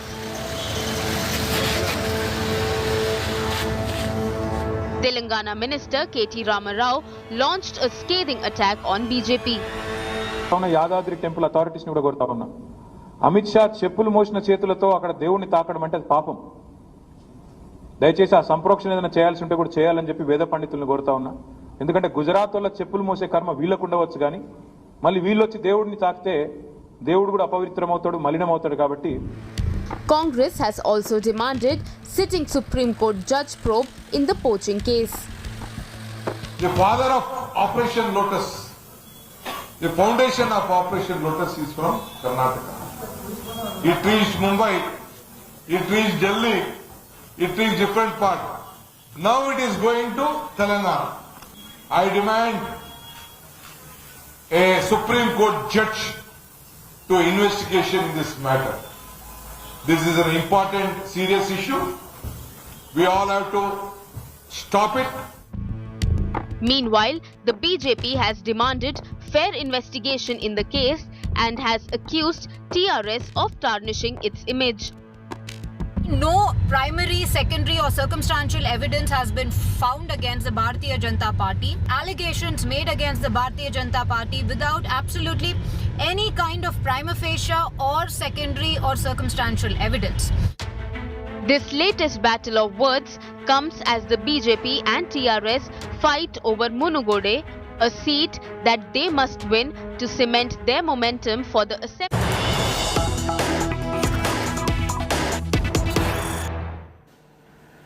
Breaking news coming in. Bridge collapses in Gujarat's Morbi. People plunge into river after bridge collapses. Many feared injured or drowned. Search and rescue operation underway. The first up visuals coming on India Today right now. Live visuals coming in from Morbi in Gujarat. Search and rescue operation is underway at the moment. The bridge has collapsed. Viewers, the bridge has collapsed. We'll get you the reason why the bridge has collapsed and many other details. But for now, the focus is on rescue and relief operations. As you can see, people are plunging into the river after the bridge has collapsed. We don't know the number of casualties as yet. We will bring you that figure too. And many are, unfortunately, there are many feared drowned. There are many feared injured too. The exact number of the casualties is something we're still awaiting. These are live first up visuals that are coming in at the moment. Helpline numbers will also come in. All of that will trickle in moments from now. But this is the first information that we're getting right now. First up information of the bridge collapsing in Gujarat's Morbi. We hope that as many people possible are safe, but the speculation, I beg your pardon, the authorities suspect that many have been feared, injured or drowned. This is coming from our sources. The search and rescue operation is currently underway. What we also know is that some people have plunged into the river after the bridge has collapsed. We'll get our reporter also to bring you up to speed with the very latest developments. Saurabh Akhtania joins us. Saurabh, I can see a sea of people who have, and also ambulances, police vehicles that I can see from the visuals that are coming in. They've rushed to the spot where the bridge has collapsed. Which bridge is this? How did it happen? When did it happen? How many feared injured? How many feared drowned? And what is the rescue operation looking like, more importantly? Well, let me tell you, this incident has taken place in Morbi, and this is a cable bridge, and people are passing through this particular cable bridge. At that time, this whole bridge, completely the whole bridge has collapsed, and several people have been drowned, several people have been feared death. As of now, all the response team have been asked to immediately move to the particular location. There may be a staff shortage due to several of the VIP programs which are going on in Gujarat, but let me tell you that several of the fire brigade officials, along with the police officials, several of the ambulance and everything have been moved to this particular location. Most importantly, what the sources are telling us at the moment is that for last few days there was some sort of renovation work which was happening of this particular cable bridge. Now, the question remains is that if the renovation work was not completed, then why people were allowed to use this particular bridge? So there have been questions which have been raised at this particular moment, but for now, rescue operation is underway. We are seeing some horrific visuals from Morbi in Gujarat, where how people are trying to save each other at the moment, because when the incident took place, there were no officials, no rescue. Since you mentioned the horrific visuals, I just want the producers to show you that particular visual as to how the people are trying to escape as well. And look at the condition of that bridge too. On the left side of your screens, you can see the condition of that bridge too, and the way it is, and the manner in which it is collapsed. These are horrible visuals. There are some who are clinging to whatever remains to save their lives as well. Distressing visuals, disturbing ones. I'm not going to mince my words right there. From the official sources, are we getting any more information on the hundreds who are feared missing after this particular collapse? Any helpline number? Well, at the moment, for now, no helpline number. But let me tell you that over 100 people have been trapped in this particular incident. What the sources are telling us. Most importantly, it's completely dark right now, and to carry out the rescue operation, it will be a very difficult task. Now, to move on the whole officials and all the to move at that particular place and then start a proper rescue operation, by that time it will be actually too late, because let me tell you, there is a river which is flowing under this particular cable bridge, and this whole cable bridge, let me tell you, it's not the portion or something which has collapsed, it's the whole cable bridge which has completely collapsed, and people were trying to save themselves. They're trying to hold whatever which way it can, but now they were initially the locals and the people on this bridge who are trying to save each other. And what the officials are right now telling us, that the situation is very difficult at the moment. The priority will be to put proper halogen to start a proper rescue operation over there, and therefore all the officials, be it the police officials, the fire brigade officials, and several of the ambulances from the hospital are now being rushed to the spot. But what officials are telling us, that there will be several casualties, but at the moment they are not telling us that how many casualty and what are the details, because right now for them rescue operation is priority. Most important thing that I told you is that this particular cable bridge was undergoing some sort of repair work. Now it has been said that even if the repair work was going, then why people were allowed to use that bridge? So maybe the reason is that maybe due to that particular repair work, this bridge has collapsed. So there is some fault which has to be found out in this particular incident, but at the moment, priority is to rescue. Yes, the fault and all of that will be a matter of investigation, as you rightly mentioned, Saurabh. We don't want to speculate why this happened. But yes, we will get into why this happened. We will question the authorities as well and make them accountable and answerable for why this even happened. But right now, as you rightly mentioned, Saurabh, the focus is on rescue and relief operation. And, these are really disturbing scenes that we're seeing on our screens right now, where people are actually hanging on to whatever's left of that bridge. And that is the most disturbing part right now. Any official word coming in, Saurabh, from the Gujarat government, from the local administration, on anything for that matter? Well, at the moment, no official word from the Gujarat government. All the officials are right now busy in the rescue operation. Like I told you, that this particular incident has taken place in Morbi, and let me tell you, there is a river which is called as Machu. And I'm getting some information coming in. The information coming in is that the bridge was renovated 5 days ago. 5 days ago, there was a renovation on this bridge. And that is big news that is coming in at the moment, Saurabh, that 5 days ago there has been a renovation, which means there have been people who've been contracted to look after this bridge, and now you see this bridge collapsing in this particular fashion. Do we know anything about the renovation efforts, who the contractors were, what really happened there, Saurabh? So like I told you, that around 4 to 5 days back, some sort of renovation work had taken place on this particular cable bridge. Now, what that renovation work was, what type of permission was given for that particular renovation work, and whether after the renovation work was actually over and then people were allowed to travel through this particular cable bridge is still question. It's a matter of investigation. But yes, renovation work actually took place around 4 to 5 days back, and then this particular incident is taking place. It raises big questions on the officials that how this whole incident has taken place, and now so many people, hundreds of people have been involved in this particular incident. So many people may have died in this particular incident. So there are a lot of questions which the government and the officials need to answer. But at the moment, like I told you, that it is already dark. It's the riverside area. There is no proper light at particular incident where this whole incident has taken place. There is no light. So for rescue operation to carry out at this particular moment, it is going to be a very difficult task for the officials.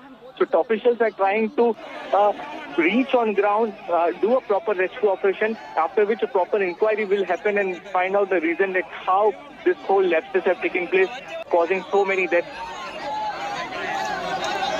Yes, absolutely, and we'll get into the details of that in moments from now. As you rightly mentioned, first half visuals coming in on India Today. Search and rescue operations underway.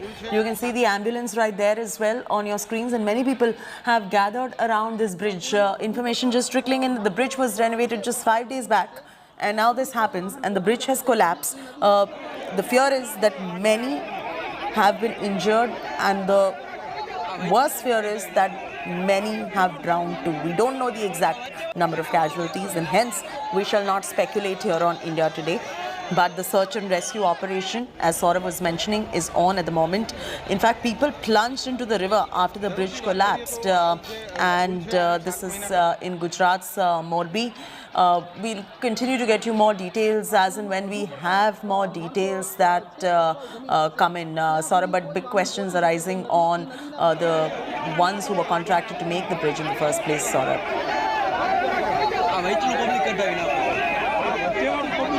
Saurabh, are you with us?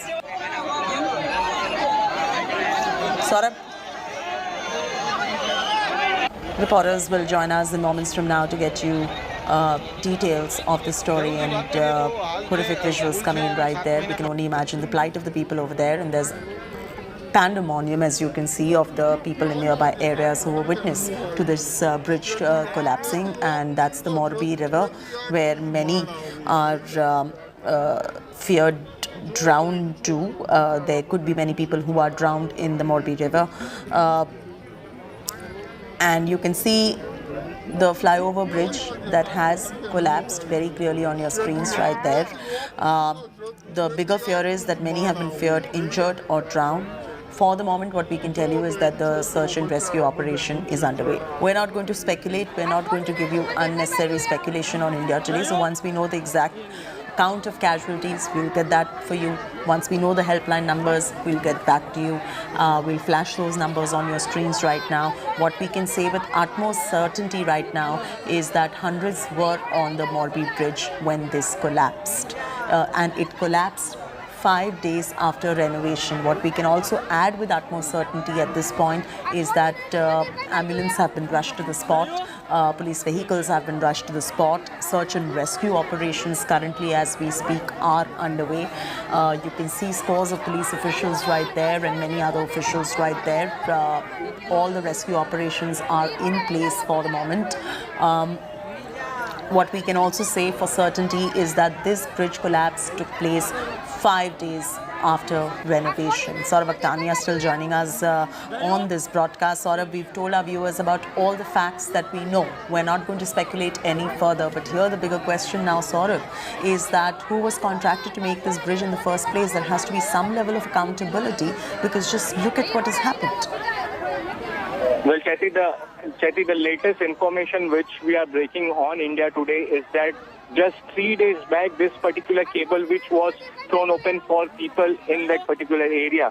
Now, this is very important information which we are putting right now on India Today, that just 3 days back, this particular bridge was thrown open after renovation for common people. And let me tell you, it's Sunday and many people wanted to take pictures staying on this particular bridge. And after which this whole cable bridge has collapsed. This was a serious lapses on the part of the officials who actually made this renovation work happen at this particular bridge.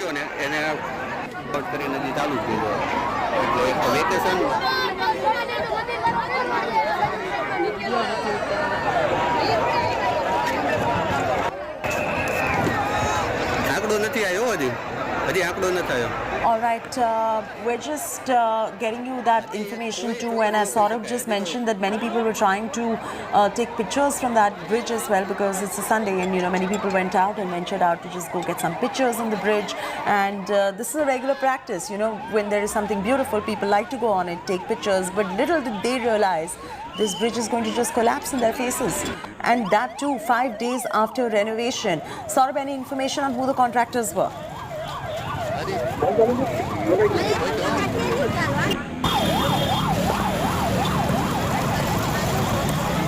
Saurabh?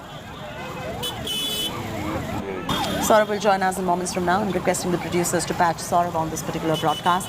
But first up, visuals coming right there on India Today. The Gujarat bridge collapse, our top story right now. First up, visuals on India Today. Can we get some nat up? Can we listen into what's going on over there?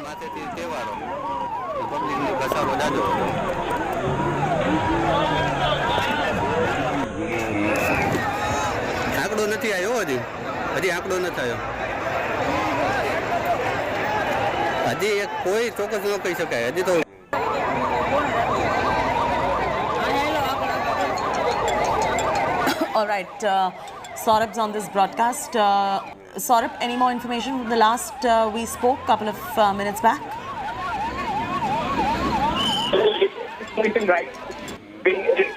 Your voice is breaking, Saurabh, your voice is breaking. I cannot hear you. I'm sure the viewers cannot hear you as well. Can we re-establish that connection, please? Hello? Yes, Saurabh, go ahead. Yes, the latest information coming in right now is... Your voice is completely breaking, Saurabh. Get yourself re-established on this broadcast, please. I'm requesting the producers to re-establish that connection to Saurabh. He's got some crucial information with him as far as this bridge collapse is concerned. Let's bring Saurabh back on. Saurabh's got more information.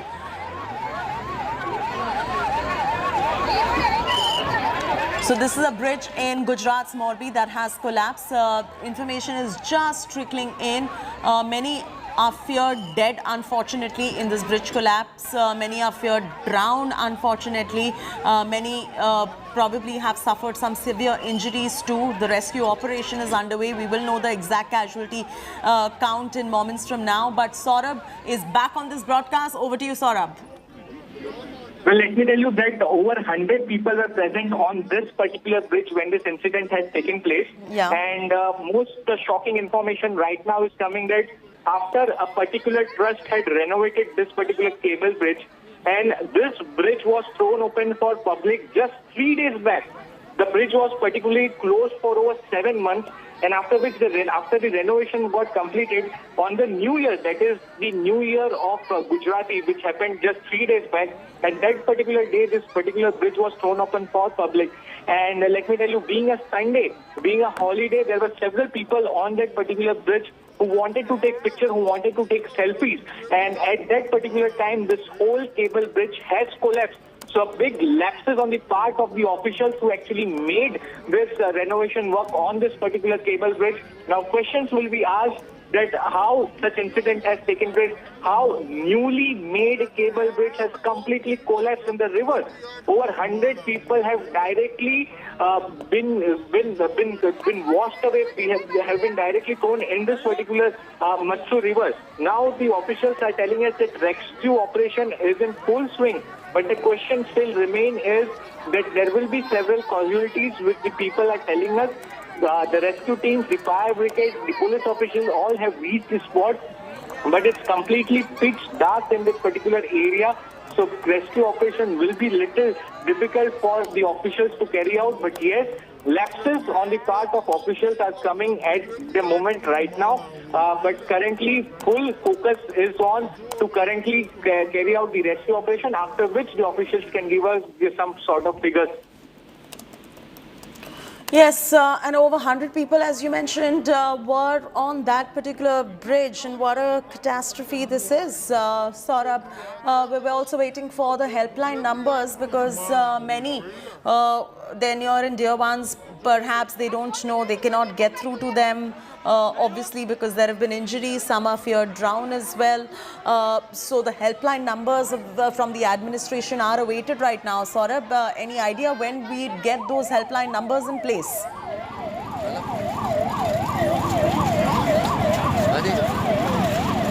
Well, Chetty, another information which right now we are giving on India Today is that after this particular overbridge was made, was actually thrown open for people just 3 days back, the guarantee which the company who made this particular bridge had given that for 15 years nothing can happen to this particular bridge.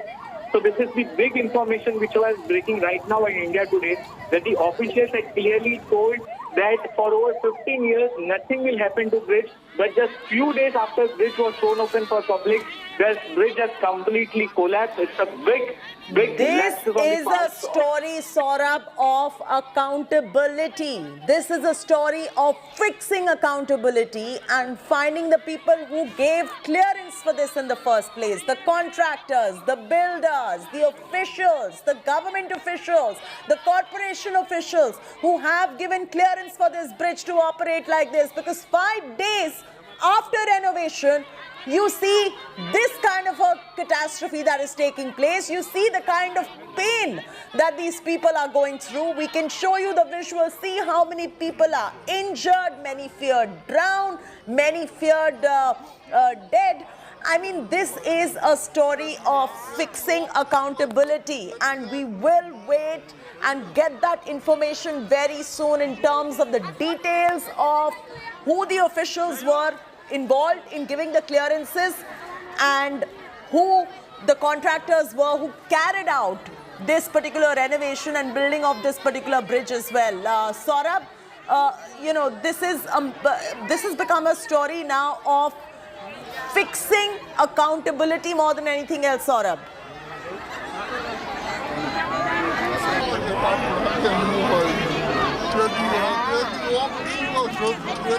Are you with us, Saurabh?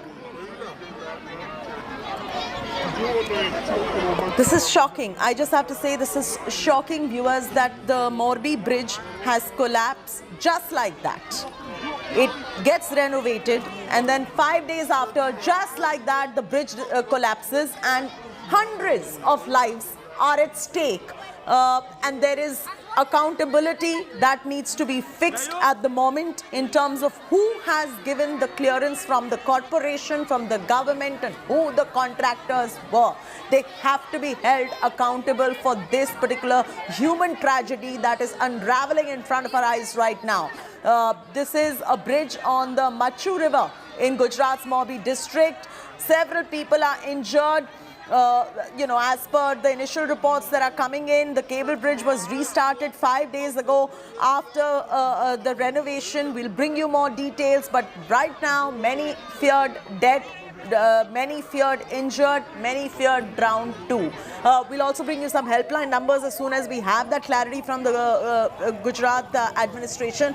For now, we're slipping into a very short commercial break on these disturbing visuals that are coming in at the moment.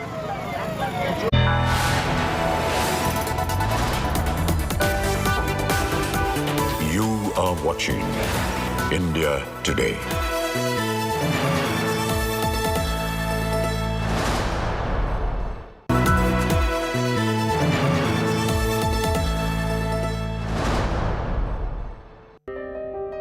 हम अकेले duty करते हैं, हम गरीब आदमी हैं sir. मेरी क्या गलती है बताइए?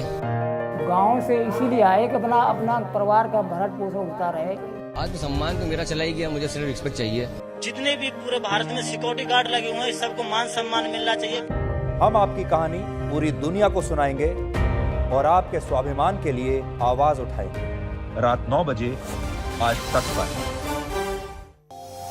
From the makers of Aaj Tak and India Today, the undisputed leaders in Indian news, we understand news like no other.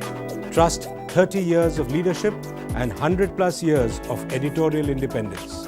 When it comes to decisions that affect your finances, trust only Business Today.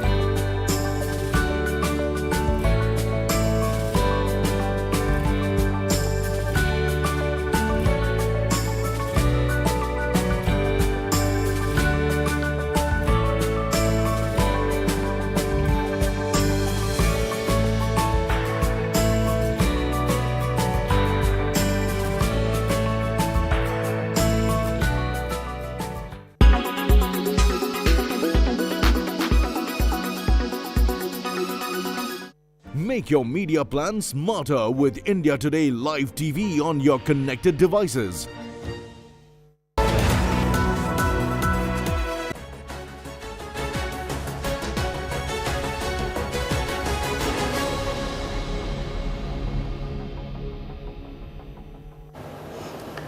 Musk is in the house, and finally, after months of back and forth, one of the world's richest, most unpredictable billionaires is in the house. And after lots of back and forth, Elon Musk has finally formally acquired Twitter. The social media giant, after a great deal of unpredictability, now belongs to Elon Musk.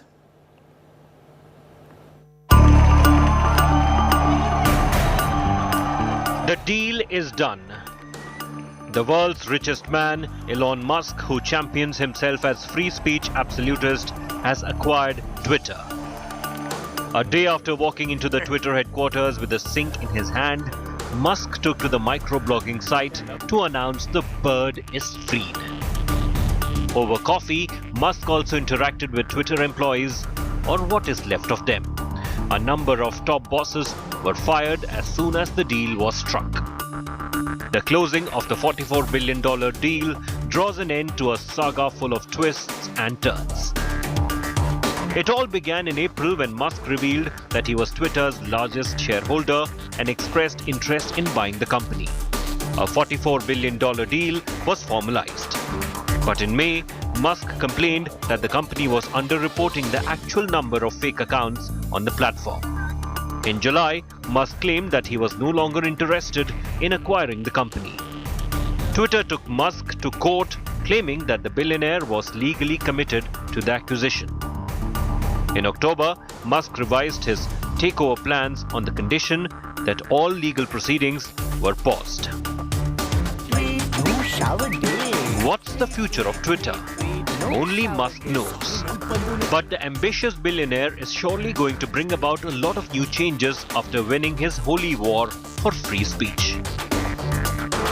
Many tweeples barred earlier, like Donald Trump, are likely to be allowed back on the platform. Bureau Report, India Today.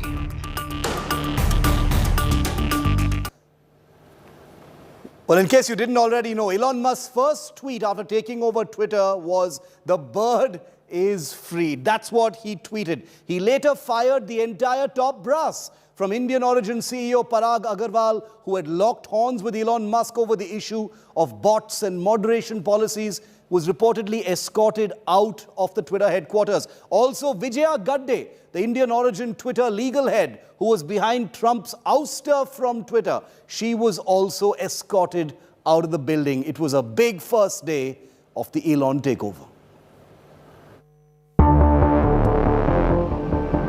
Soon after taking over Twitter, Elon Musk hung out with the staff at its headquarters coffee bar. Moments later, news broke that he had fired some of the top executives at the microblogging platform. Chief Executive Parag Agarwal, Chief Financial Officer Ned Segal, Legal Affairs and Policy Chief Vijay Gadde, and General Counsel Sean Edgett have all been sacked. Reports suggest that Agarwal has left the San Francisco office and is never to return. However, Agarwal's official Twitter handle still says that he is the CEO of Twitter. He has also not issued any other statements or tweets regarding the big move. The immediate sacking of Parag Agarwal and other Twitter bosses was on expected lines. What was expected, though, was the way they were booted out of their offices. Reuters reported that Agarwal and CFO Ned Segal were in Twitter's San Francisco headquarters when the deal closed and were escorted out. Vijay Gadde, the head of legal policy, trust and safety, has also been fired. Hyderabad-born Gadde was the key executive who made the decision to permanently ban former US President Donald Trump from Twitter, following the infamous Capitol Hill riots. She was in the limelight after multiple reports from earlier this year suggested that she cried after getting to know that Musk is buying Twitter. The big Twitter purge comes after Musk had accused the top executives of misleading him and investors over the number of fake accounts on the social media platforms. Musk has told Twitter employees that he is not planning on laying off 75% of the staff. Bureau Report, India Today. Well, Elon Musk wants to be seen as a man who is a flag bearer of free speech. After buying out Twitter, everyone is just asking one question. Will Elon Musk, now the owner of this social media giant, invite Donald Trump to return to Twitter? Here's a report. He was booted out of Twitter, the most high-profile leader to be removed, and ever since, Donald Trump has been ruthless in his criticism of the social media platform. Calling Twitter corrupt and his favorite jargon of fake news, Trump will be thrilled with Elon Musk taking over the social media company. The former US president was unceremoniously ousted from Twitter after the violence on Capitol Hill on January the 6th, 2021. Two tweets of Trump's were seen as incendiary and insightful by Twitter, prompting the suspension of his Twitter account. Trump's Twitter journey has been eventful, to say the least. Let's go back in time to over a year ago when Trump was putting out a tweet literally every second.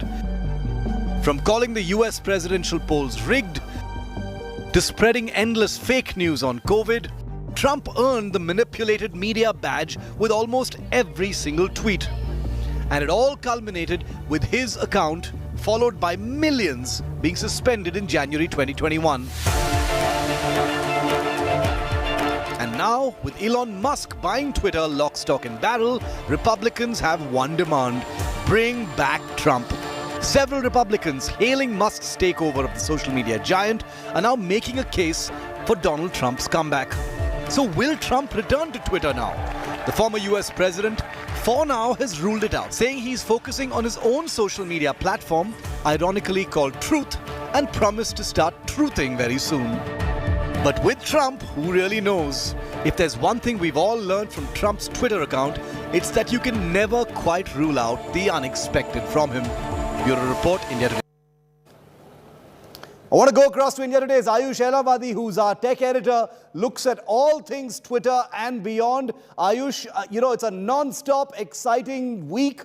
Finally, it has sunk in. The chief twit is in the house. But, I first want to talk about those high-profile sackings. What happened? Was that expected? Was it expected that Elon Musk was going to walk in and just throw out Vijaya Gadde and Parag Agarwal, among others?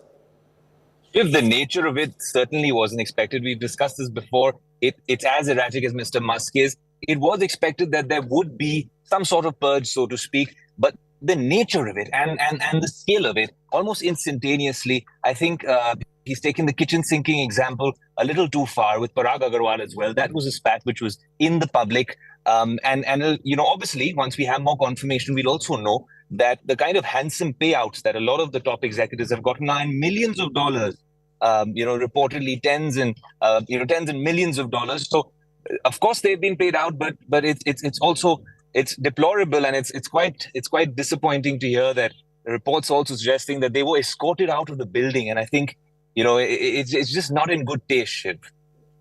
It's sad. Thanks very much for that, Ayush. I mean, a lot of people are wondering, there's a great deal of schadenfreude as well, people feeling good about these sackings, because remember that Twitter has been a very polarized battlefield. Many people believe that Twitter, under the leadership of, the former leadership at least, has, sided with the left liberal side. The right wing has, has felt sidelined as a result of this. They believe that Twitter has indulged in political bias in the manner in which it deals with accounts, shadow bans accounts, suspends accounts, etc., etc. And therefore, there's a lot of joy and glee among certain sections around the world over these sackings. But remember that this continues to be a very unpredictable time as far as the social media giant is concerned. Now, Elon Musk is the new Malik of Twitter. He calls himself the chief twit. From buying Coca-Cola and adding cocaine in it to making fun of Trump's social media account, it's not even a week since Elon Musk had originally signaled that the end was in sight, and now Twitter is in his hands. The Tesla CEO seems to have ample time for some Twitter banter, and now that he owns Twitter, probably even more. Next, I'm buying Coca-Cola to put the cocaine back in. Trump's Truth Social should be called Trumpet. Cocaine, ice cream, Trump, and tweeting fun on a whim and whipping it up on Twitter.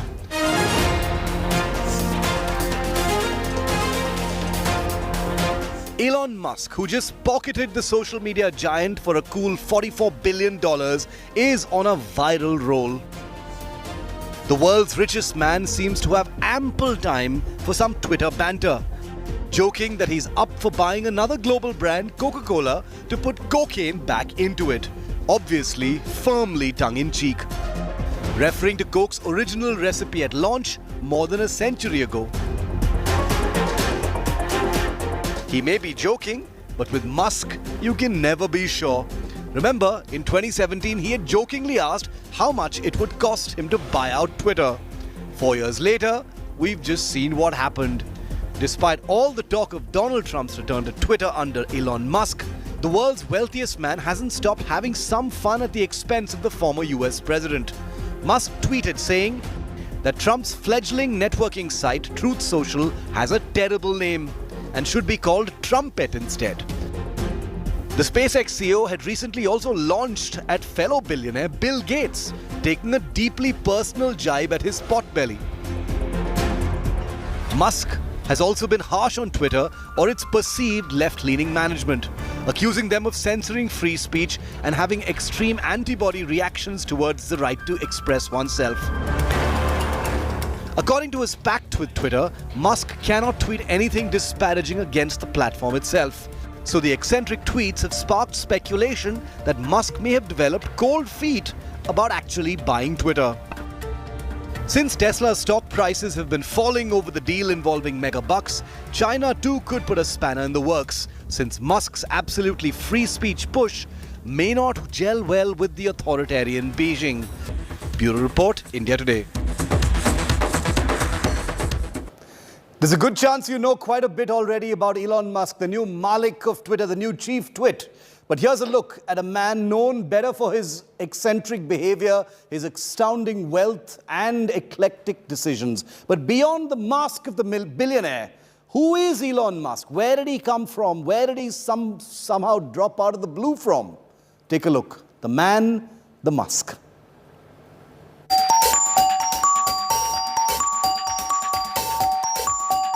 He is a billionaire.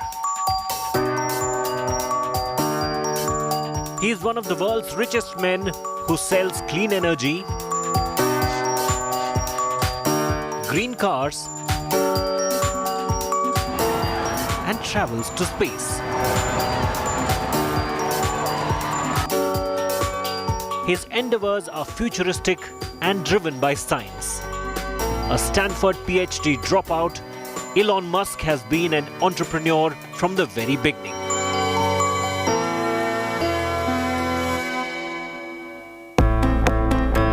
His first startup was co-founded with his brother Kimball Musk.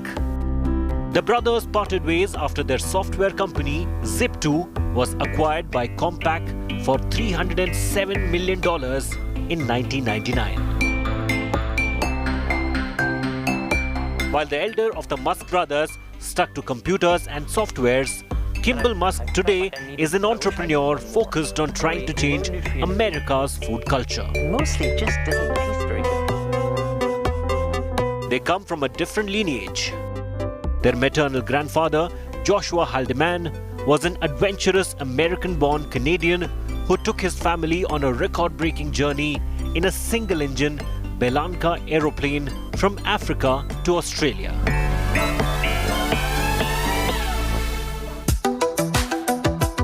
Elon Musk's father, Errol Musk, is a South African electromechanical engineer, pilot, sailor, consultant, and property developer who was once a half-owner of a Zambian emerald mine near Lake Tanganyika.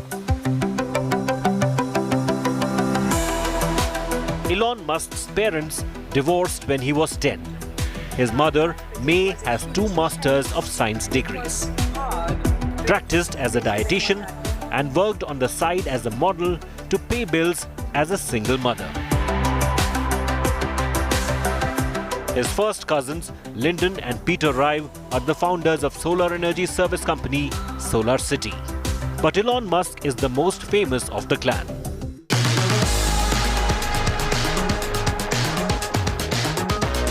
Thanks to his mad scientist way and the peakless buzz surrounding the company, he's dreamed up from PayPal to electric car maker Tesla Motors to aerospace manufacturer SpaceX.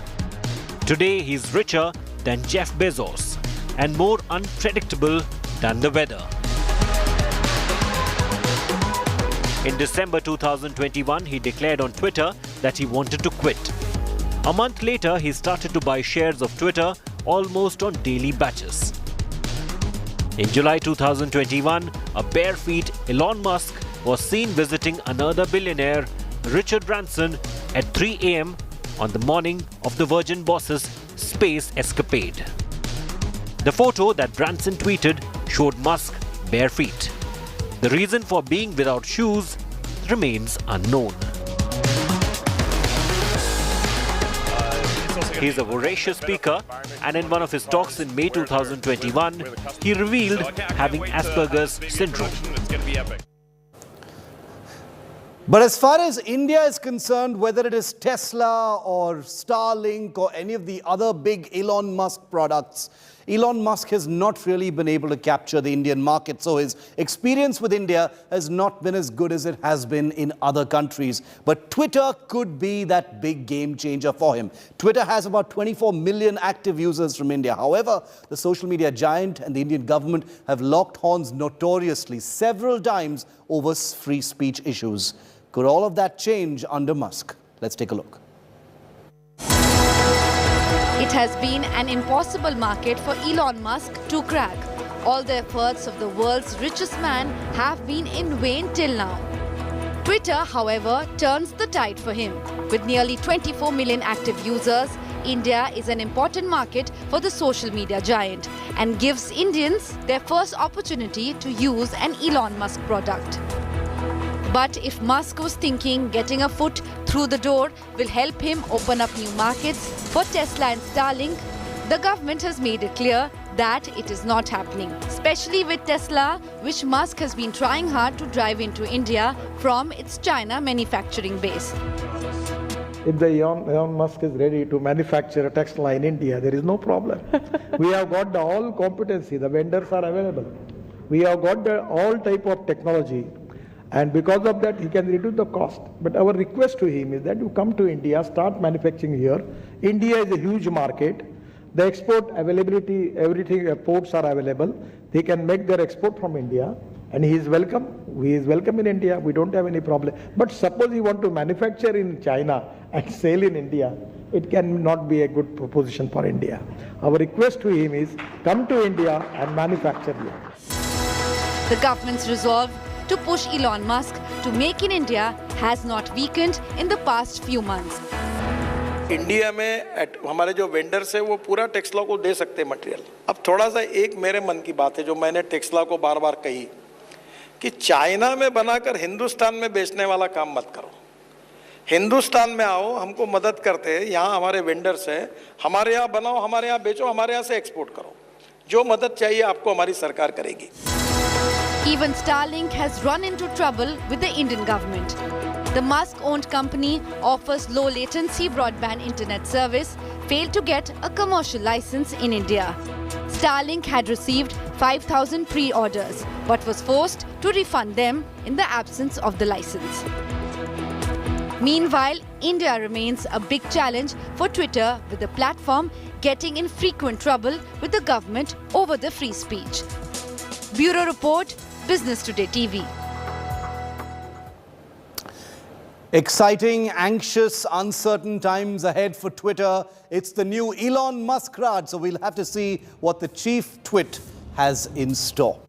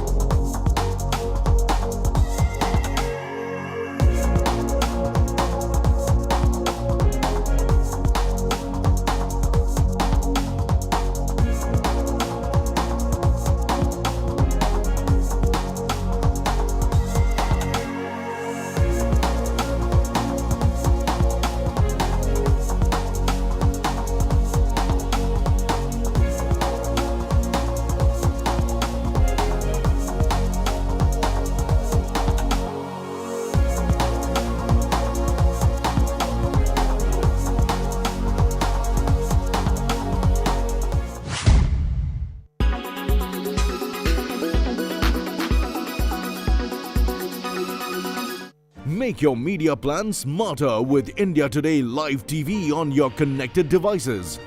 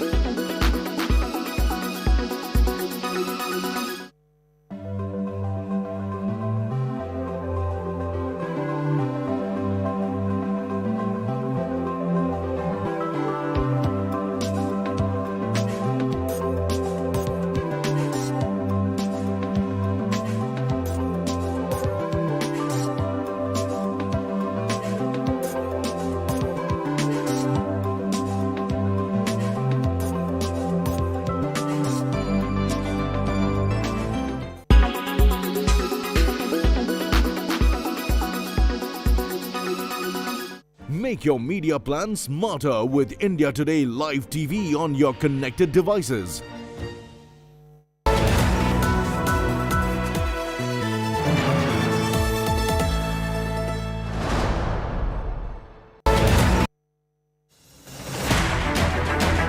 I don't read the news. I read between the lines to tell you the true version of events. The true story of our times. To document grief, the toughest assignment for any journalist to be. From those who matter. Women politicians going to stick up for each other. Of those who should matter.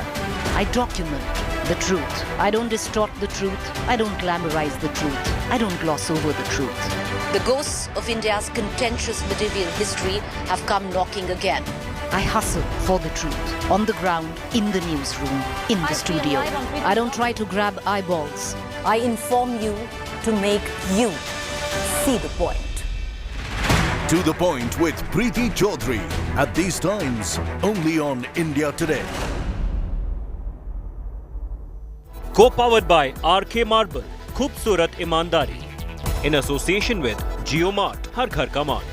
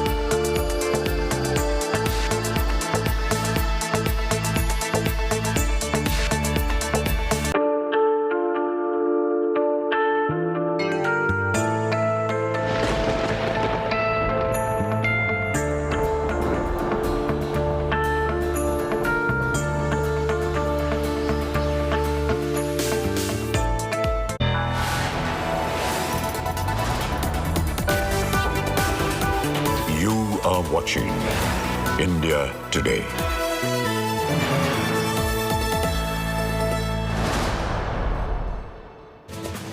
Very good evening and thanks for being with us on India Today. I'm Chaiti Narula getting you all the top stories. Let's start with the headlines first. The ED makes a big allegation against Satendra Jain, claims AAP minister gets VVIP treatment in jail and meets co-accused in jail cell. ED demands CCTV footage.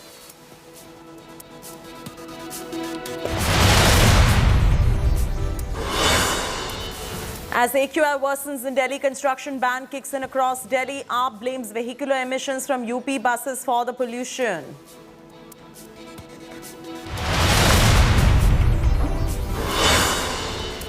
Chhath politics intensifies across Delhi. Jal board officer accepts BJP MP Parvesh Verma's challenge, bathes with Yamuna water.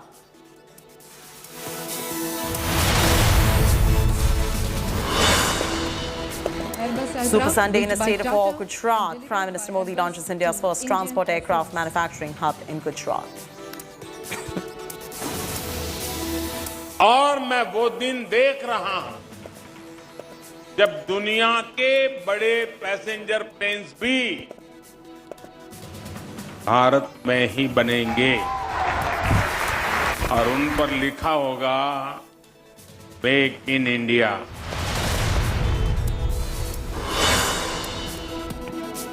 Horror scenes in South Korea's Seoul as 151 people die in Stampede during Halloween celebrations.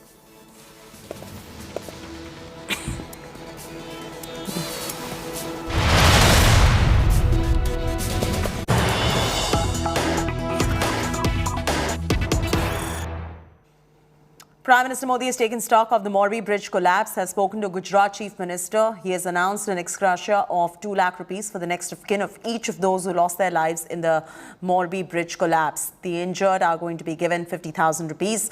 Rescue operations are still underway. Many are feared missing, many feared drowned, many feared injured. This is an absolute catastrophe we are talking about.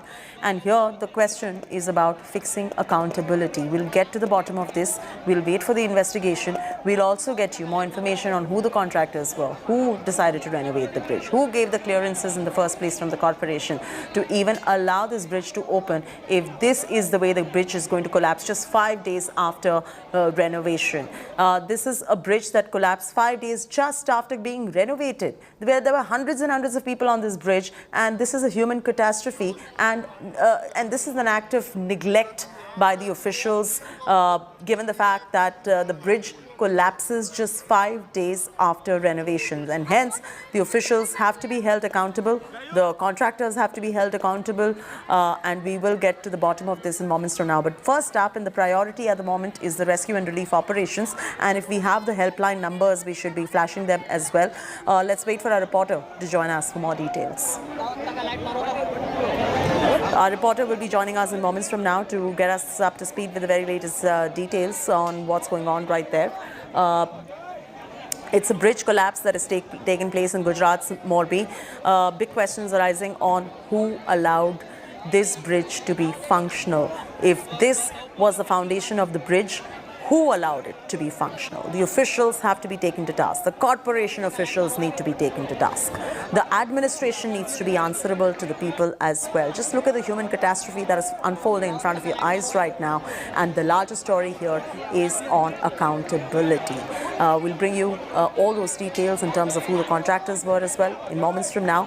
Rescue operations currently underway, as you can see on your screens. There's a lot of pandemonium of people who were surrounding that bridge as well. And look at that, on the left side of your screens, you can see people holding on to whatever little is left of the bridge as well. On the middle of your screens, you can see people almost tumbling down that particular bridge. Some are feared to be injured, some feared dead, some have probably drowned. The exact figure is something that we are still awaiting at the moment. We're also awaiting the Gujarat administration to put out the helpline numbers. So if you're near and dear ones who were on that bridge and you are worried about them, those helpline numbers should be available to you. And hence we're waiting for the Gujarat administration to put out those helpline numbers. Rescue operations underway. Scores of police vehicles, scores of ambulances have hit the spot at the moment. Saurabh Aktania joins us with the very latest details. Saurabh, let's begin for the viewers who have just tuned in, who have not heard out our conversation in the last show as well.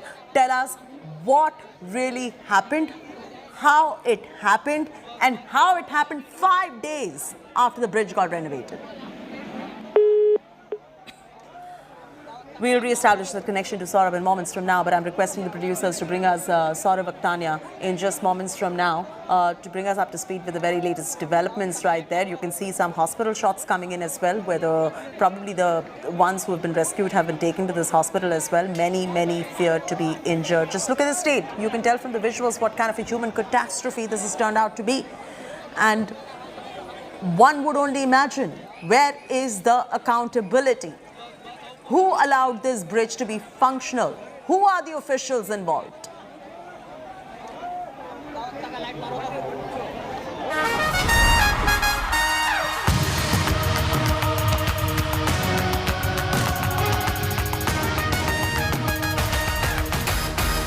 Live from Perth right outside the Optus Stadium, where India's third game of the T20 World Cup has just concluded, and it's not the result that Indian fans were hoping for. After two victories, one against Pakistan, the other against Netherlands, India have had to face their first defeat in this edition of the T20 World Cup. They were up against a formidable opposition in South Africa. You expected a tough fight. Conditions here weren't very easy for the batting side, and it was the bowlers that dominated from both sides. India batted first and managed 133 runs. 134 is the target that they had set for South Africa, and South Africa chased it down in the final over. For India, it was Suryakumar Yadav who was the star with the bat with 68 runs. But then South Africa also didn't have a great start, losing their 3 wickets very, very quickly. But after that, a great partnership between David Miller and Adam Markram is what set South Africa on the path to victory. Pragyan Ojha joins us. Pragyan, how would you look at this result? A few runs short, or do you think the bowling had it in them to defend this total? Where does the blame lie at the moment for India's defeat? Few runs short. If you look at South African batting, I told you their middle order is a very solid batting unit, and they have been getting those runs. That's where, when you look at India's batting, I think somewhere I felt the trust that was, the faith that was shown on Dinesh Karthik. I think he should be sitting and thinking about it, because had he been there with Suryakumar Yadav, had they added that 10-15 runs or 20 runs more, it would have been a different ball game. That's where the difference was made, because both the bowling units, they did their job, and if you see, Indians should be pleased because the game went on till the last over, and that's where it was decided. But when you talk about batting, that's where I felt very strongly that South African batters played to the situation, and we somehow did not play to the situation apart from Suryakumar Yadav. I'm talking about the middle order.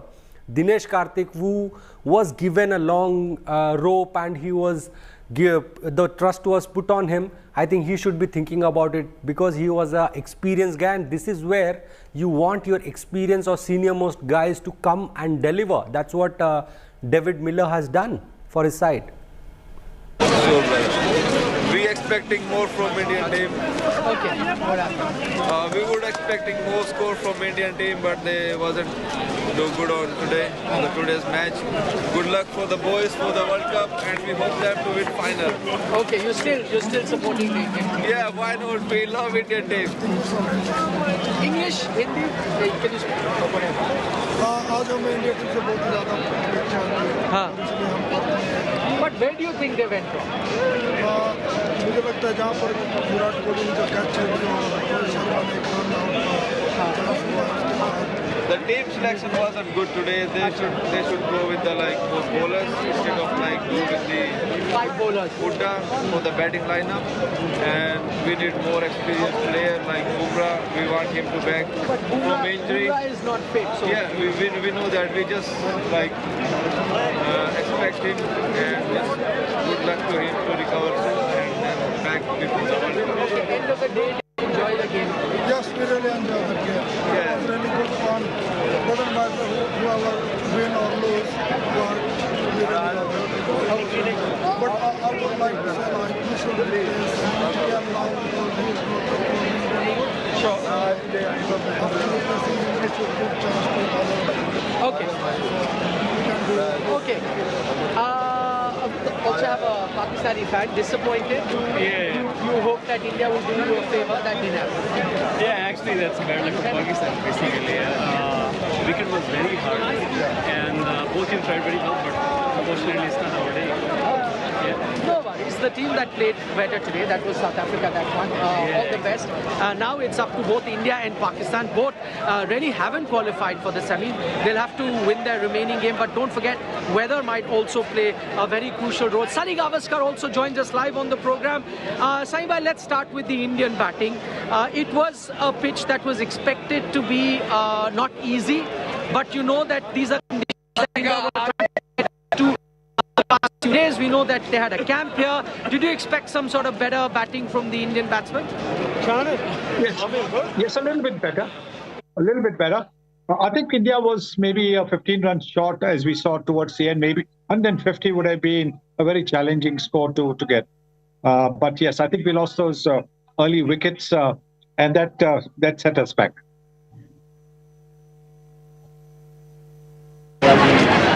Okay, maybe 15 odd runs more is what Sunny is saying.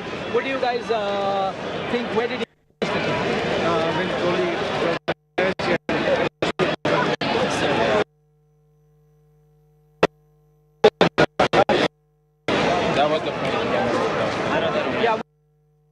who said that maybe India should have got 10-15.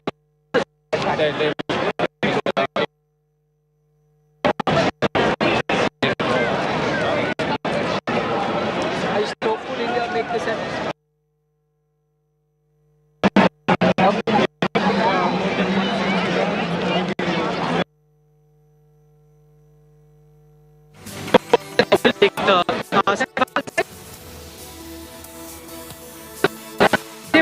Those two crucial bits. There was a catch that Virat Kohli dropped. Many thought that could have. Yeah, I think it was a great knock by David Miller. The way he handled those situations. Had he not played with Markram, I was like, you know, India would have done something special today.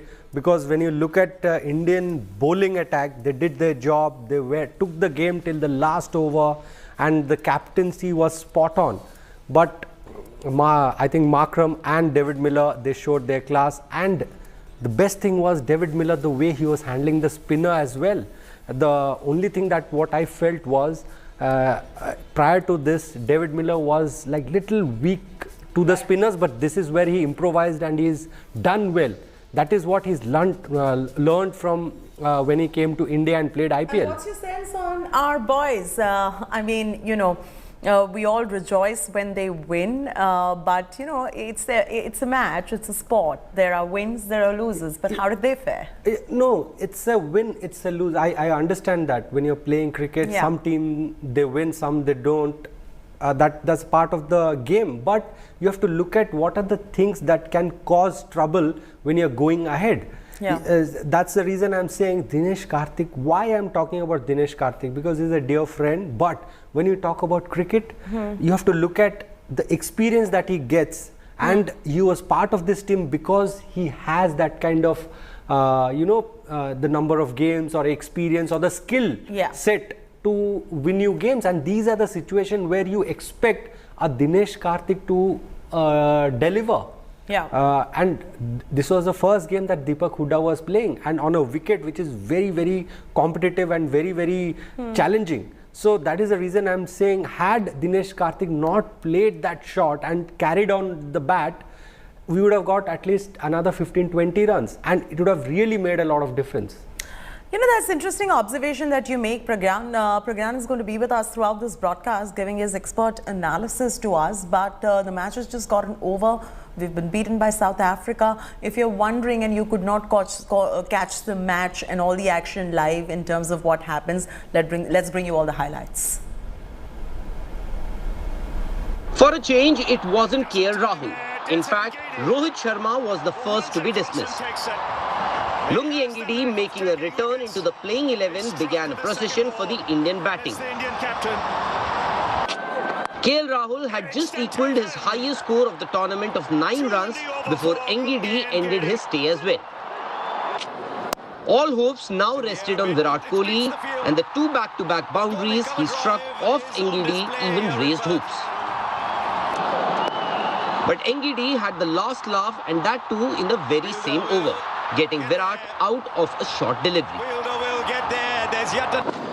Deepak Hooda lasted only 3 balls before he was done in by a knuckle ball from Andrik Norke for a duck. Ngidi wasn't done yet, and he got his 4th when he had Hardik Pandya brilliantly caught at 3rd man by Rabada, leaving India at 48 for 5. Suryakumar Yadav took the responsibility and did not hesitate to chance his arms, fetching a few boundaries too. Dinesh Karthik was batting patiently at the other end even as Sky notched up his 11th half century and second of the tournament, this one coming off just 30 balls. He's there at 40. Karthik also tried to switch gears, but that also led to his dismissal. Wayne Parnell getting his second wicket. Suryakumar Yadav, however, was unperturbed with what was happening at the other end and kept going for his shots before he was finally gone for 68. It is the end of... If it was Ngidi for South Africa, it was Arshdeep for India, and that too in the very first over. First, the dangerous Quinton de Kock. It swung. And then Riley Russo, the centurion from the last game, and India had got the start that they were looking for. The South Africans were further pushed on the back foot when Shami dismissed a frustrated Temba Bavuma. Aidan Markram and David Miller survived some fiery bowling from the Indian pacers, and fortunately for South Africa, didn't lose the wicket. Right around Rohit Sharma to... India got two opportunities, but both were wasted. First, Virat spilled a sitter to hand Aidan Markram alive. How could he put that down?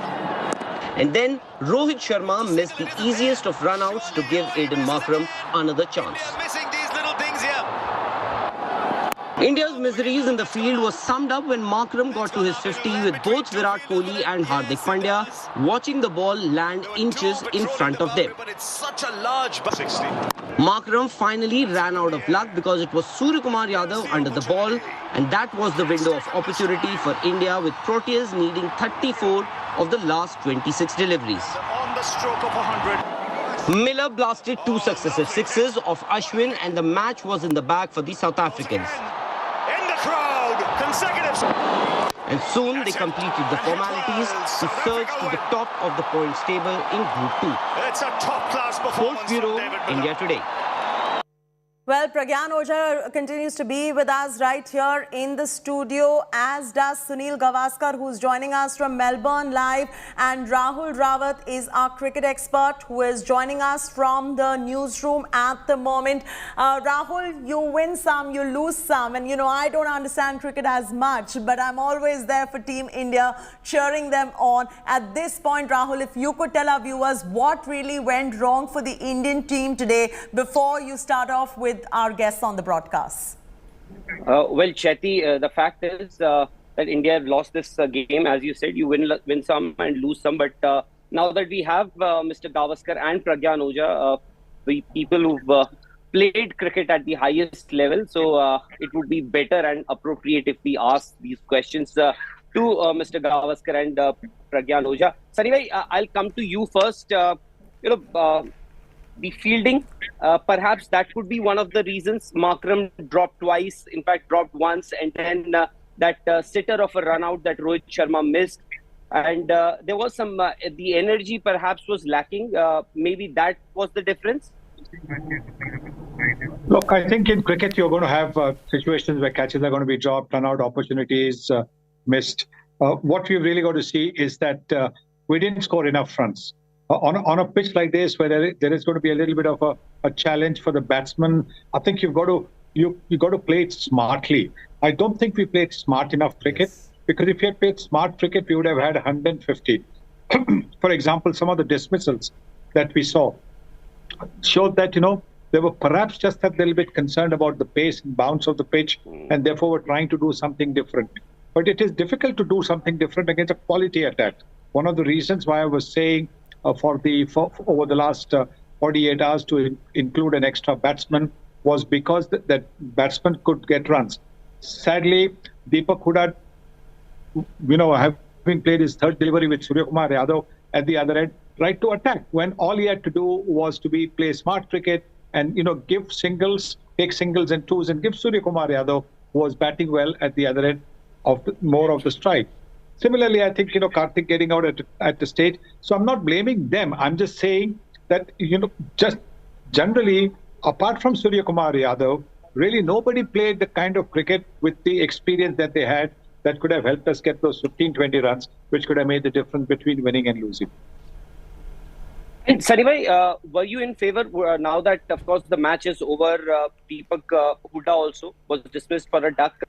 Were you in favor? Do you think that India needs to have a relook at their batting order and perhaps get somebody like Rishabh Pant in the 11, or would you still say let's not press the panic button?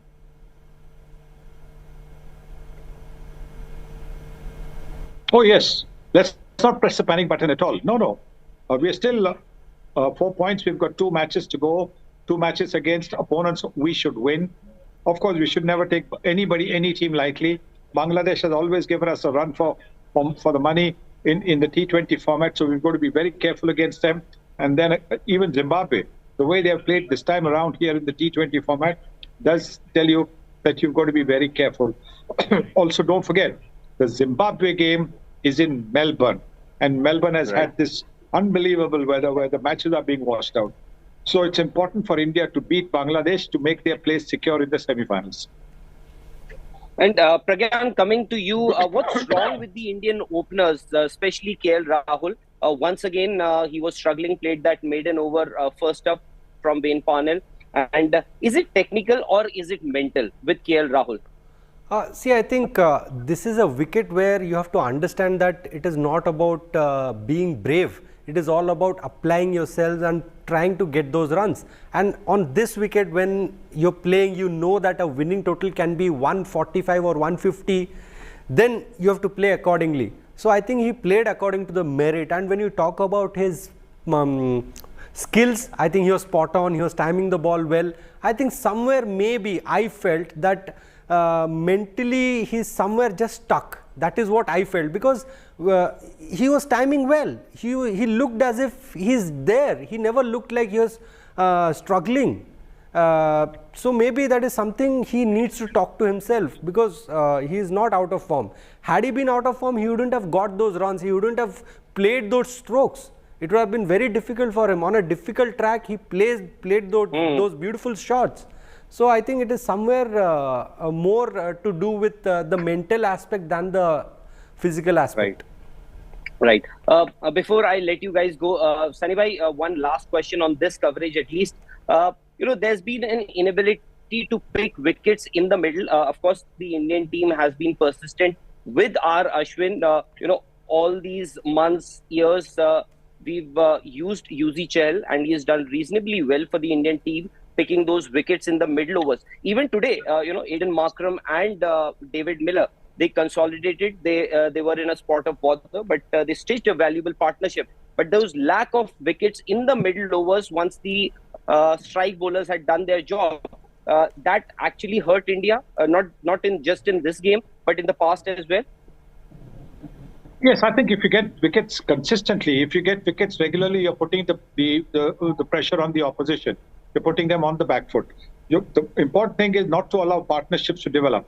So there was that, we had taken those 3 wickets and then we allowed a partnership between Markram and David Miller to develop, steady the ship, after which it was easy for the South Africans to go and launch the attack. So clearly, yes, I think the fact that we are not picking wickets from, say, the 7th to the 14th over, that is not helping the Indian cause at all.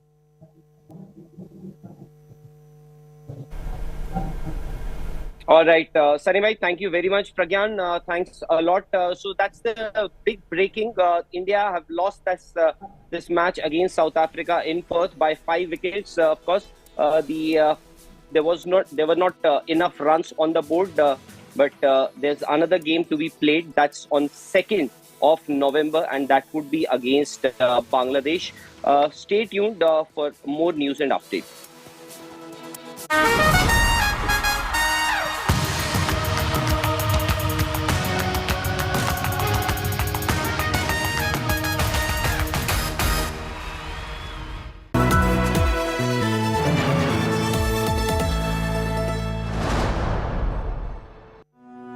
जितने भी पूरे भारत में security guard लगे हुए हैं, सबको मान सम्मान मिलना चाहिए। हम अकेले ड्यूटी करते, हम गरीब आदमी हैं सर। आज सम्मान तो मेरा चला ही गया, मुझे सिर्फ रिस्पेक्ट चाहिए।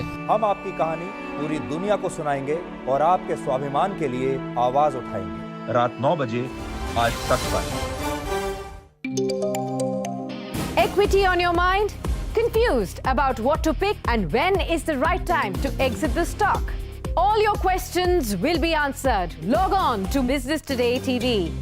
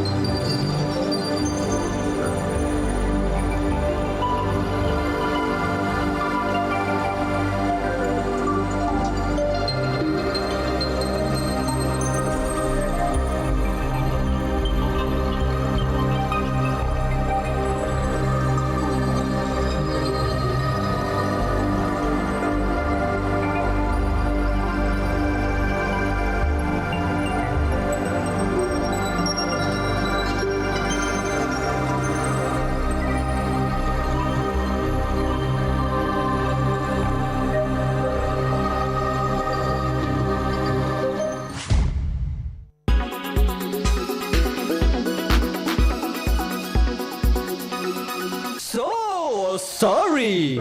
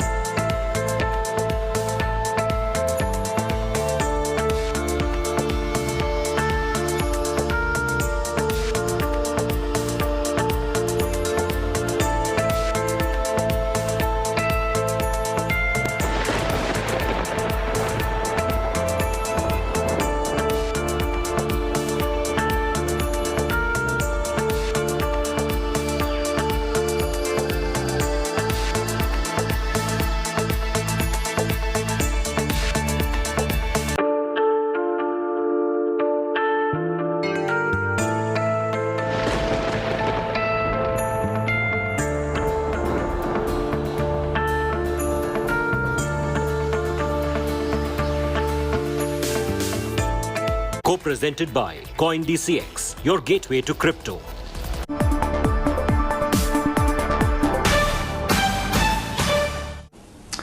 Hello and welcome to the Business Today show. I am Udayan Mukherjee. Everyone likes a good rags to riches story, and there have been a few in the Indian corporate sector as well. But my guest on the show today is a man whose journey is truly remarkable. I mean, he started from really humble roots. His father was a sweet shop owner.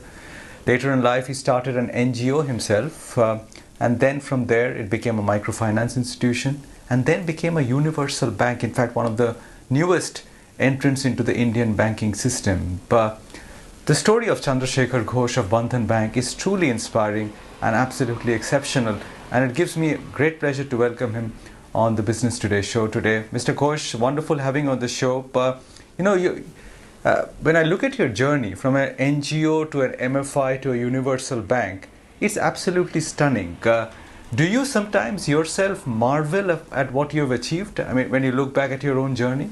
I find out on that the people of the country who are low income, and especially in the women, they are not getting the access of the credit of the formal financial institution. They are fully dependent on traditional money lenders, which they are charge very high interest rate, even 10% of the month. But my experience, I have been seen in that when I go to the local market, and daily some person has come early in the morning and given to the 500 rupees to the vegetable sellers and fish sellers and collect 5 rupees in upfront. And again give evening, that same person has come to collect 500 rupees, which means in the one person half a day, these people are paying to the lenders. So I ask them why you are paying on this the 700% interest to these people. And the very good entrepreneurs, and they are our businessmen, they are saying that what is my alternative? I cannot get the fund from any of the financial institution, even 500 to 5,000 rupees. But this person has given to me to this amount, the small ticket size, and he is coming to my business place, give the money, collect from my business place for their repayment, and I have not any cost of travel, no signature, no guarantor. So all together I have given the 5 rupees. I am very happy to get this money with the 5 rupees. Why you are worried about me? And I find out on that these people have need in a money, small ticket size, in the doorstep service, which can be helped. These people come out from these traditional money lenders, and they can be earn more, whatever they are earning now. And that is my journey as an NGO.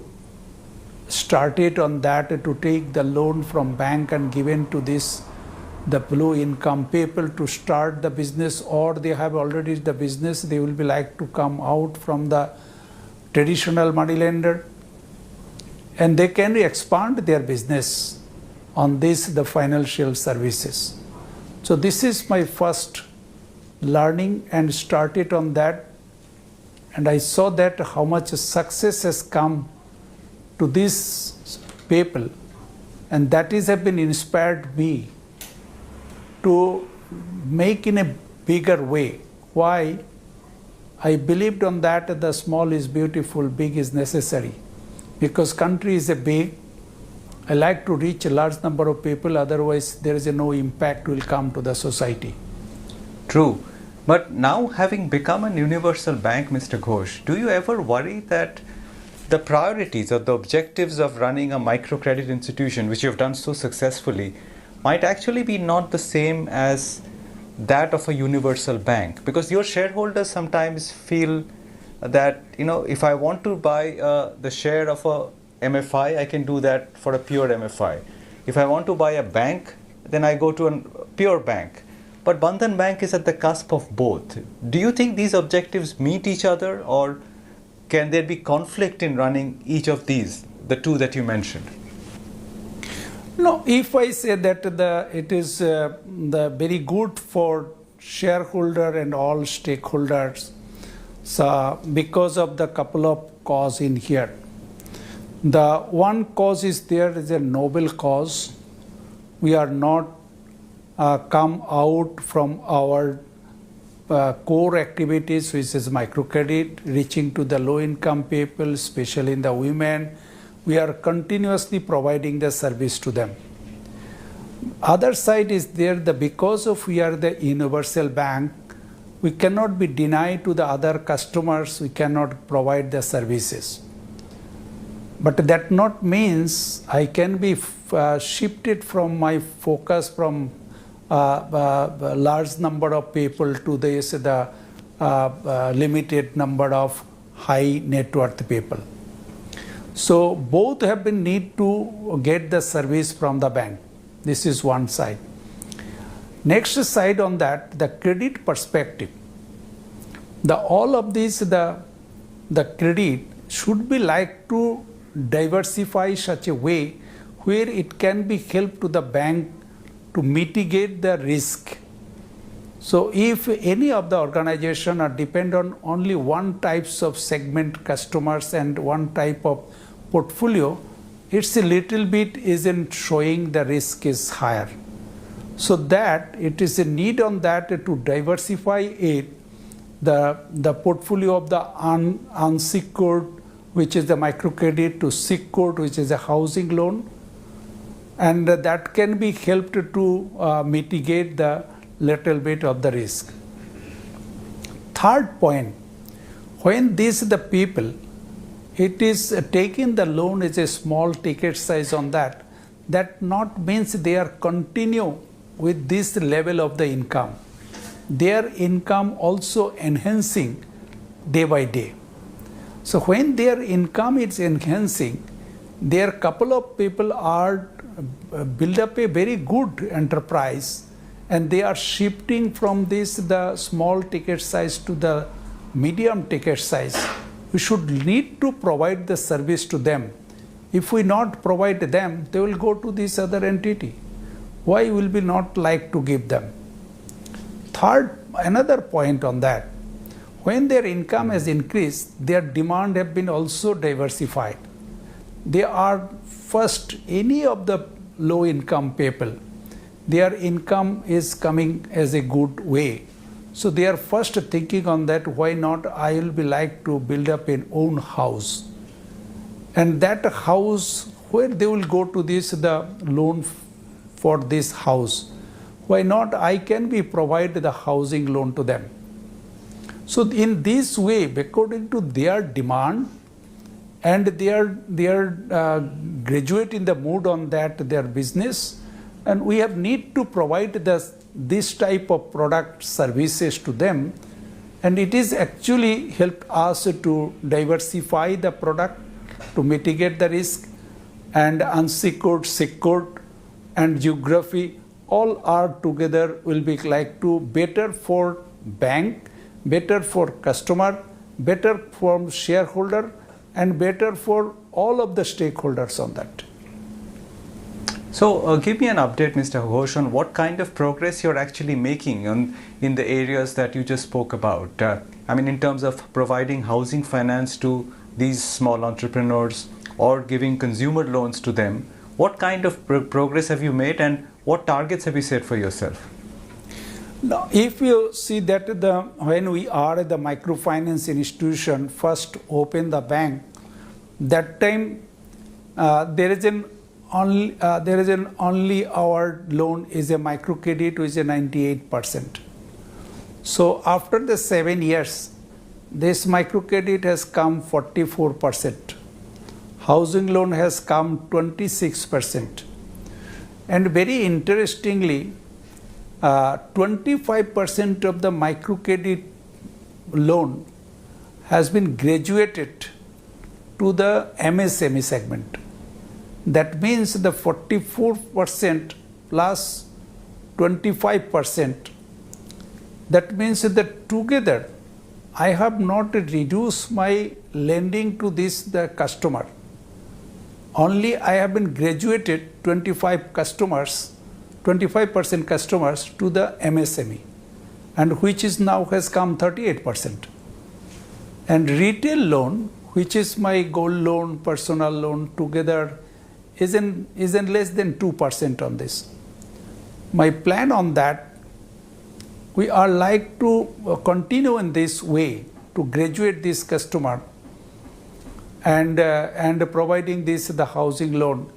Altogether, it will become on that the 26% of microcredit loan, which is the group-based loan, to by 25, and housing loan will become to nearly 30%, and the retail loan will become to this less than 10%, and balance will come to the MSME, including the graduate customers. So this is a plan of 2025. Okay.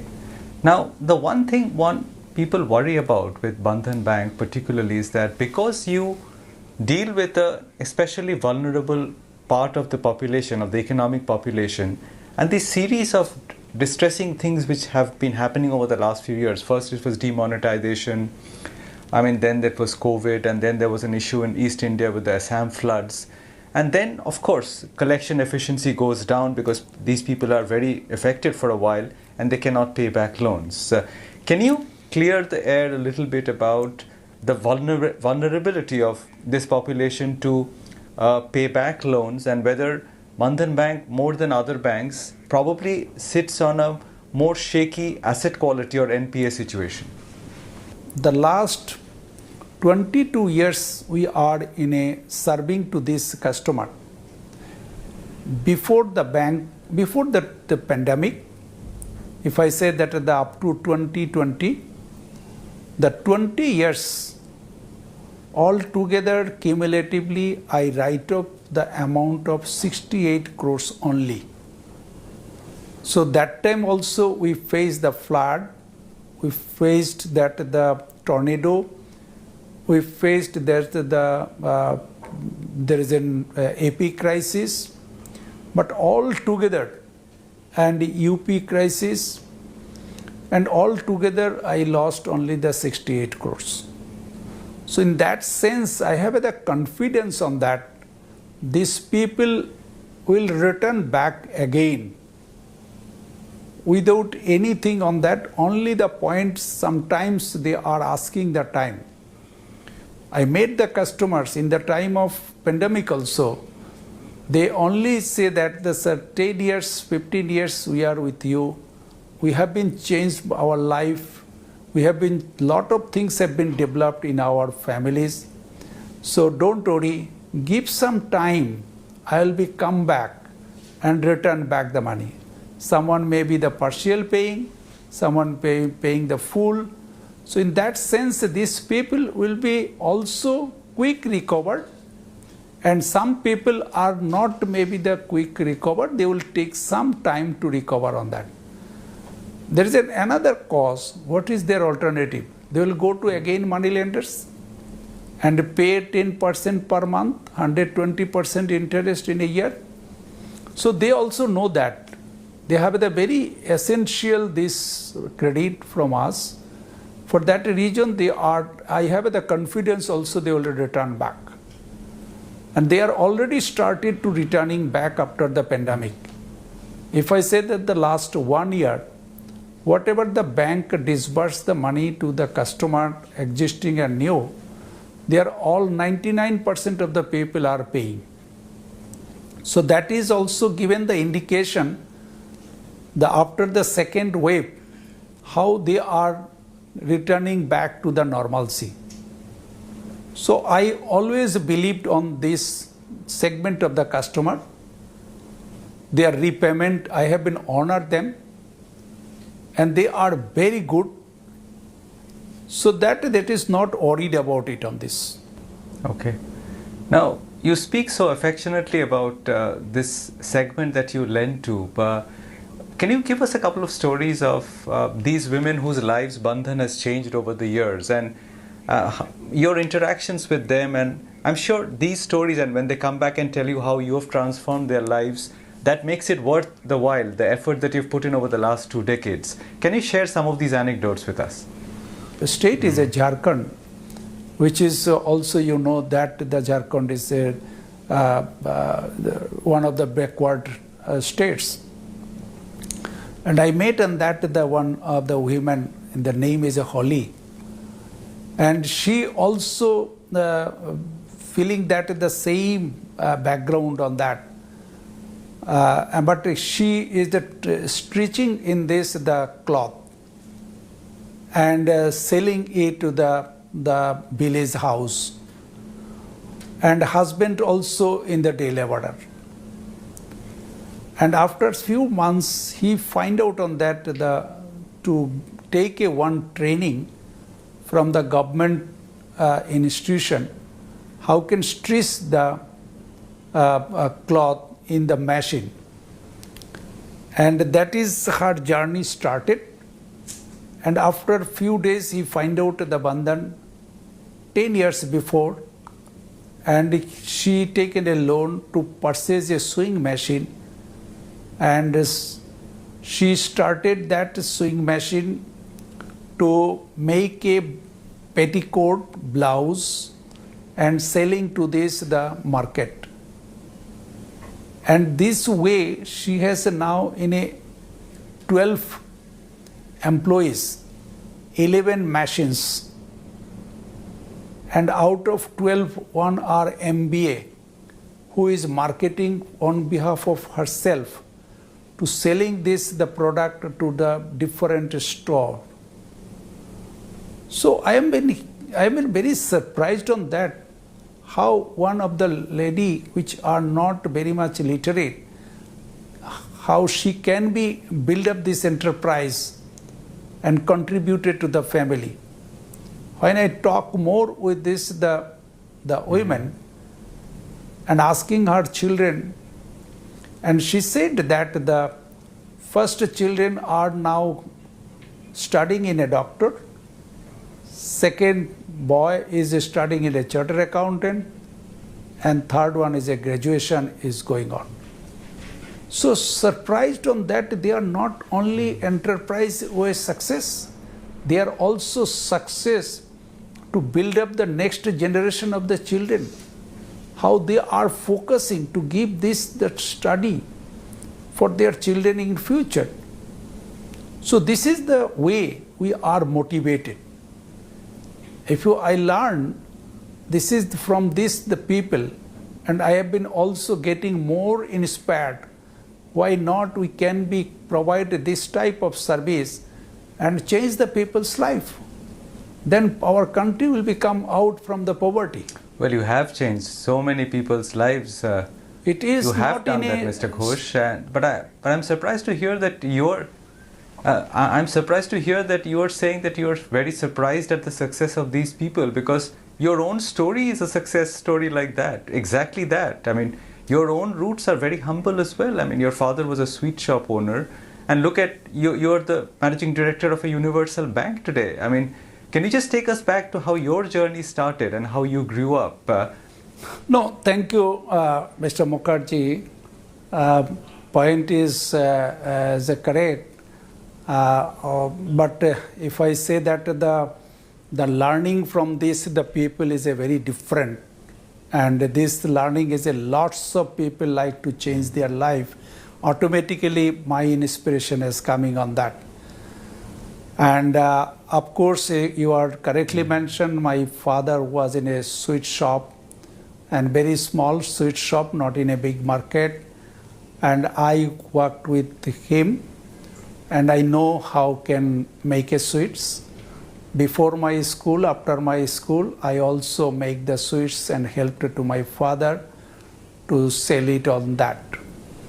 This is the life. Then I have been studied with a Ramakrishna mission, and one of the temple is a Brijananda Saraswati. They are providing all my food, accommodation and study. And I have been done my tuition and to spend some of this my expenditure. After complete on that, I do some of the NGO job, which is especially in that the health and education, and forming the self-help group, this type of. And when I do it, I find out on that there is a big opportunities for me to go to the different corner of the country, especially in Bengal, to see the life of these poor people. And accordingly, I find out on that they have need one thing, which is the finance, so then they can change their life. So my learning has come from them, and accordingly I been come to this position. I felt that the lot of things from my father. Give the 1-2 example on that. There is a sweet shop.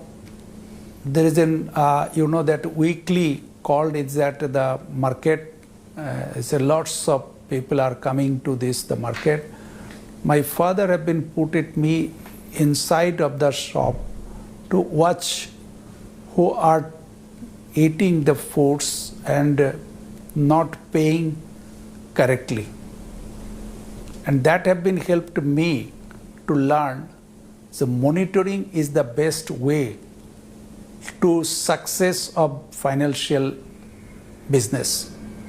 If I come to this, the microfinance, I introduced on that the how it can be closely supervised and monitoring of this, the finance that can be helped me to success of this model.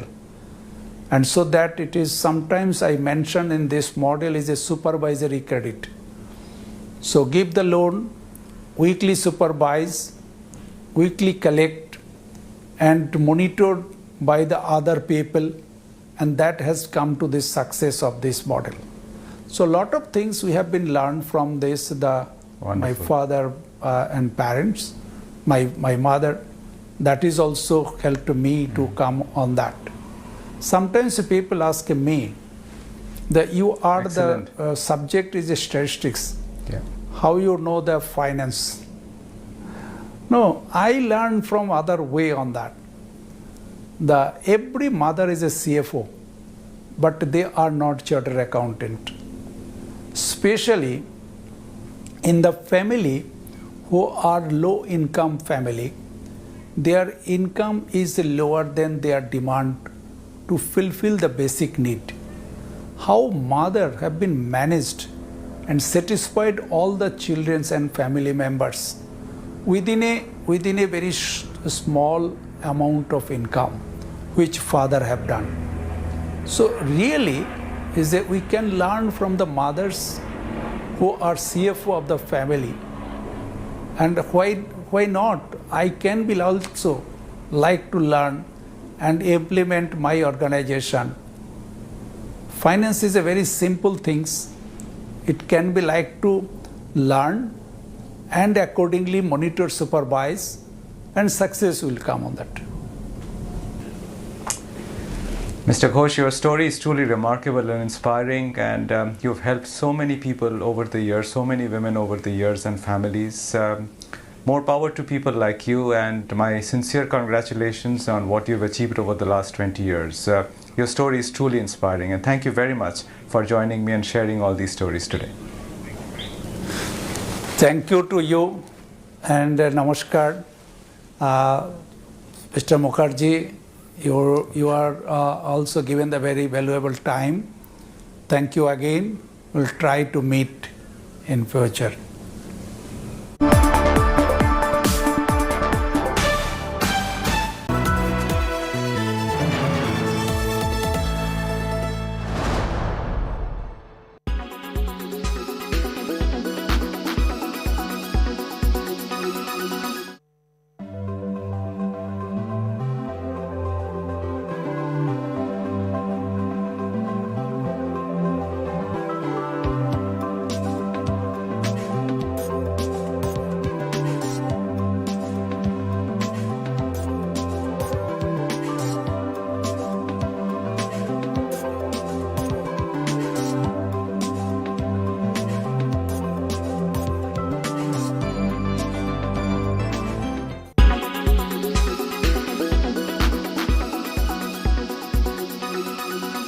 Make your media plan smarter with India Today Live TV on your connected devices. Everyone's busy finding what's trending. You're busy finding out why. India Today, for those who research before reacting. Download the India Today app now.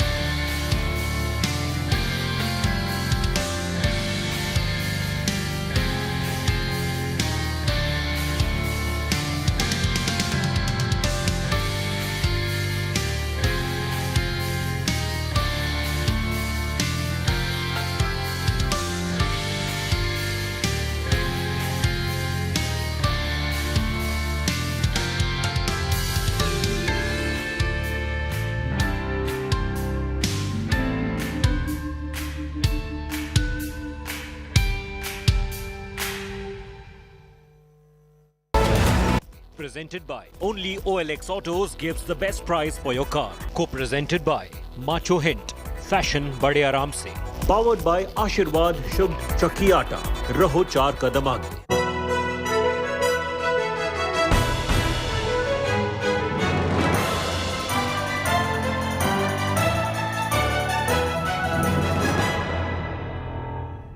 Hello and welcome once again to India Today, India Tomorrow, this unique show where we give you a slice of life by cutting across generations. And today we have another special pair with us. Joining us now on India Today, India Tomorrow, the lovely Janhvi Kapoor and her father, Boney Kapoor. Appreciate both of you joining us. Wonderful to have you on the show. I added an adjective for my daughter. Why not for me?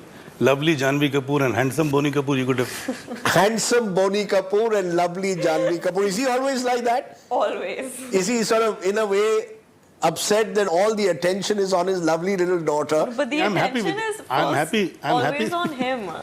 Oh, I see. Yeah. We just get we stand under his umbrella. So he's the sun that shines. You know, because I've seen these lovely photographs that you put up on Instagram over the years of you with your dad, your sister, you and dad. And it seems almost like you are daddy's girl in those pictures. All the love showered by him on you and vice versa. Your idea to go out there public and shower this love on dad? She does that because she's close to to her brothers, Arjun, she's close to Anshula. So you will see a lot of group pictures, all 4 children with me. In fact, they are my biggest support system in the last 4 or 5 years. They've been the biggest support system for I'm me. going to come to that in a moment, but is that your idea, the Instagram picture? Is this affection the way you are? I think the first few pictures that you showed me as a reference were actually uploaded by mom. And then after that, I think you post pictures with the people that you spend the most amount of time with, and I think it's like an Instagram culture thing now. Every time it's someone's birthday, you wish them. It's not an actual birthday wish unless you wish them on Instagram or make a post out of it. And we've obviously, he's my dad. Most of my most memorable moments in life have been with him, and I tend to capture it and share it sometimes. No, the reason I'm asking you this is because it almost seems as if today's actors don't have any sense of privacy. You know, you have a party, you have a dinner with dad, and you all end up putting up these pictures on Instagram. But see, that's a choice, and that still, I think, is a luxury in these times, because that's as private as it's been in my life when I have a say in what I want to share.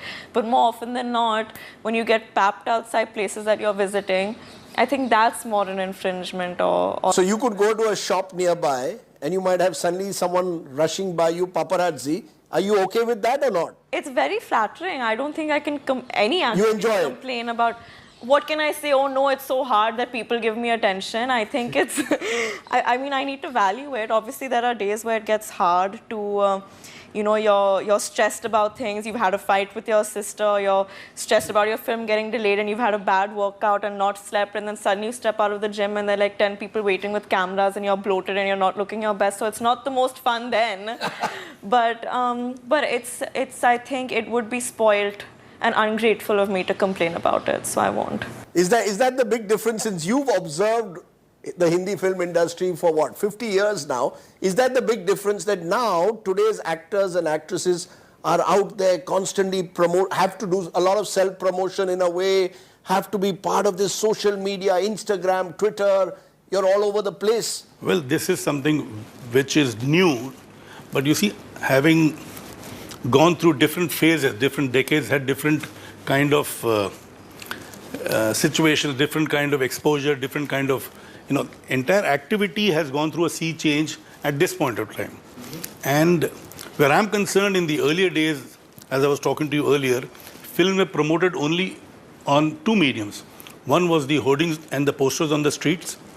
The other was, we had this film paper, Indian Express used to come out with Screen magazine, a Screen newspaper. It used to come every Friday. So, ads in that paper and hoardings and posters on streets. That was it. And the trailer in the theaters. And the trailers would come only 1 or 2 weeks before the release. That was the only mode of promoting a film, only mode we could see. And the actors were seen only on occasion like premieres, which is why you would see premieres of earlier films where there used to be hordes of crowd outside because they would get a chance to see all the actors coming in for the premiere. But Papa, you created this monster, a little bit of promotion, I think, with Roopki Rani Churno Ka Raja. I remember hearing stories that he organized a tour for Mom and Anil Chachu to promote in places to go to the cricket stadium. He made action figures. No. But Sridevi didn't, your mom probably did not need promotional, but right? when Papa I mean, asked when her, she I think was number one out there, you don't need to be, See, let me correct her. It was not Roopki Rani Churno Ka Raja, it was Mr. India. Mr. Where India, I sorry. had taken Anil to Sharjah. Okay. As part of your promotion. As part of the promotion, and Anil was dressed up as Mr. India, and he went out to toss with Sunil Gavaskar. Wow. And those days there was no satellite channel, there were only Doordarshan. And Doordarshan didn't have any restriction. कि भाई ये क्यों बैठा है mister India के getup पे, and we used to have hoardings, those small banners around the boundary line also. So that's where I started promoting my. So was it easier to make a film 30-40 years ago than it is today? Is the pressure greater today to see? Is that Friday, that release date, the pressure on a producer, is it greater today than it was 30-40 years ago? Pressure was always there. But you see, situations differ and the pressures differ. You see, as I said, those days promotion was just these kind of mediums, posters, hoardings and trailers. It was, something which was out of the box what I did for Mr. India. In fact, I had pencil boxes made, erasers made. Oh, really? And, the two popular magazines were Stardust and Cineblitz, and I had audio cassette trailer. There were songs which had only the mukhada, just the teaser of a song, and which was given free with the magazines. Because, today you have OTT, you have Instagram, you have YouTube. Attention spans, people say, are getting less. How do I get people to the cinema theatres? Brahmastra has worked in getting people to the theatre, but people wonder, is the world of cinema completely changed from the time you started to where Janvi is today? Well, definitely it has changed. And there are things for better also. And at the same time, we've lost out on a few things. What's the best thing that's happened now? Best thing that has happened is that there's a lot of free promotion available because most of the actors are on social media. So the digital domain is such that you're promoting the film right across the globe in one shot, in one go. And what's the worst thing? Worst thing is too much of exposure. Let me take that to you, Janvi. You're 25 and you're all over the place. What are you doing? You're brand ambassador for Nykaa. Apart from doing all your films, you've got various advertisements. Do you feel that there's too much exposure or there's nothing like too much exposure? The more you get, the better it gets. I've been told that I need to think like that, but fortunately or unfortunately, I think I'm a little bit of a purist in my approach, and I think that if it was left up to me, I would happily do without the exposure, and if that guaranteed that I would still get to do the films that I want to do, then I would be happy and I'd be fine. Let me ask you a direct question. Okay. The question that is swimming around Bollywood all the time. Nepotism. People say that, do you get a break because your dad is a producer, your mom was a top actress? Does that make things easier for you when you entered this industry? Or do you believe it became even more difficult because every time you were on screen, people would say, Sridevi's daughter, is she good enough? So there are many answers that I would like to give for this. I think firstly, I do acknowledge that there is a certain amount of privilege, and besides the privilege, it's just logistics and geography. Because my parents are in the industry, I've been in circles where I've already been exposed to several makers and people from the fraternity that have been familiar with me. I've been exposed to the public and the media since I was a kid. Privacy has never been a part of my life.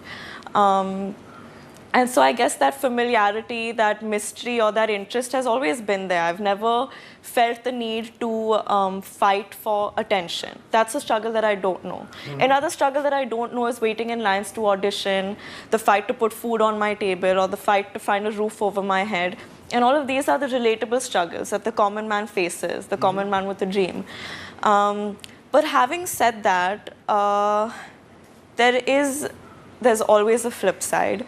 And there are times where I do feel like any outsider, so to say, with maybe my filmography, the few films that I've done so far, and had he or she given the exact same performances and been as, and I'd like to think I have been quite reliable for my producers in terms of commerce. I don't think any of them have lost money on me. If an outsider had the exact same career that I have had so far, I think he or she would have been taken a lot more seriously than I'm taken. Because your first film, Dhadak, did very well commercially. But having said that, but did not get the kind of reviews you might have wanted. And every review that I read said, you know, Sridevi's daughter, but still a question mark over her acting skills. Did that trouble you that you were always going to be compared with your mother? No, because I mean, fine, the comparisons I think were valid, because I think I could have been much better in that movie. And like I said, maybe I would have been taken more seriously and just been measured on what I'm putting out there, but maybe I wouldn't have gotten those opportunities if I wasn't my mother's daughter either. You want to get into that? If you were not a producer, if she was not Sridevi's daughter, if she was not part of this Kapoor Khandan in a way, would she have got the kind of breaks she did? How do you respond to those who say, oh, Bollywood is nepotistic? See, partly what she spoke answers your question, but at the same time, let me tell you, see, your privileges or the fact that you are connected with film industry, your mother's a top star, your father's a producer, that can only give you an initial break or initial this thing. Finally, you see, it is your hard work, your talent which matters. I mean, I can name several actors, like for instance, Kishore Sahu was one of the top directors. He launched his daughter, Naina Sahu, with big fanfare. The film bombed, it didn't click, and she disappeared. Similarly, Vasant Joglekar was a big name in Marathi and Hindi cinema. He launched his daughter, they couldn't click. Ravi Tandon was a big director. He launched his son, it didn't work out for him. So you've got to have the talent in you.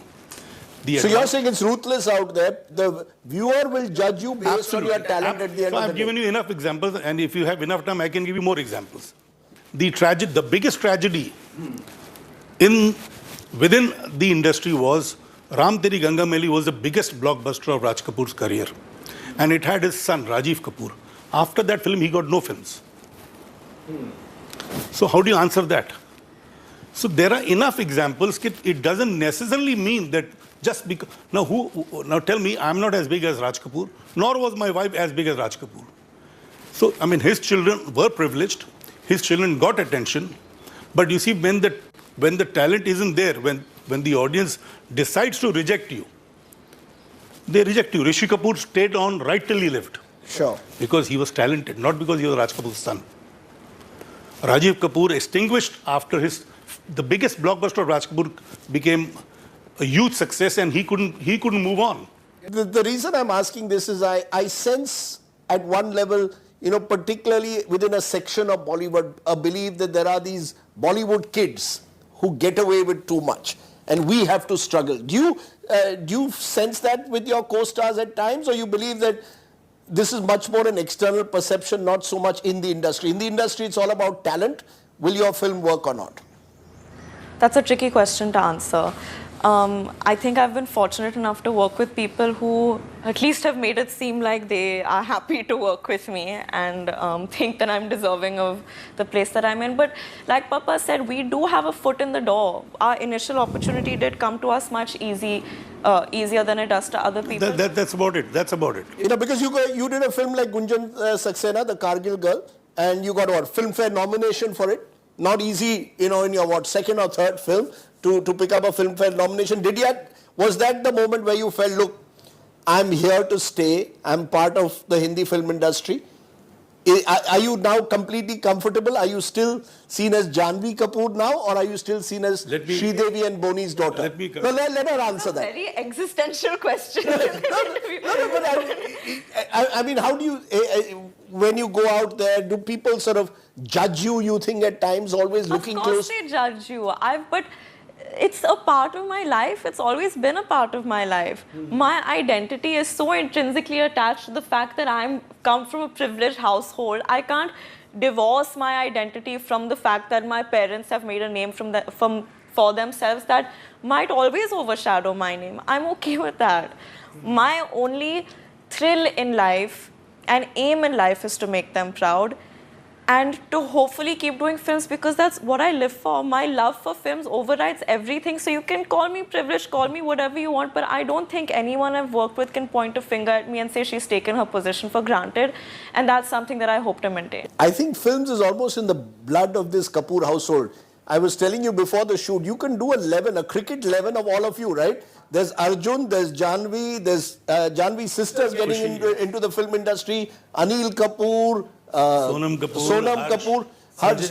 Why did you do a film? You're a great cricket fan. You should start an IPL team called the Kapoors. Yeah, well, at this point of time, we are almost 10 or 11 of us actively involved in acting. Including you. Yeah, you're coming in a film where you're acting as the husband of the one and only Dimple Kapadia. Right? Dimple Kapadia Khanna. You're acting opposite her. Well, you see, as a husband. See, initially when Love offered me this film, I was reluctant to do it. It's thanks to my kid, my son, my daughters, and my brother Sanjay also, who pushed me into it. And for me, when I got into it, the high was okay. I'll be getting to work in a unit which has got great actors, Ranbir, Shraddha, Dimple. But the other high point was, you see, in real life, Sri was my wife. In real life, I was getting to play Dimple's husband. So that was a big high, because you see, when we were young, Dimple was, she was a heartthrob of all the youngsters around. Right. So to get to play her husband also was a high. So you got it made. You're playing the role of one of your heartthrobs from college days, and you married the heartthrob of an entire generation. Not my heartthrob, but many youngsters, many others. Many in the industry. Did you warn him before he decided to come in front of camera, or did you encourage him? Come on, Dad, let's see you in front of camera. You've done 50 films as a producer. I encouraged him because I always knew that acting ka keeda was there in him. 1000%. So you have no idea. I remember me and Mom used to sit and look at him, because after he'd come back from work every night, he'd put on, what was that channel? Before You After, or no, what channel was it? It used to play all those old Hindi songs. Yeah, the music, the music channels. Yeah, the music channels that would play all the... Music Now. Shami Ji's songs, or all these. See, I've been a fan of Shami Kapoor and Sharmila Tagore. Right. And I've been a huge fan of the songs of Devanand, Rajesh Khanna.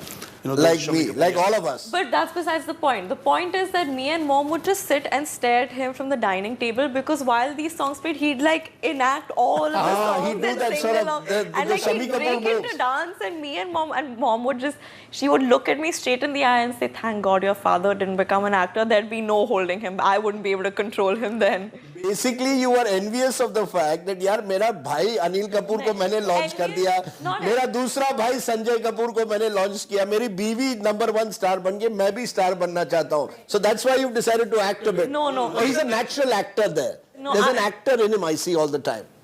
I think if it wasn't for looking out for his brothers, and if it wasn't for taking care of his father's business, and I think also his love for production, I think he would have maybe dabbled in it. And now he has the luxury, and who at this age, after getting so far in one career path, would have the chance to try his hand at something new, and so I thought he should go for it.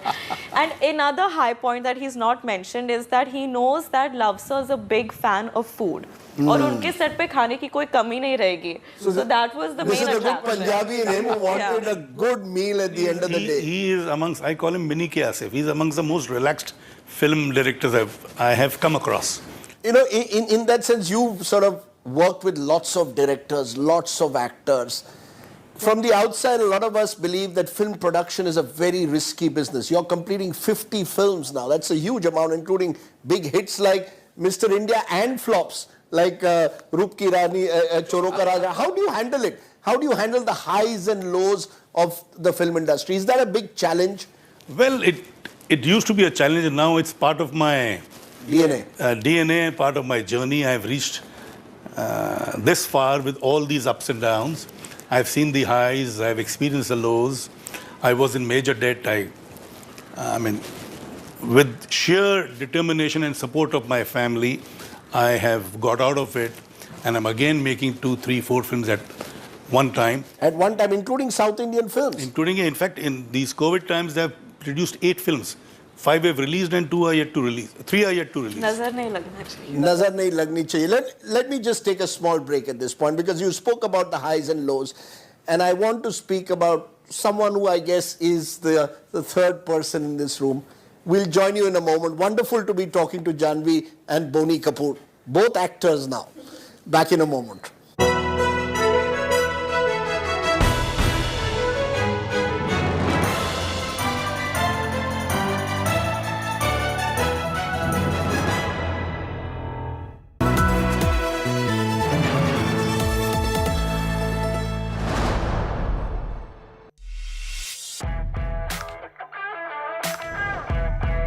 Art, science, and risk of making money from the markets.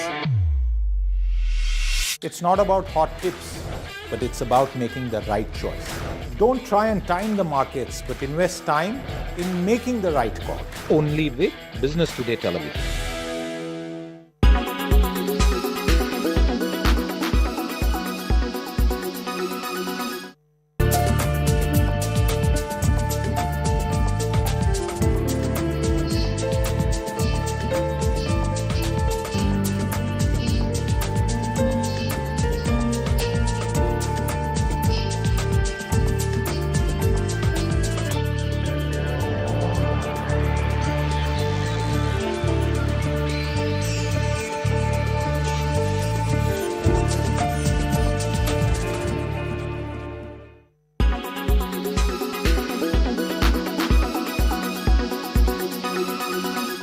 Everyone's busy finding what's trending.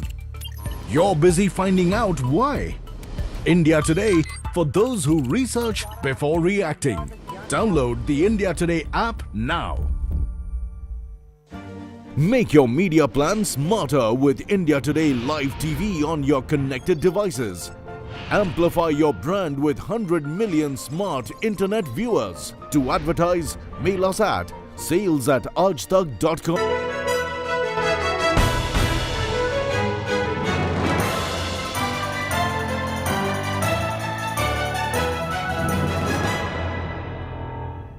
You're watching India Today, India Tomorrow with Janhvi Kapoor and Boney Kapoor. You know, we've been doing this interview and there is in a way your mother, Sri Devi, who keeps coming back. When I see you and see both of you together, it's been 4 years since she passed away.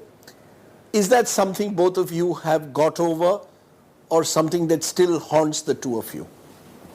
Honest answer. No, I don't think we've gotten over it or even come close to getting over it. I think what we've been doing very actively is distracting ourselves from feeling the hollowness, I guess, in our lives without her. But another thing we've been doing is to do everything we possibly can that would make her happy and make her proud. Well, I'll add to this. You see, it is, as I mentioned earlier, it's thanks to my 4 children who've been a great support to me where I'm concerned. Arjun, Anshula, they've come around after Sri passed away, have been a great source of strength to even Janhvi and Khushi besides me. And today I feel, getting over is impossible. Somebody as close as... coming to terms with it. Coming to terms. I wouldn't want to even close that chapter. I would want her to be around. I would want her to be in my thoughts. Right till my last living day, because I feel she's still there and I must feel she's still there. Only then I'll be able to give my best, because at all times I was always trying to impress her with my work, with my this thing, and that would never happen if she's out of my mind. You're looking at him and does that put extra pressure when you hear your father say that? That in a way, he's vicariously through your career, not only her. Reliving his moments with Sri Devi. Well, not only her, today Khushi also, and before that, you see, I have been equally passionate about Arjun's career. And all these things, are something which give me power, which give me strength, which leave me focused to take care of all these things. And with her, I can do all this with a lot more intensity. So her presence is still there. Yeah, right? And it's still there, yes. and you always wanted to be around you. I came into the house, I saw her big picture which is garlanded. For you, Janhvi, has it been more difficult with time or easier with time to just come to terms with what happened, the sudden death of your mother? I haven't come to terms with it, like I said. I think all I would want to say about this is, like he said, I don't think any of us want to come to terms with it. We want to keep her memory alive, and I think for all of us, it still sometimes feels like she's gone on a work trip and she'll be back soon. And I think that thought is what's keeping us going, that when she comes back, she should be happy with how we're doing and what we've done, and we need to make her happy and proud. You know, I'm sure she would be very proud of what you've achieved. And I think that's that's the best way to look at it. Let's look ahead. Let's look to more positive things. More and more movies coming out, including you producing a movie with your daughter. Will that be extra pressure for you when you're producing a movie for your daughter in a way? See, I've sort of got used to these pressures. You know, I did films with Anil, several films with Anil. With Anil, I did several films with Sanjay. Then I've done a film with my son.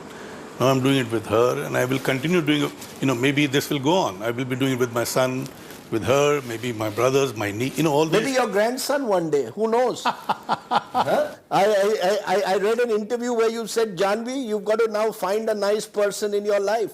You're putting a pressure on a 25-year-old. No boy is going to be nice enough for him.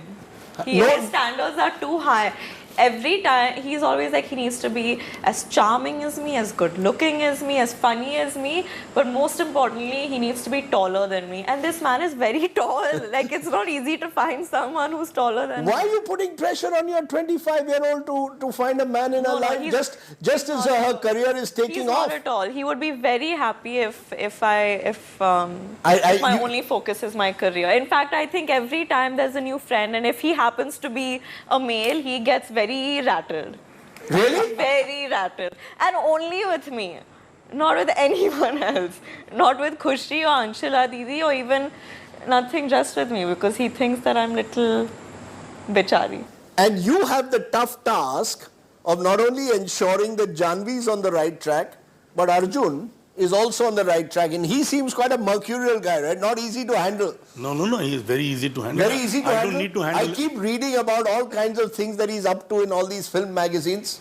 No, he is... I think one of the most sensible people that I've... And at the same time... I'm told he's great fun also. He's got a fantastic sense. That probably comes from me. I mean, he inherited that from me. What, the sense of humor? The sense of humor. I mean, at least I think so. There's a streak of vanity in Dad, huh, when it comes to all these... A streak is an understatement. A streak is an understatement? Come on. Now, let me tell you, you see, just recently, I mean, it was a real proud moment for me. We had Janvi's film streaming on Hotstar and Arjun's film Ek Villain releasing on the same day. And there were several messages that I got. It's I mean, you must be feeling great today because Arjun got a lot of appreciation for his role in Ek Villain, and Janvi got a lot of appreciation for Good Luck Jerry. So I cherish those messages, and I have not deleted those messages, because whenever I'm alone by myself in the night, I go through some good messages, and they are the ones, also the ones that I go through. You know, I see Boney Kapoor as this larger-than-life dad, right? He's always there for you guys, right? Always looking after you. That's the way you see Dad, right? Looking after all my children. All your children? And full family. My mother, my brothers, my nephews, nieces, everybody. Like Shania and Jahan, they come here to rehearse. And I think that's his high in life, to be there for his family, of course, but also for people. You know how some people get a high off of like, मैं मदद करूँगा, क्या चाहिए मैं advice दूँगा, and he does it from his heart, dil se. I think he's given so much of himself to other people that... He's the godfather of the family. I think so, and sometimes I get jealous. I was like, I only want this for me. Yeah, you've got to share him with everyone else. Don't waste your energy and time on, I want it only for me. Like, I feel like he's lost his hair on other people more. I want it all for me. Every hair that's fallen needs to be... Anyway. That's why he doesn't lose weight, you see, because he has to handle all of you at one time. How is the whole world, I think, he has to handle. Let me just take a small break at this point, because you spoke about the highs and lows. We'll join you in a moment. Wonderful to be talking to Janvi and Boney Kapoor. Back in a moment.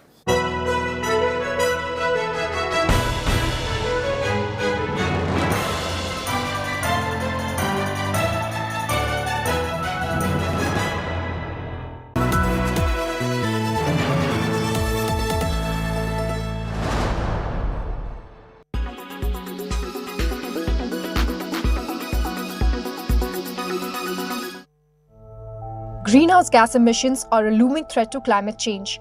Industries are finding ways to capture and store carbon. This helps in reducing the emissions and reducing the overall impact of carbon on the environment. Carbon capture and storage is a way of reducing industrial greenhouse gas emissions. It involves recovering the carbon gas at its source and holding it in underground reserves. First, the carbon dioxide is separated from the smoke or combustion fumes. Industrial emissions comprise up to 15% carbon dioxide. The rest is mainly water vapor and nitrogen. Separating the gases is costly, accounting for about 2/3 of the overall capture and storage process. Capture techniques are constantly evolving. Extracting the carbon dioxide post-combustion is a well-mastered method, but it's relatively energy-intensive. Another possibility is removing the carbon dioxide before the fuel is burnt. Development of this process is ongoing. Once separated, the carbon dioxide is compressed and transported by pipeline, boat or tanker to underground or deep-sea storage facilities.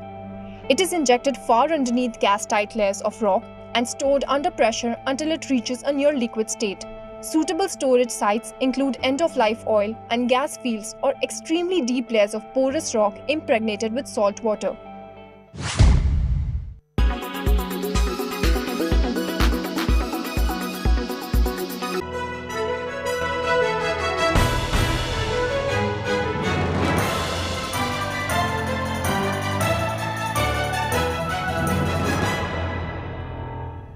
You're watching India Today, India Tomorrow with Janvi Kapoor and Boni Kapoor. Is there you mentioned before we did this interview that the one thing that stands out about stars is their insecurity. Their sense that before a big film is released, they are always worried, will it work, not work? And you seem to think that's a good thing. See, it is not just before release. The insecurity is there. I've seen Anil's career, I've seen through Sanjay's career, seen through Arjun's career. Of course, for a lot of periods, Sri's career too. Much before I got married to her, I was following her career and giving her mother tips. Right. And interacting with Sri, and I knew how she used to be insecure before she starts any film. Similarly, Anil used to be insecure. In fact, till the day the film starts, he would tell me, Boni, can you push the launch of the film by a month? I'm not fully prepared. Same thing Sri used to feel. Can we start the film after a few days? If I happen to be the producer. And if there is another producer who's planned a film with them, the thought is, I wish I get a few more days to prep. So this is a good thing. The insecurity in Arjun, the insecurity in Janvi, insecurity which was there in Anil, which is still there in Anil. Insecurity in Sanjay. Sanjay was a little privileged because, you see, he was introduced as a star, which was probably unfortunate. But then again, my other younger daughter, Khushi, till the time she started shooting, she didn't know whether she'd be able to. In fact, even when she went for an audition to Zoya told me how nervous she was. So, which is a very good sign, which means they are not complacent, they are not super confident in spite of the lineage. The insecurity in them, the insecurity in most of the actors, sincere act, that shows that they are sincere. There's no sibling rivalry, right, between you and your sister. Is there Janvi versus Khushi? Tomorrow there'll be a film magazine out there putting the two of you, and who's the better actor? Does that worry you at all? I think if ever a day like that came, I think we'd be very thrilled about it. Because I think we're each other's biggest cheerleaders. And I think I'd be happier in her success than my own, and I think she'd be happier in my success than her own, and I think that's how we've been brought up. There's just too much. We root for each other too much to ever even think like that. Were you all born to be film stars, you think? Do you think that... How can I say yes? No, in the sense that when you were young in school, going around with your parents, did you always think, I will one day want to be before the camera? I always knew that I wanted to be in front of the camera. She never shared that with us. That's a different thing. You never shared it with them, but that was your dream. Sort of. It was, I don't know if it was ever about the fanfare of it or like I want to be, a heroine. It was always, Papa, but do you remember those days where I would skip school and get 10, 15 DVDs and just sit and watch? So I think that... She's been a major movie buff, like my son. You watch all kinds of movies? Yeah, I think it came more from like I am so consumed with my love for films that I can't imagine putting my mind to anything else other than this. You had a favorite star or someone whom you looked up to? Oh, so many people. Everyone has a couple of favorites. I think I had a huge phase with Wahida ji.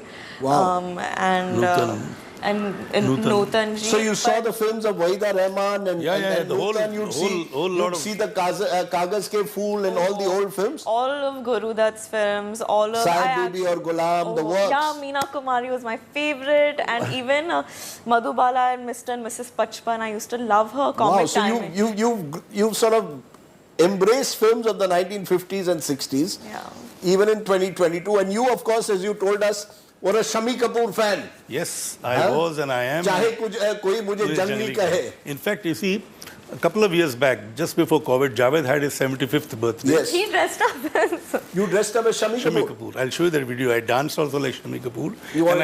You can dance a bit for us if you want from Jangli. I was awarded the best... the theme of the party was you've got to dress up like stars of 60s and 70s. Right. So I choose to wear what Shami Kapoor wore in Jangli. Arey wah. And with the same, I sent my dress man to, we couldn't get that topi what Shami Kapoor had worn in Jangli. So he probably went to Delhi and got that topi. Actually, Boni is full of anecdotes, and a wonderful one he told me about Sridevi ji was how he had a separate small car for Sridevi to go to buy the best fish in the market, right? Yes. Right? She loved her fish. Yeah, more for the kid. Yeah, we loved the fish and he loved the fish and she loved making sure that we got the best fish. So the great Sridevi would go to the market to buy fish for her kids and for you. Yes. Yeah, me and mom used to go together. You would go with mom. South Indian or North Indian? How do you, in a way you're a great combination of South and North. Prefer South Indian food, North Indian food? South Indian. I think I relate more to that side of myself, I guess, and I think Khushi's more North Indian in her. See, like she's picked up the tradition from her mother. She climbs up to Tirupati at least once or twice a year. Before every release, she makes it a point. If she missed, because of COVID, she missed out, she tried to make up for it also. And she likes all you're very devout, go off there to Tirupati before the launch of any film? More than film, it's on the occasions of mom's birthday, New Year's and my birthday. You go to Tirupati? Yeah, so these 3 times I like to climb up. You're a devout, are you as devout or are you a good khata pita Punjabi? I'm devout about my family. I'm absolutely devoted to my... He came with me. For New Year's, I took you 2 times. Yeah, a couple of times I've traveled with Sri also. Not that I'm averse to any such spiritual trips or religious trips. But at the same time, I am more devoted to the family setup. My children, my brothers, my mother. I mean, my priority is that, and I feel if they are happy, I'm happy. So... and when my father, till he was alive, I mean, I just wanted him to feel that he is comfortable, he is happy, all his children are doing well. And very interestingly, Boni's father, Surinder Kapoor, was actually a socialist who actually worked with the likes of Achyut Patwardhan and Acharya Kriplani in the 1950s. That's right. From that socialism to the big bad world of cinema. It's not a bad world at all. It's a nice world of cinema, right? So, but it just shows across generations. Your father worked closely with the likes of Raj Kapoor, Prithviraj Kapoor, then Shami Kapoor. You come into the 70s, 80s. Now you're in the 21st century. I mean, you've seen 60 years of cinema between 3 generations. Yes, I probably am amongst the fortunate few who's seen different phases. The last of the Mohicans. The last of the Mohicans. I have vivid memories of Raj Kapoor, Dilip Kumar, Devanand being the 3 superstars of that era. Right. Then I have vivid memories of Rajinder Kumar, Shami Kapoor, Sunil Dutt in one era. We always had 3 or 4 stars in each decade. Then it came down to Rajesh Khanna, Jitendra, Shashi Kapoor. Then it came down to Rishi Kapoor. And then finally Kumar Gaurav, Sunny Deol, Sanjay Dutt, Anil Kapoor. And then the Khans. And now the next generation. So I have seen the growth and at the same time enjoyed their work of several generations. You think the bigger stars were in the past than they are today? Quite simply because today's stars will have far more exposure. So the likes of Wahida Rahman, Meena Kumari, will we ever throw up the Madhubalas of the world or not? It was easier for them to be aspirational. I think now the game is more to be relatable. So I think stardom has evolved a lot. That's a nice word, from aspirational to relatable. Relatable, yeah. You think you're more relatable in a way? Your generation? I think my generation is, but like I said, and like we all have established again and again and again, that I guess my privilege makes it hard for people to relate to me. But I think... But they will. Very soon they will. Spoken like a true father. Like a true father. Yes, you know, you've got this entire Kapoor Khandan to handle. I mean, Janvi, Arjun and Khushi, all three of them in one room. I say this because, you see, Anil is a very hard-working actor. Even till today is a hard work. My son is a very hard-working actor.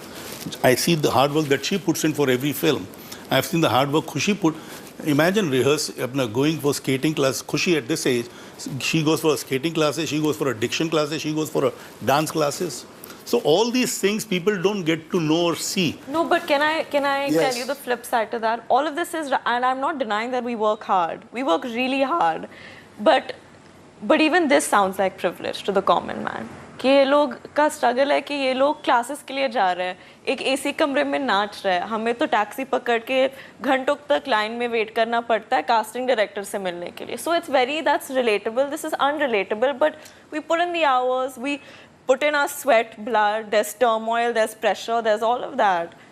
But you know, he looks like a proud father today. And why? I think we've given him enough reason to be proud. And that, in a way, is the best tribute you can pay to your late wife as well. What you've done for your children. Tribute to my late wife Sri, and at the same time tribute to my ex-wife Mona, because Arjun and Anshula, you know, today have flowered into, very, very obedient, very loving, very affectionate. They've binded the family together. And it's one big happy family? I think it's a family that no matter what will always have each other's back. And that's more than most families can say about themselves. Well, what can I say? I think you've got a long career ahead of yourself. You've just started off. So. You hope so. And he's had a long career and he's reinventing himself now as an actor. So who knows? Next time, Best Supporting Actor Filmfare Awards, Boni Kapoor. Not just as an actor.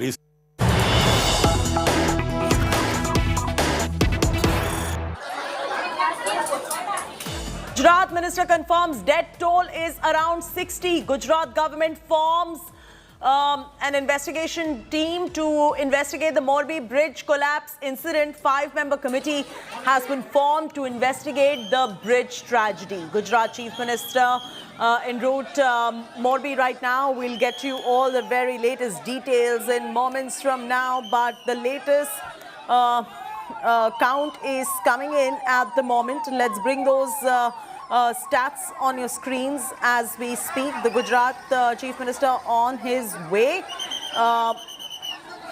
We'll get you more details as and when we have them, but latest coming in, a thorough investigation will be conducted because there is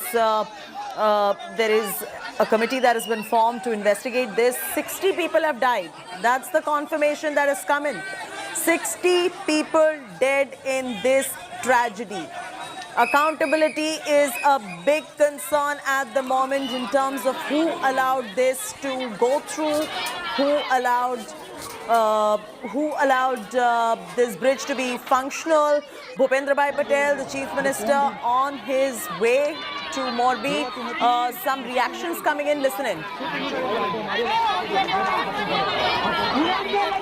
About evening 6:40, the accident or fly bridge broken और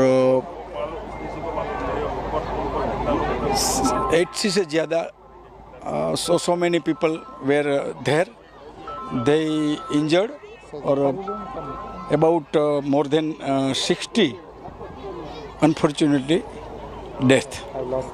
About evening 6:40, the accident or fly bridge broken और 80 से ज़्यादा so many people were there. They injured, or about more than 60, unfortunately, death. I lost their life.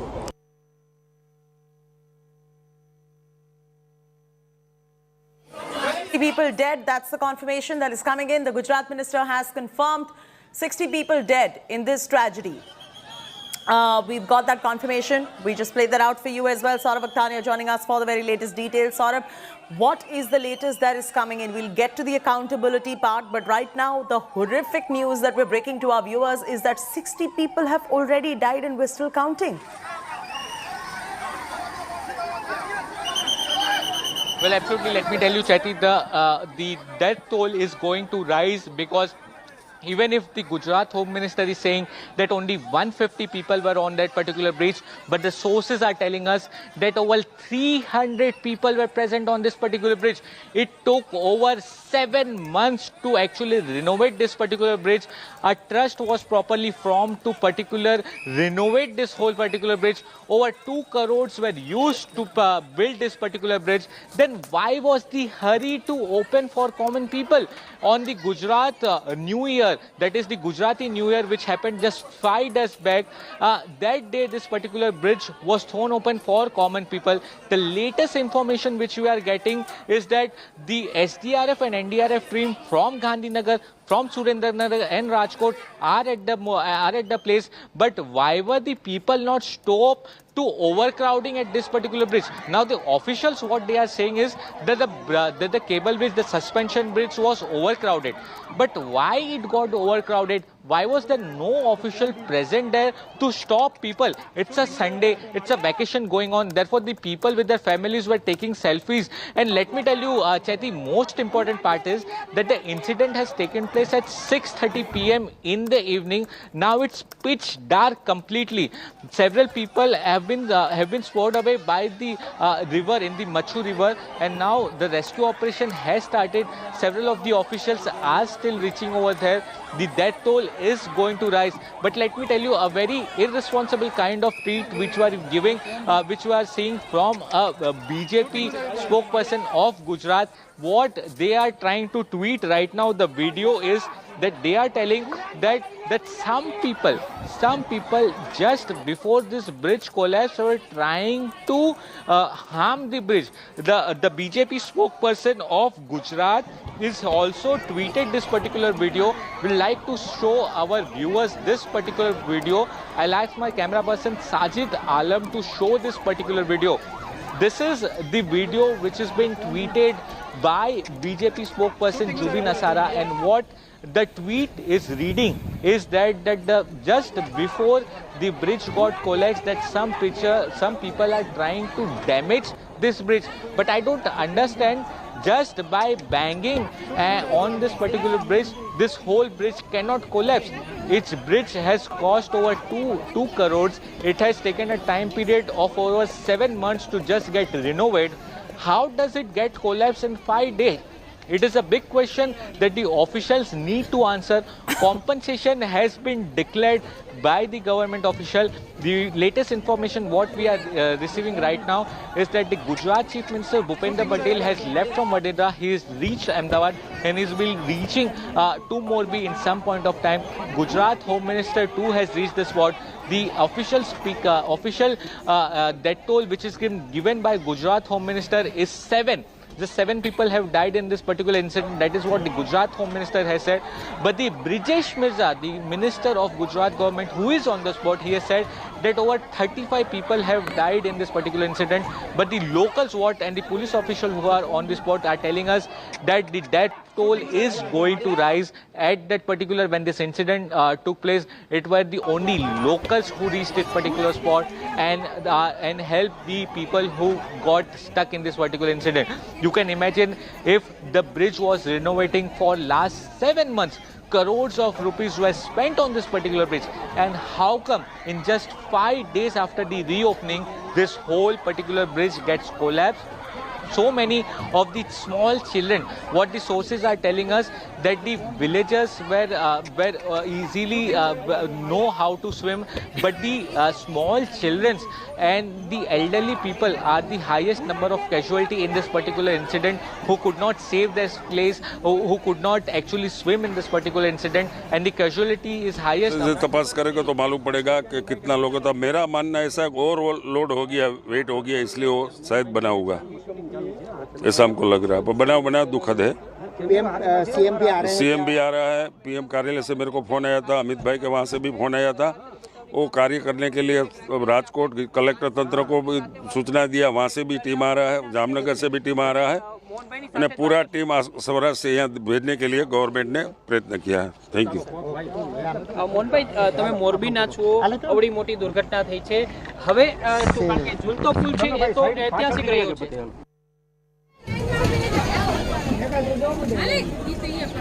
Mantris are taking stock of the situation at the moment, but nobody has clear answers on what led to this bridge to collapse. How is it that for 7 whole months this bridge was getting renovated, and who is it that gave clearance for this bridge to open without checking whether this was safe for usage of the common man or not? And that is the question that still requires answers. A committee has been formed to interrogate this matter, to investigate this matter, to figure out what went wrong, but there has to be accountability. 60 people already dead, and the count will be more because the information is just trickling in as the rescue and relief operation is going on. Saurabh has got more information. Here, I can see his hand up. Go ahead. Yes, Chhathi, the latest information what we are receiving on India Today is that an SIT has been formed in this particular incident to investigate this whole issue. But how much fruitful it will be very important to see. Let me tell you that 5-member committee has been formed. The SIT has been formed to investigate particular case.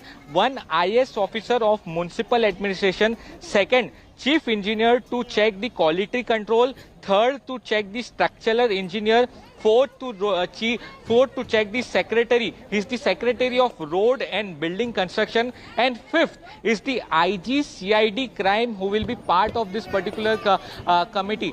So let me tell you, the SIT has been formed. The 5-member committee has been formed to investigate particular case. And let me tell you, Chhathi, this is not the first time that such SIT has been formed. During the Huj tragedy also, where over 50 people had died, that time also an SIT was formed, but nothing happened after that. Similarly, now an SIT has been formed to investigate this particular whole case. It will be very important to see that who the SIT finds the responsibility, who actually is the responsibility for so many deaths. And just the big question which we are asking on India Today, that just 5 days after reopening this suspension bridge, how come it got collapsed? And if it was overcrowded, why were there no officials to stop people from going through this particular suspension bridge? Saurabh, do we have information about who the contractor was, who the engineer was, who the certifier was, and who were involved in the corporation for this clearance? Well, Chhathi, let me tell you that one trust, the name of the trust is Oreva. This particular trust was given the responsibility to actually renovate this particular suspension bridge, the cable bridge. The information which I am receiving right now is that 7 months back, this particular suspension bridge was taken to renovate. For that particular 7 months, this suspension bridge was completely shut down.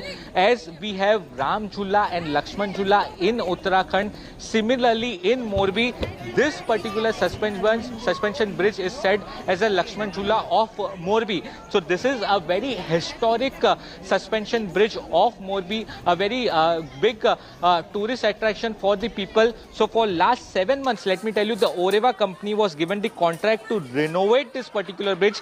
They took over 7 months and the cost of over 2 crores. Chhathi, this is big thing. For 7 months, they renovate this particular bridge with costing of over 2 crores. And on the Gujarati New Year, just 5 days before this particular incident, this particular suspension bridge was thrown open for people to take from one place to another, from one corner to another. So how come just in 5 days this whole suspension bridge collapsed? This is the big question which the Gujarat government needs to answer. Now the SIT has been formed. There are the IS officials, there are the IG crime and the other engineers who are involved in this particular incident. They need to answer, they need to check the responsibility. Who is responsible for so many deaths which have taken place in Morbi? You know, I'm seeing a lot of tweets that are coming in saying that find out the people who have possibly taken lives of several people in Morbi today, because there were some people who were trying to hold on to the ropes as well. But I just have to say one thing. A bridge cannot just collapse with someone tampering with it like that, especially at the common man. I believe we've got somebody joining us on this broadcast. DG NDRF joins us on the phone line right now. Sir, very good evening. At the moment, 60 is the death toll that a minister from Gujarat has confirmed. What do the rescue operations look like, and any chance of, you know, there being more casualties, any chance of more people getting rescued? Because at the moment, it looks like a catastrophe. Good evening. Yes, it's a very sad incident. NDRF teams have left quite a while back from Gandhinagar and from Baroda, which are our locations in Gujarat.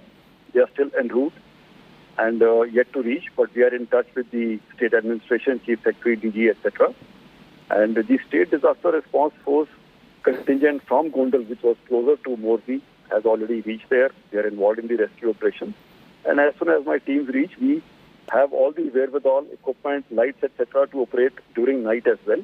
So we will join that task, and I'm sure we should be able to save more lives. Well, I just hope and I pray that you can, and your team is doing a fabulous job, I believe, in saving the lives. So what do the chances look like? Are there many people who have drowned in this? What is your sense? What are you picking up, sir? I would not be able to comment on that since my officers are yet to reach that place and give me a report on the situation there.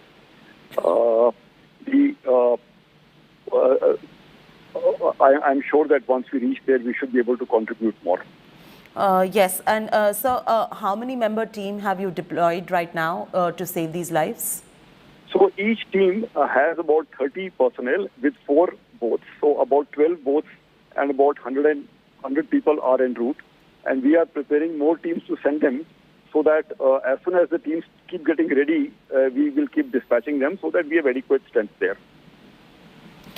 Right. And do you require any more help from the Gujarat government, or you're getting all the possible assistance that you require? Because all the ones who are rescuing, you are rescuing them and taking them to the hospital as well, if I'm not mistaken. Yes, Gujarat government and we are working as one team. We are in touch with them. We are also getting some facilitation piloting on the road so that our teams can go quicker, faster and reach there earlier. So coordination is absolutely good. And any nearby hospital where you're taking them, if you could tell us which hospital that is?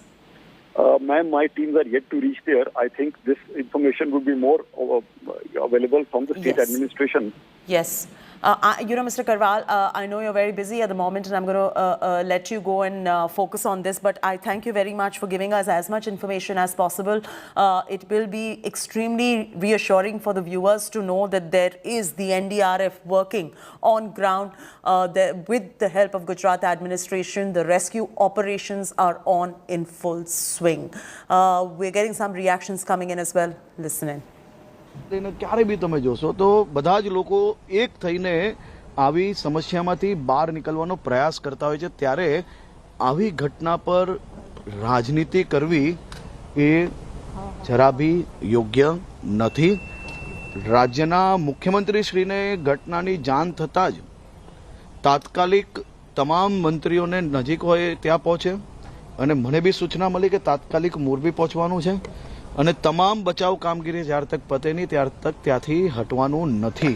બચેલો તો શક્યતા નથી અત્યારે, કારણ કે બધું dead body અંદર ગળી ગઈ. પાણી 2 મિનિટનો ટાઈમ હોય, પાણી પીધા પછી તરત માણસ મરી જાય. અને કેટલા અંદાજે 50-100 આડે ગળાય છે? હા, એવું કોઈ નહીં. બાકી આજે બચાવ કરીએ છીએ, અહીંયા ચીચેરી ગળા પડી ગયો ને એ બચી ગયા ને એના બચાવ અમને એમ કીધું. गंभीरता से हम ले रहे हैं, इसलिए गंभीरता से ले रहे हैं कि जो हुआ है दुखद हुआ है, जो बना दुखद हुआ, जो मालूम पड़ा तुरंत पूरा तंत्र इधर आ गया है.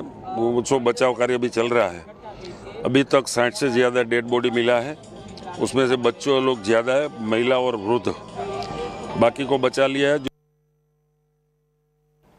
Saurabh is now joining us for the very latest. Saurabh, 5 days ago, the renovation work was complete. What was the rush to even lay the floodgates open for the common man to come and visit this particular bridge without having the proper checks and balances in place? I mean, one would obviously then think about the election being round the corner.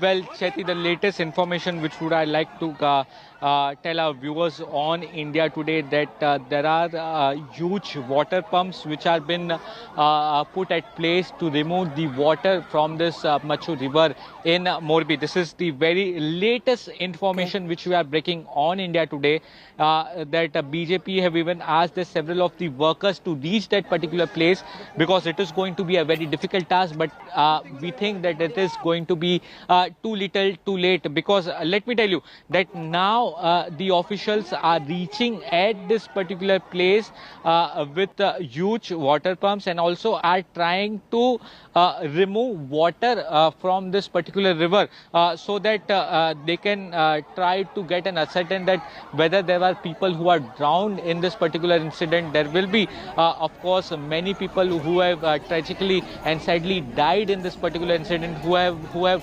drowned in this particular river which was below this whole suspension bridge. So the latest information, Chathi, right now which we are getting at the moment, that the officials team have who are at this spot is trying to remove water of this particular river, so that if the water is removed, that they can find out more bodies. This is very tragic, this is very sad information which we are giving on India Today, and such is the situation. Just imagine, Chathi, that the people were very happy, the people were actually going to enjoy at this particular suspension bridge. It was Sunday, and on Sunday if people are going to this particular bridge to actually go and enjoy with their family, to take pictures and selfies. So at that particular incident, this whole accident has taken place. So many people have lost their life. Now it is very important to also note that how BJP is now alleging this local BJP leaders, the spokesperson of the Gujarat BJP, are saying that it can be a sabotage, that several of the people were trying to break this particular bridge. But how is that possible? How is it possible that just banging on this particular bridge with the legs, how can the bridge collapse? Because it has taken over 7 months to renovate. It has been cost of over 2 crores. So the tweets which have been done by the BJP leaders are very much questionable. The SIT has been formed in this particular incident. They need to investigate that what was the rush to actually open this particular bridge. We need to understand that it is the pole-bound state. Gujarat is the pole-bound state, and definitely there may be the official who wanted to open this particular bridge on the Gujarati New Year. But after getting the all particular norms and rules clear, after getting all the certificates clear, they could have easily opened the bridge after checking all the necessary things. So they could have imagined, they could have opened this particular bridge after 2 or 3 weeks. So what was the hurry to? So one is, what was the hurry? Was it the election pressure? Was this the election pressure? And I'm going to ask this question. Was this the election pressure? Why was such an old bridge not constructed properly and just renovated? Even if it was just renovated, why were no checks and balances in place? And the quality of the renovation is questionable in this particular case, and the officials who have given a go-ahead are also supposed to be taken to task and questioned. Saurabh.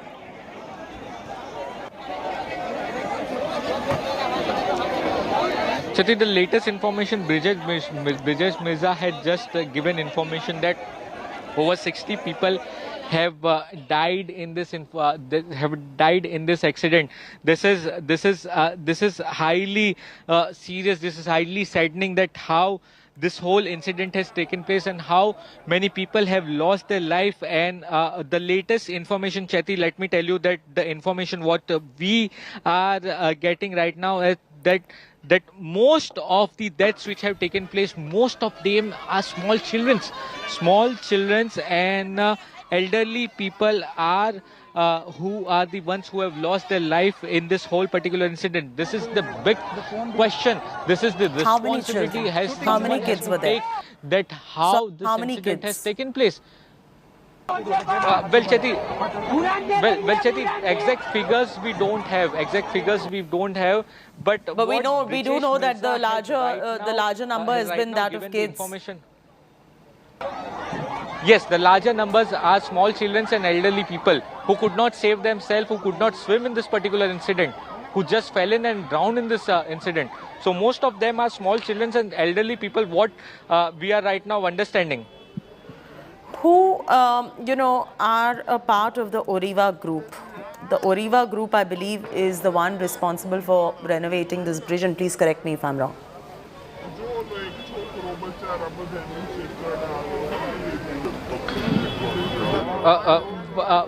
One more information, Cheti, right now, which the latest information what we are breaking on India Today is that some of the events which Prime Minister Narendra Modi is going to have in Gujarat are being delayed. This is the latest big information right now we are giving on India Today.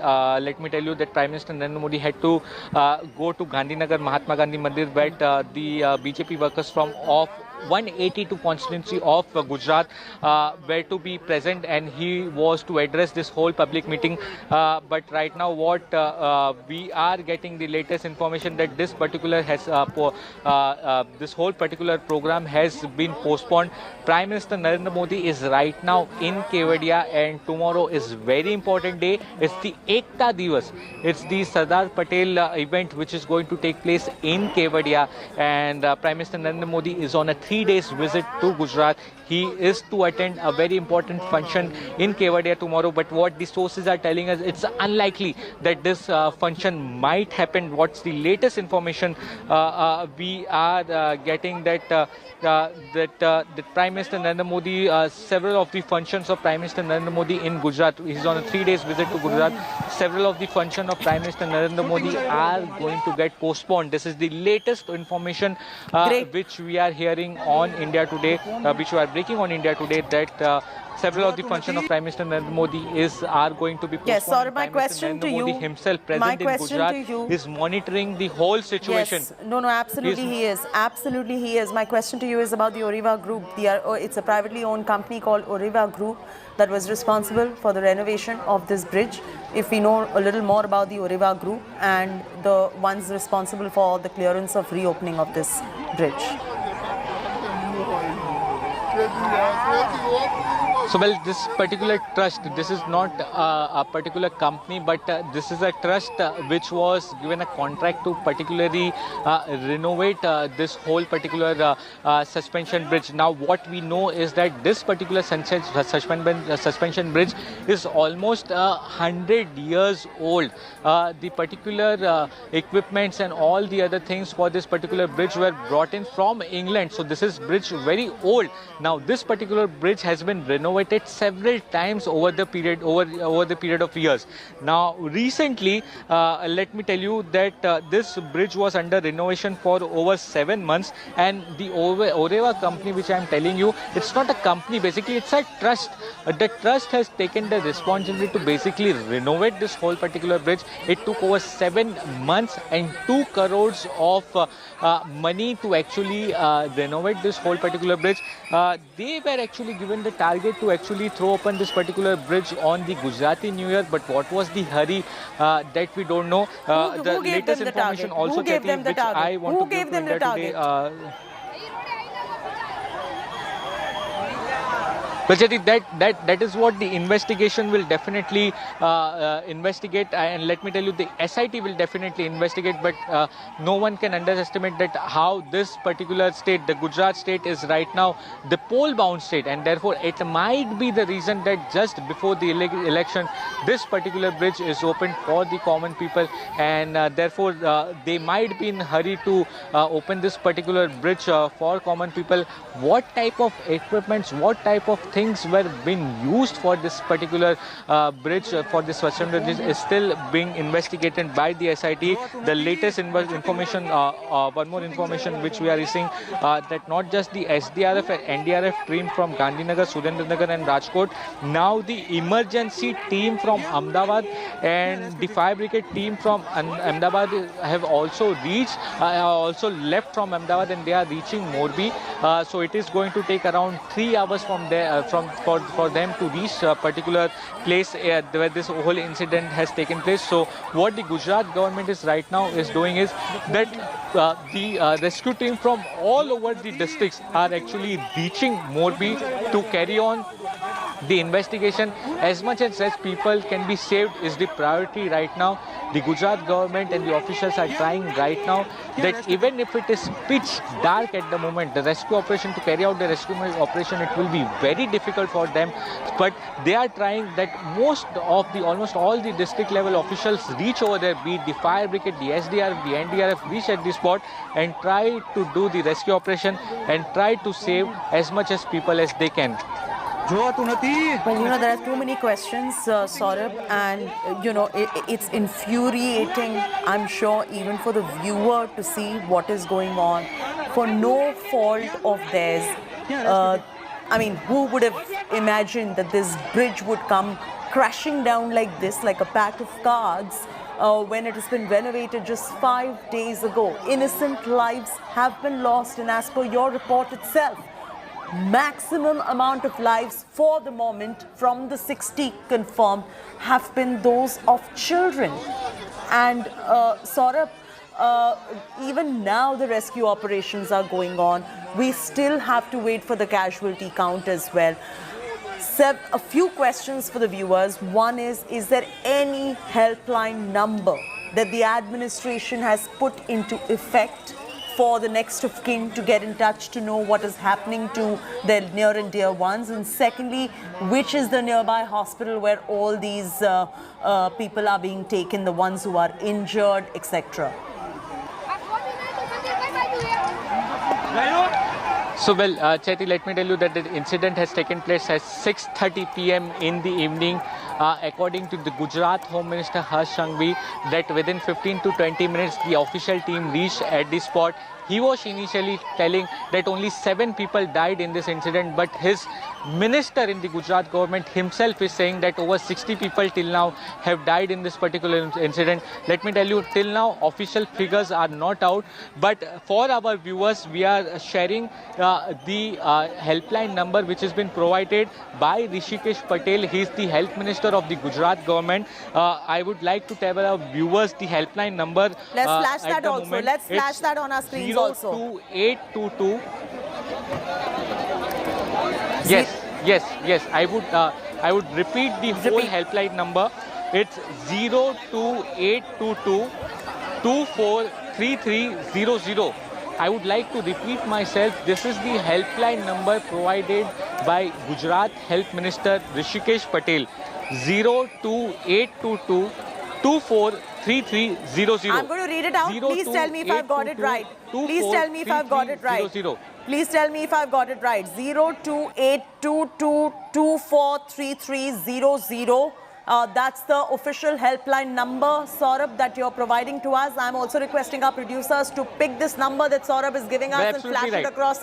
Yes, so flash this across our screens, please, because this is going to be a handy number which if you have near and dear ones, you're worried about somebody, please call up this number 02822 43300. Requesting the producers to flash this number on our screens as well. This is the helpline number given out. We'll get you that on your screens in moments from now. Saurabh, thank you very much for that helpline number. I'm coming back to you, but there are a few reactions that are coming in. We're going to listen in. About evening 6:40, the accident or fly bridge broken or 80 से ज़्यादा. Mohan Bhai of the BJP now joins us on the phone line. Sir, सबसे पहले ये बताइए हो क्या रहा है यहाँ पर? यहाँ और बचाव कार्य चल रहा है जो बनाव बना, यहाँ एनडीआरएफ का टीम है, लोकल फायर ब्रिगेड का आदमी सब है, आजू बाजू गांव के जो तरवैया लोग होता है वो सब लोग है, होली है, सब बोट लाया है और डेड बॉडी ढूंढने का प्रयत्न हो रहा है। जो जिस जीवित था वो सबको बचा लिया है, वो पानी में गिर गया उसको ढूंढने के लिए प्रयत्न चल रहा है। मोहन भाई, लेकिन ये हुआ कैसे? 5 दिन पहले तो आपका रेनोवेशन चल रहा था और तो रेनोवेशन के बाद क्लियरेंस किसने दिया मोहन भाई? तपास एजेंसी तपास करे, बाद में मालूम होगा कितना लोग थे या किया नहीं, कैसे वो तो हुआ। बाद में मालूम, आप तो वो कुछ और पड़ेगा ना। अभी आपको ये इन्फॉर्मेशन बीजेपी के पास होना चाहिए कि किसने ये क्लियरेंस दिया है। क्लियरेंस के लिए इंजीनियर कौन है, इंजीनियर कौन है, कॉर्पोरेशन में से कौन है? पहला मैम सुनो, पहला 2 दिन से स्टार्ट हुआ कि हमको मालूम भी नहीं है, तो स्टार्ट हुआ इतना मालूम था। आज जो जिसको दुर्घटना घटी तुरंत हमको मालूम पड़ा, 15 मिनट में मैं जरा गया। वो अभी बात करने का टाइम नहीं, वो तो जो बना है उसको बचाने के लिए प्रयत्न करना है। नहीं, वो तपास करेंगे क्या हुआ, किसकी गलती है, वो तो तपास एजेंसी काम करेंगे। नहीं, आप सही बोल रहे हो। पीएमओ से भी चिंता कर रहा है, आप सही बोल रहे हो। नहीं, मोहन भाई आप सही बोल रहे हो। अभी वो टाइम नहीं है। तपास एजेंसी तपास करेंगे, बाद में करेंगे। अभी तो बचाव कार्य करना वो जरूरी है। करेक्ट, पर ये सवाल तो सरकार को ही देना पड़ेगा ना कि इसका क्लियरेंस किसने दिया। वो तो तपास एजेंसी तपास करे तो मालूम पड़ जाएगा क्या हुआ, कैसे हुआ है, वो तो उसका दायरे में आएगा। हमका तो फर्ज वही है, अभी जो बचाने का लिए कार्य करना है, तो पूरा तंत्र गवर्नमेंट का यहाँ खड़े पगे है, वो काम कर रहे हैं बचाने के लिए और डेड बॉडी ढूंढने के लिए। वो जो पानी चेक डैम भरा वो तोड़ने के लिए काम चल रहा है। पानी निकाल देंगे तो कादव होगा, अंदर वेल है, वो डेड बॉडी कोई फंस गया तो भी निकल जाएगी। तो पूरा तंत्र यहाँ काम कर रहे हैं अभी। नहीं, और वो मैं भी आ रहा है। I know, and मोहन भाई, you are right. The Prime Minister is on his way, Chief Minister is on his way. सारे आप लोग एक ही चीज में you all are working towards rescuing people, and I do appreciate that. But Mohan भाई, my question to you is very different. My question to you is, मैं आपका question का बात कर रहा हूँ। एजेंसी कल तपास करेगा तो मालूम हो जाएगा। मैं पूरे डिटेल नहीं तो आपको दो अच्छा नहीं लगता मेरे को। Okay, I understand. वो करेंगे, तपास भी करेंगे, जिसकी गलती होगी उसके एक्शन भी लेंगे। अच्छा, अभी आपके हिसाब से आपके पास जो काउंट आया होगा उसमें कितने लोग अभी 60 लोग का डेड बॉडी मिला है अभी। ठीक है, बाकी ढूंढने का कार्य चल रहा है। उसमें से कितने बच्चे हैं? बिकॉज हमारे पास एक इन्फॉर्मेशन है कि ज्यादा से ज्यादा सारे बच्चे लोग ज्यादा है, लेडीज और औरत है, तीनों मिलकर 60 लोग हैं। और अभी जो लोग जिनको आप लोगों ने रेस्क्यू कर लिया है, कुछ सर्वाइवर्स भी होंगे, वो सर्वाइवर्स क्या बोल रहे हैं अभी? वो सबका रेस्क्यू हो गया, वो उसको छोटी मोटी चोट लगा है, उसका ट्रीटमेंट चल रहा है हॉस्पिटल में। और आप उसमें कोई डेंजर कोई नहीं है। हाँ, जो हुआ है वो डेड बॉडी ढूंढने का। कितना है, कितना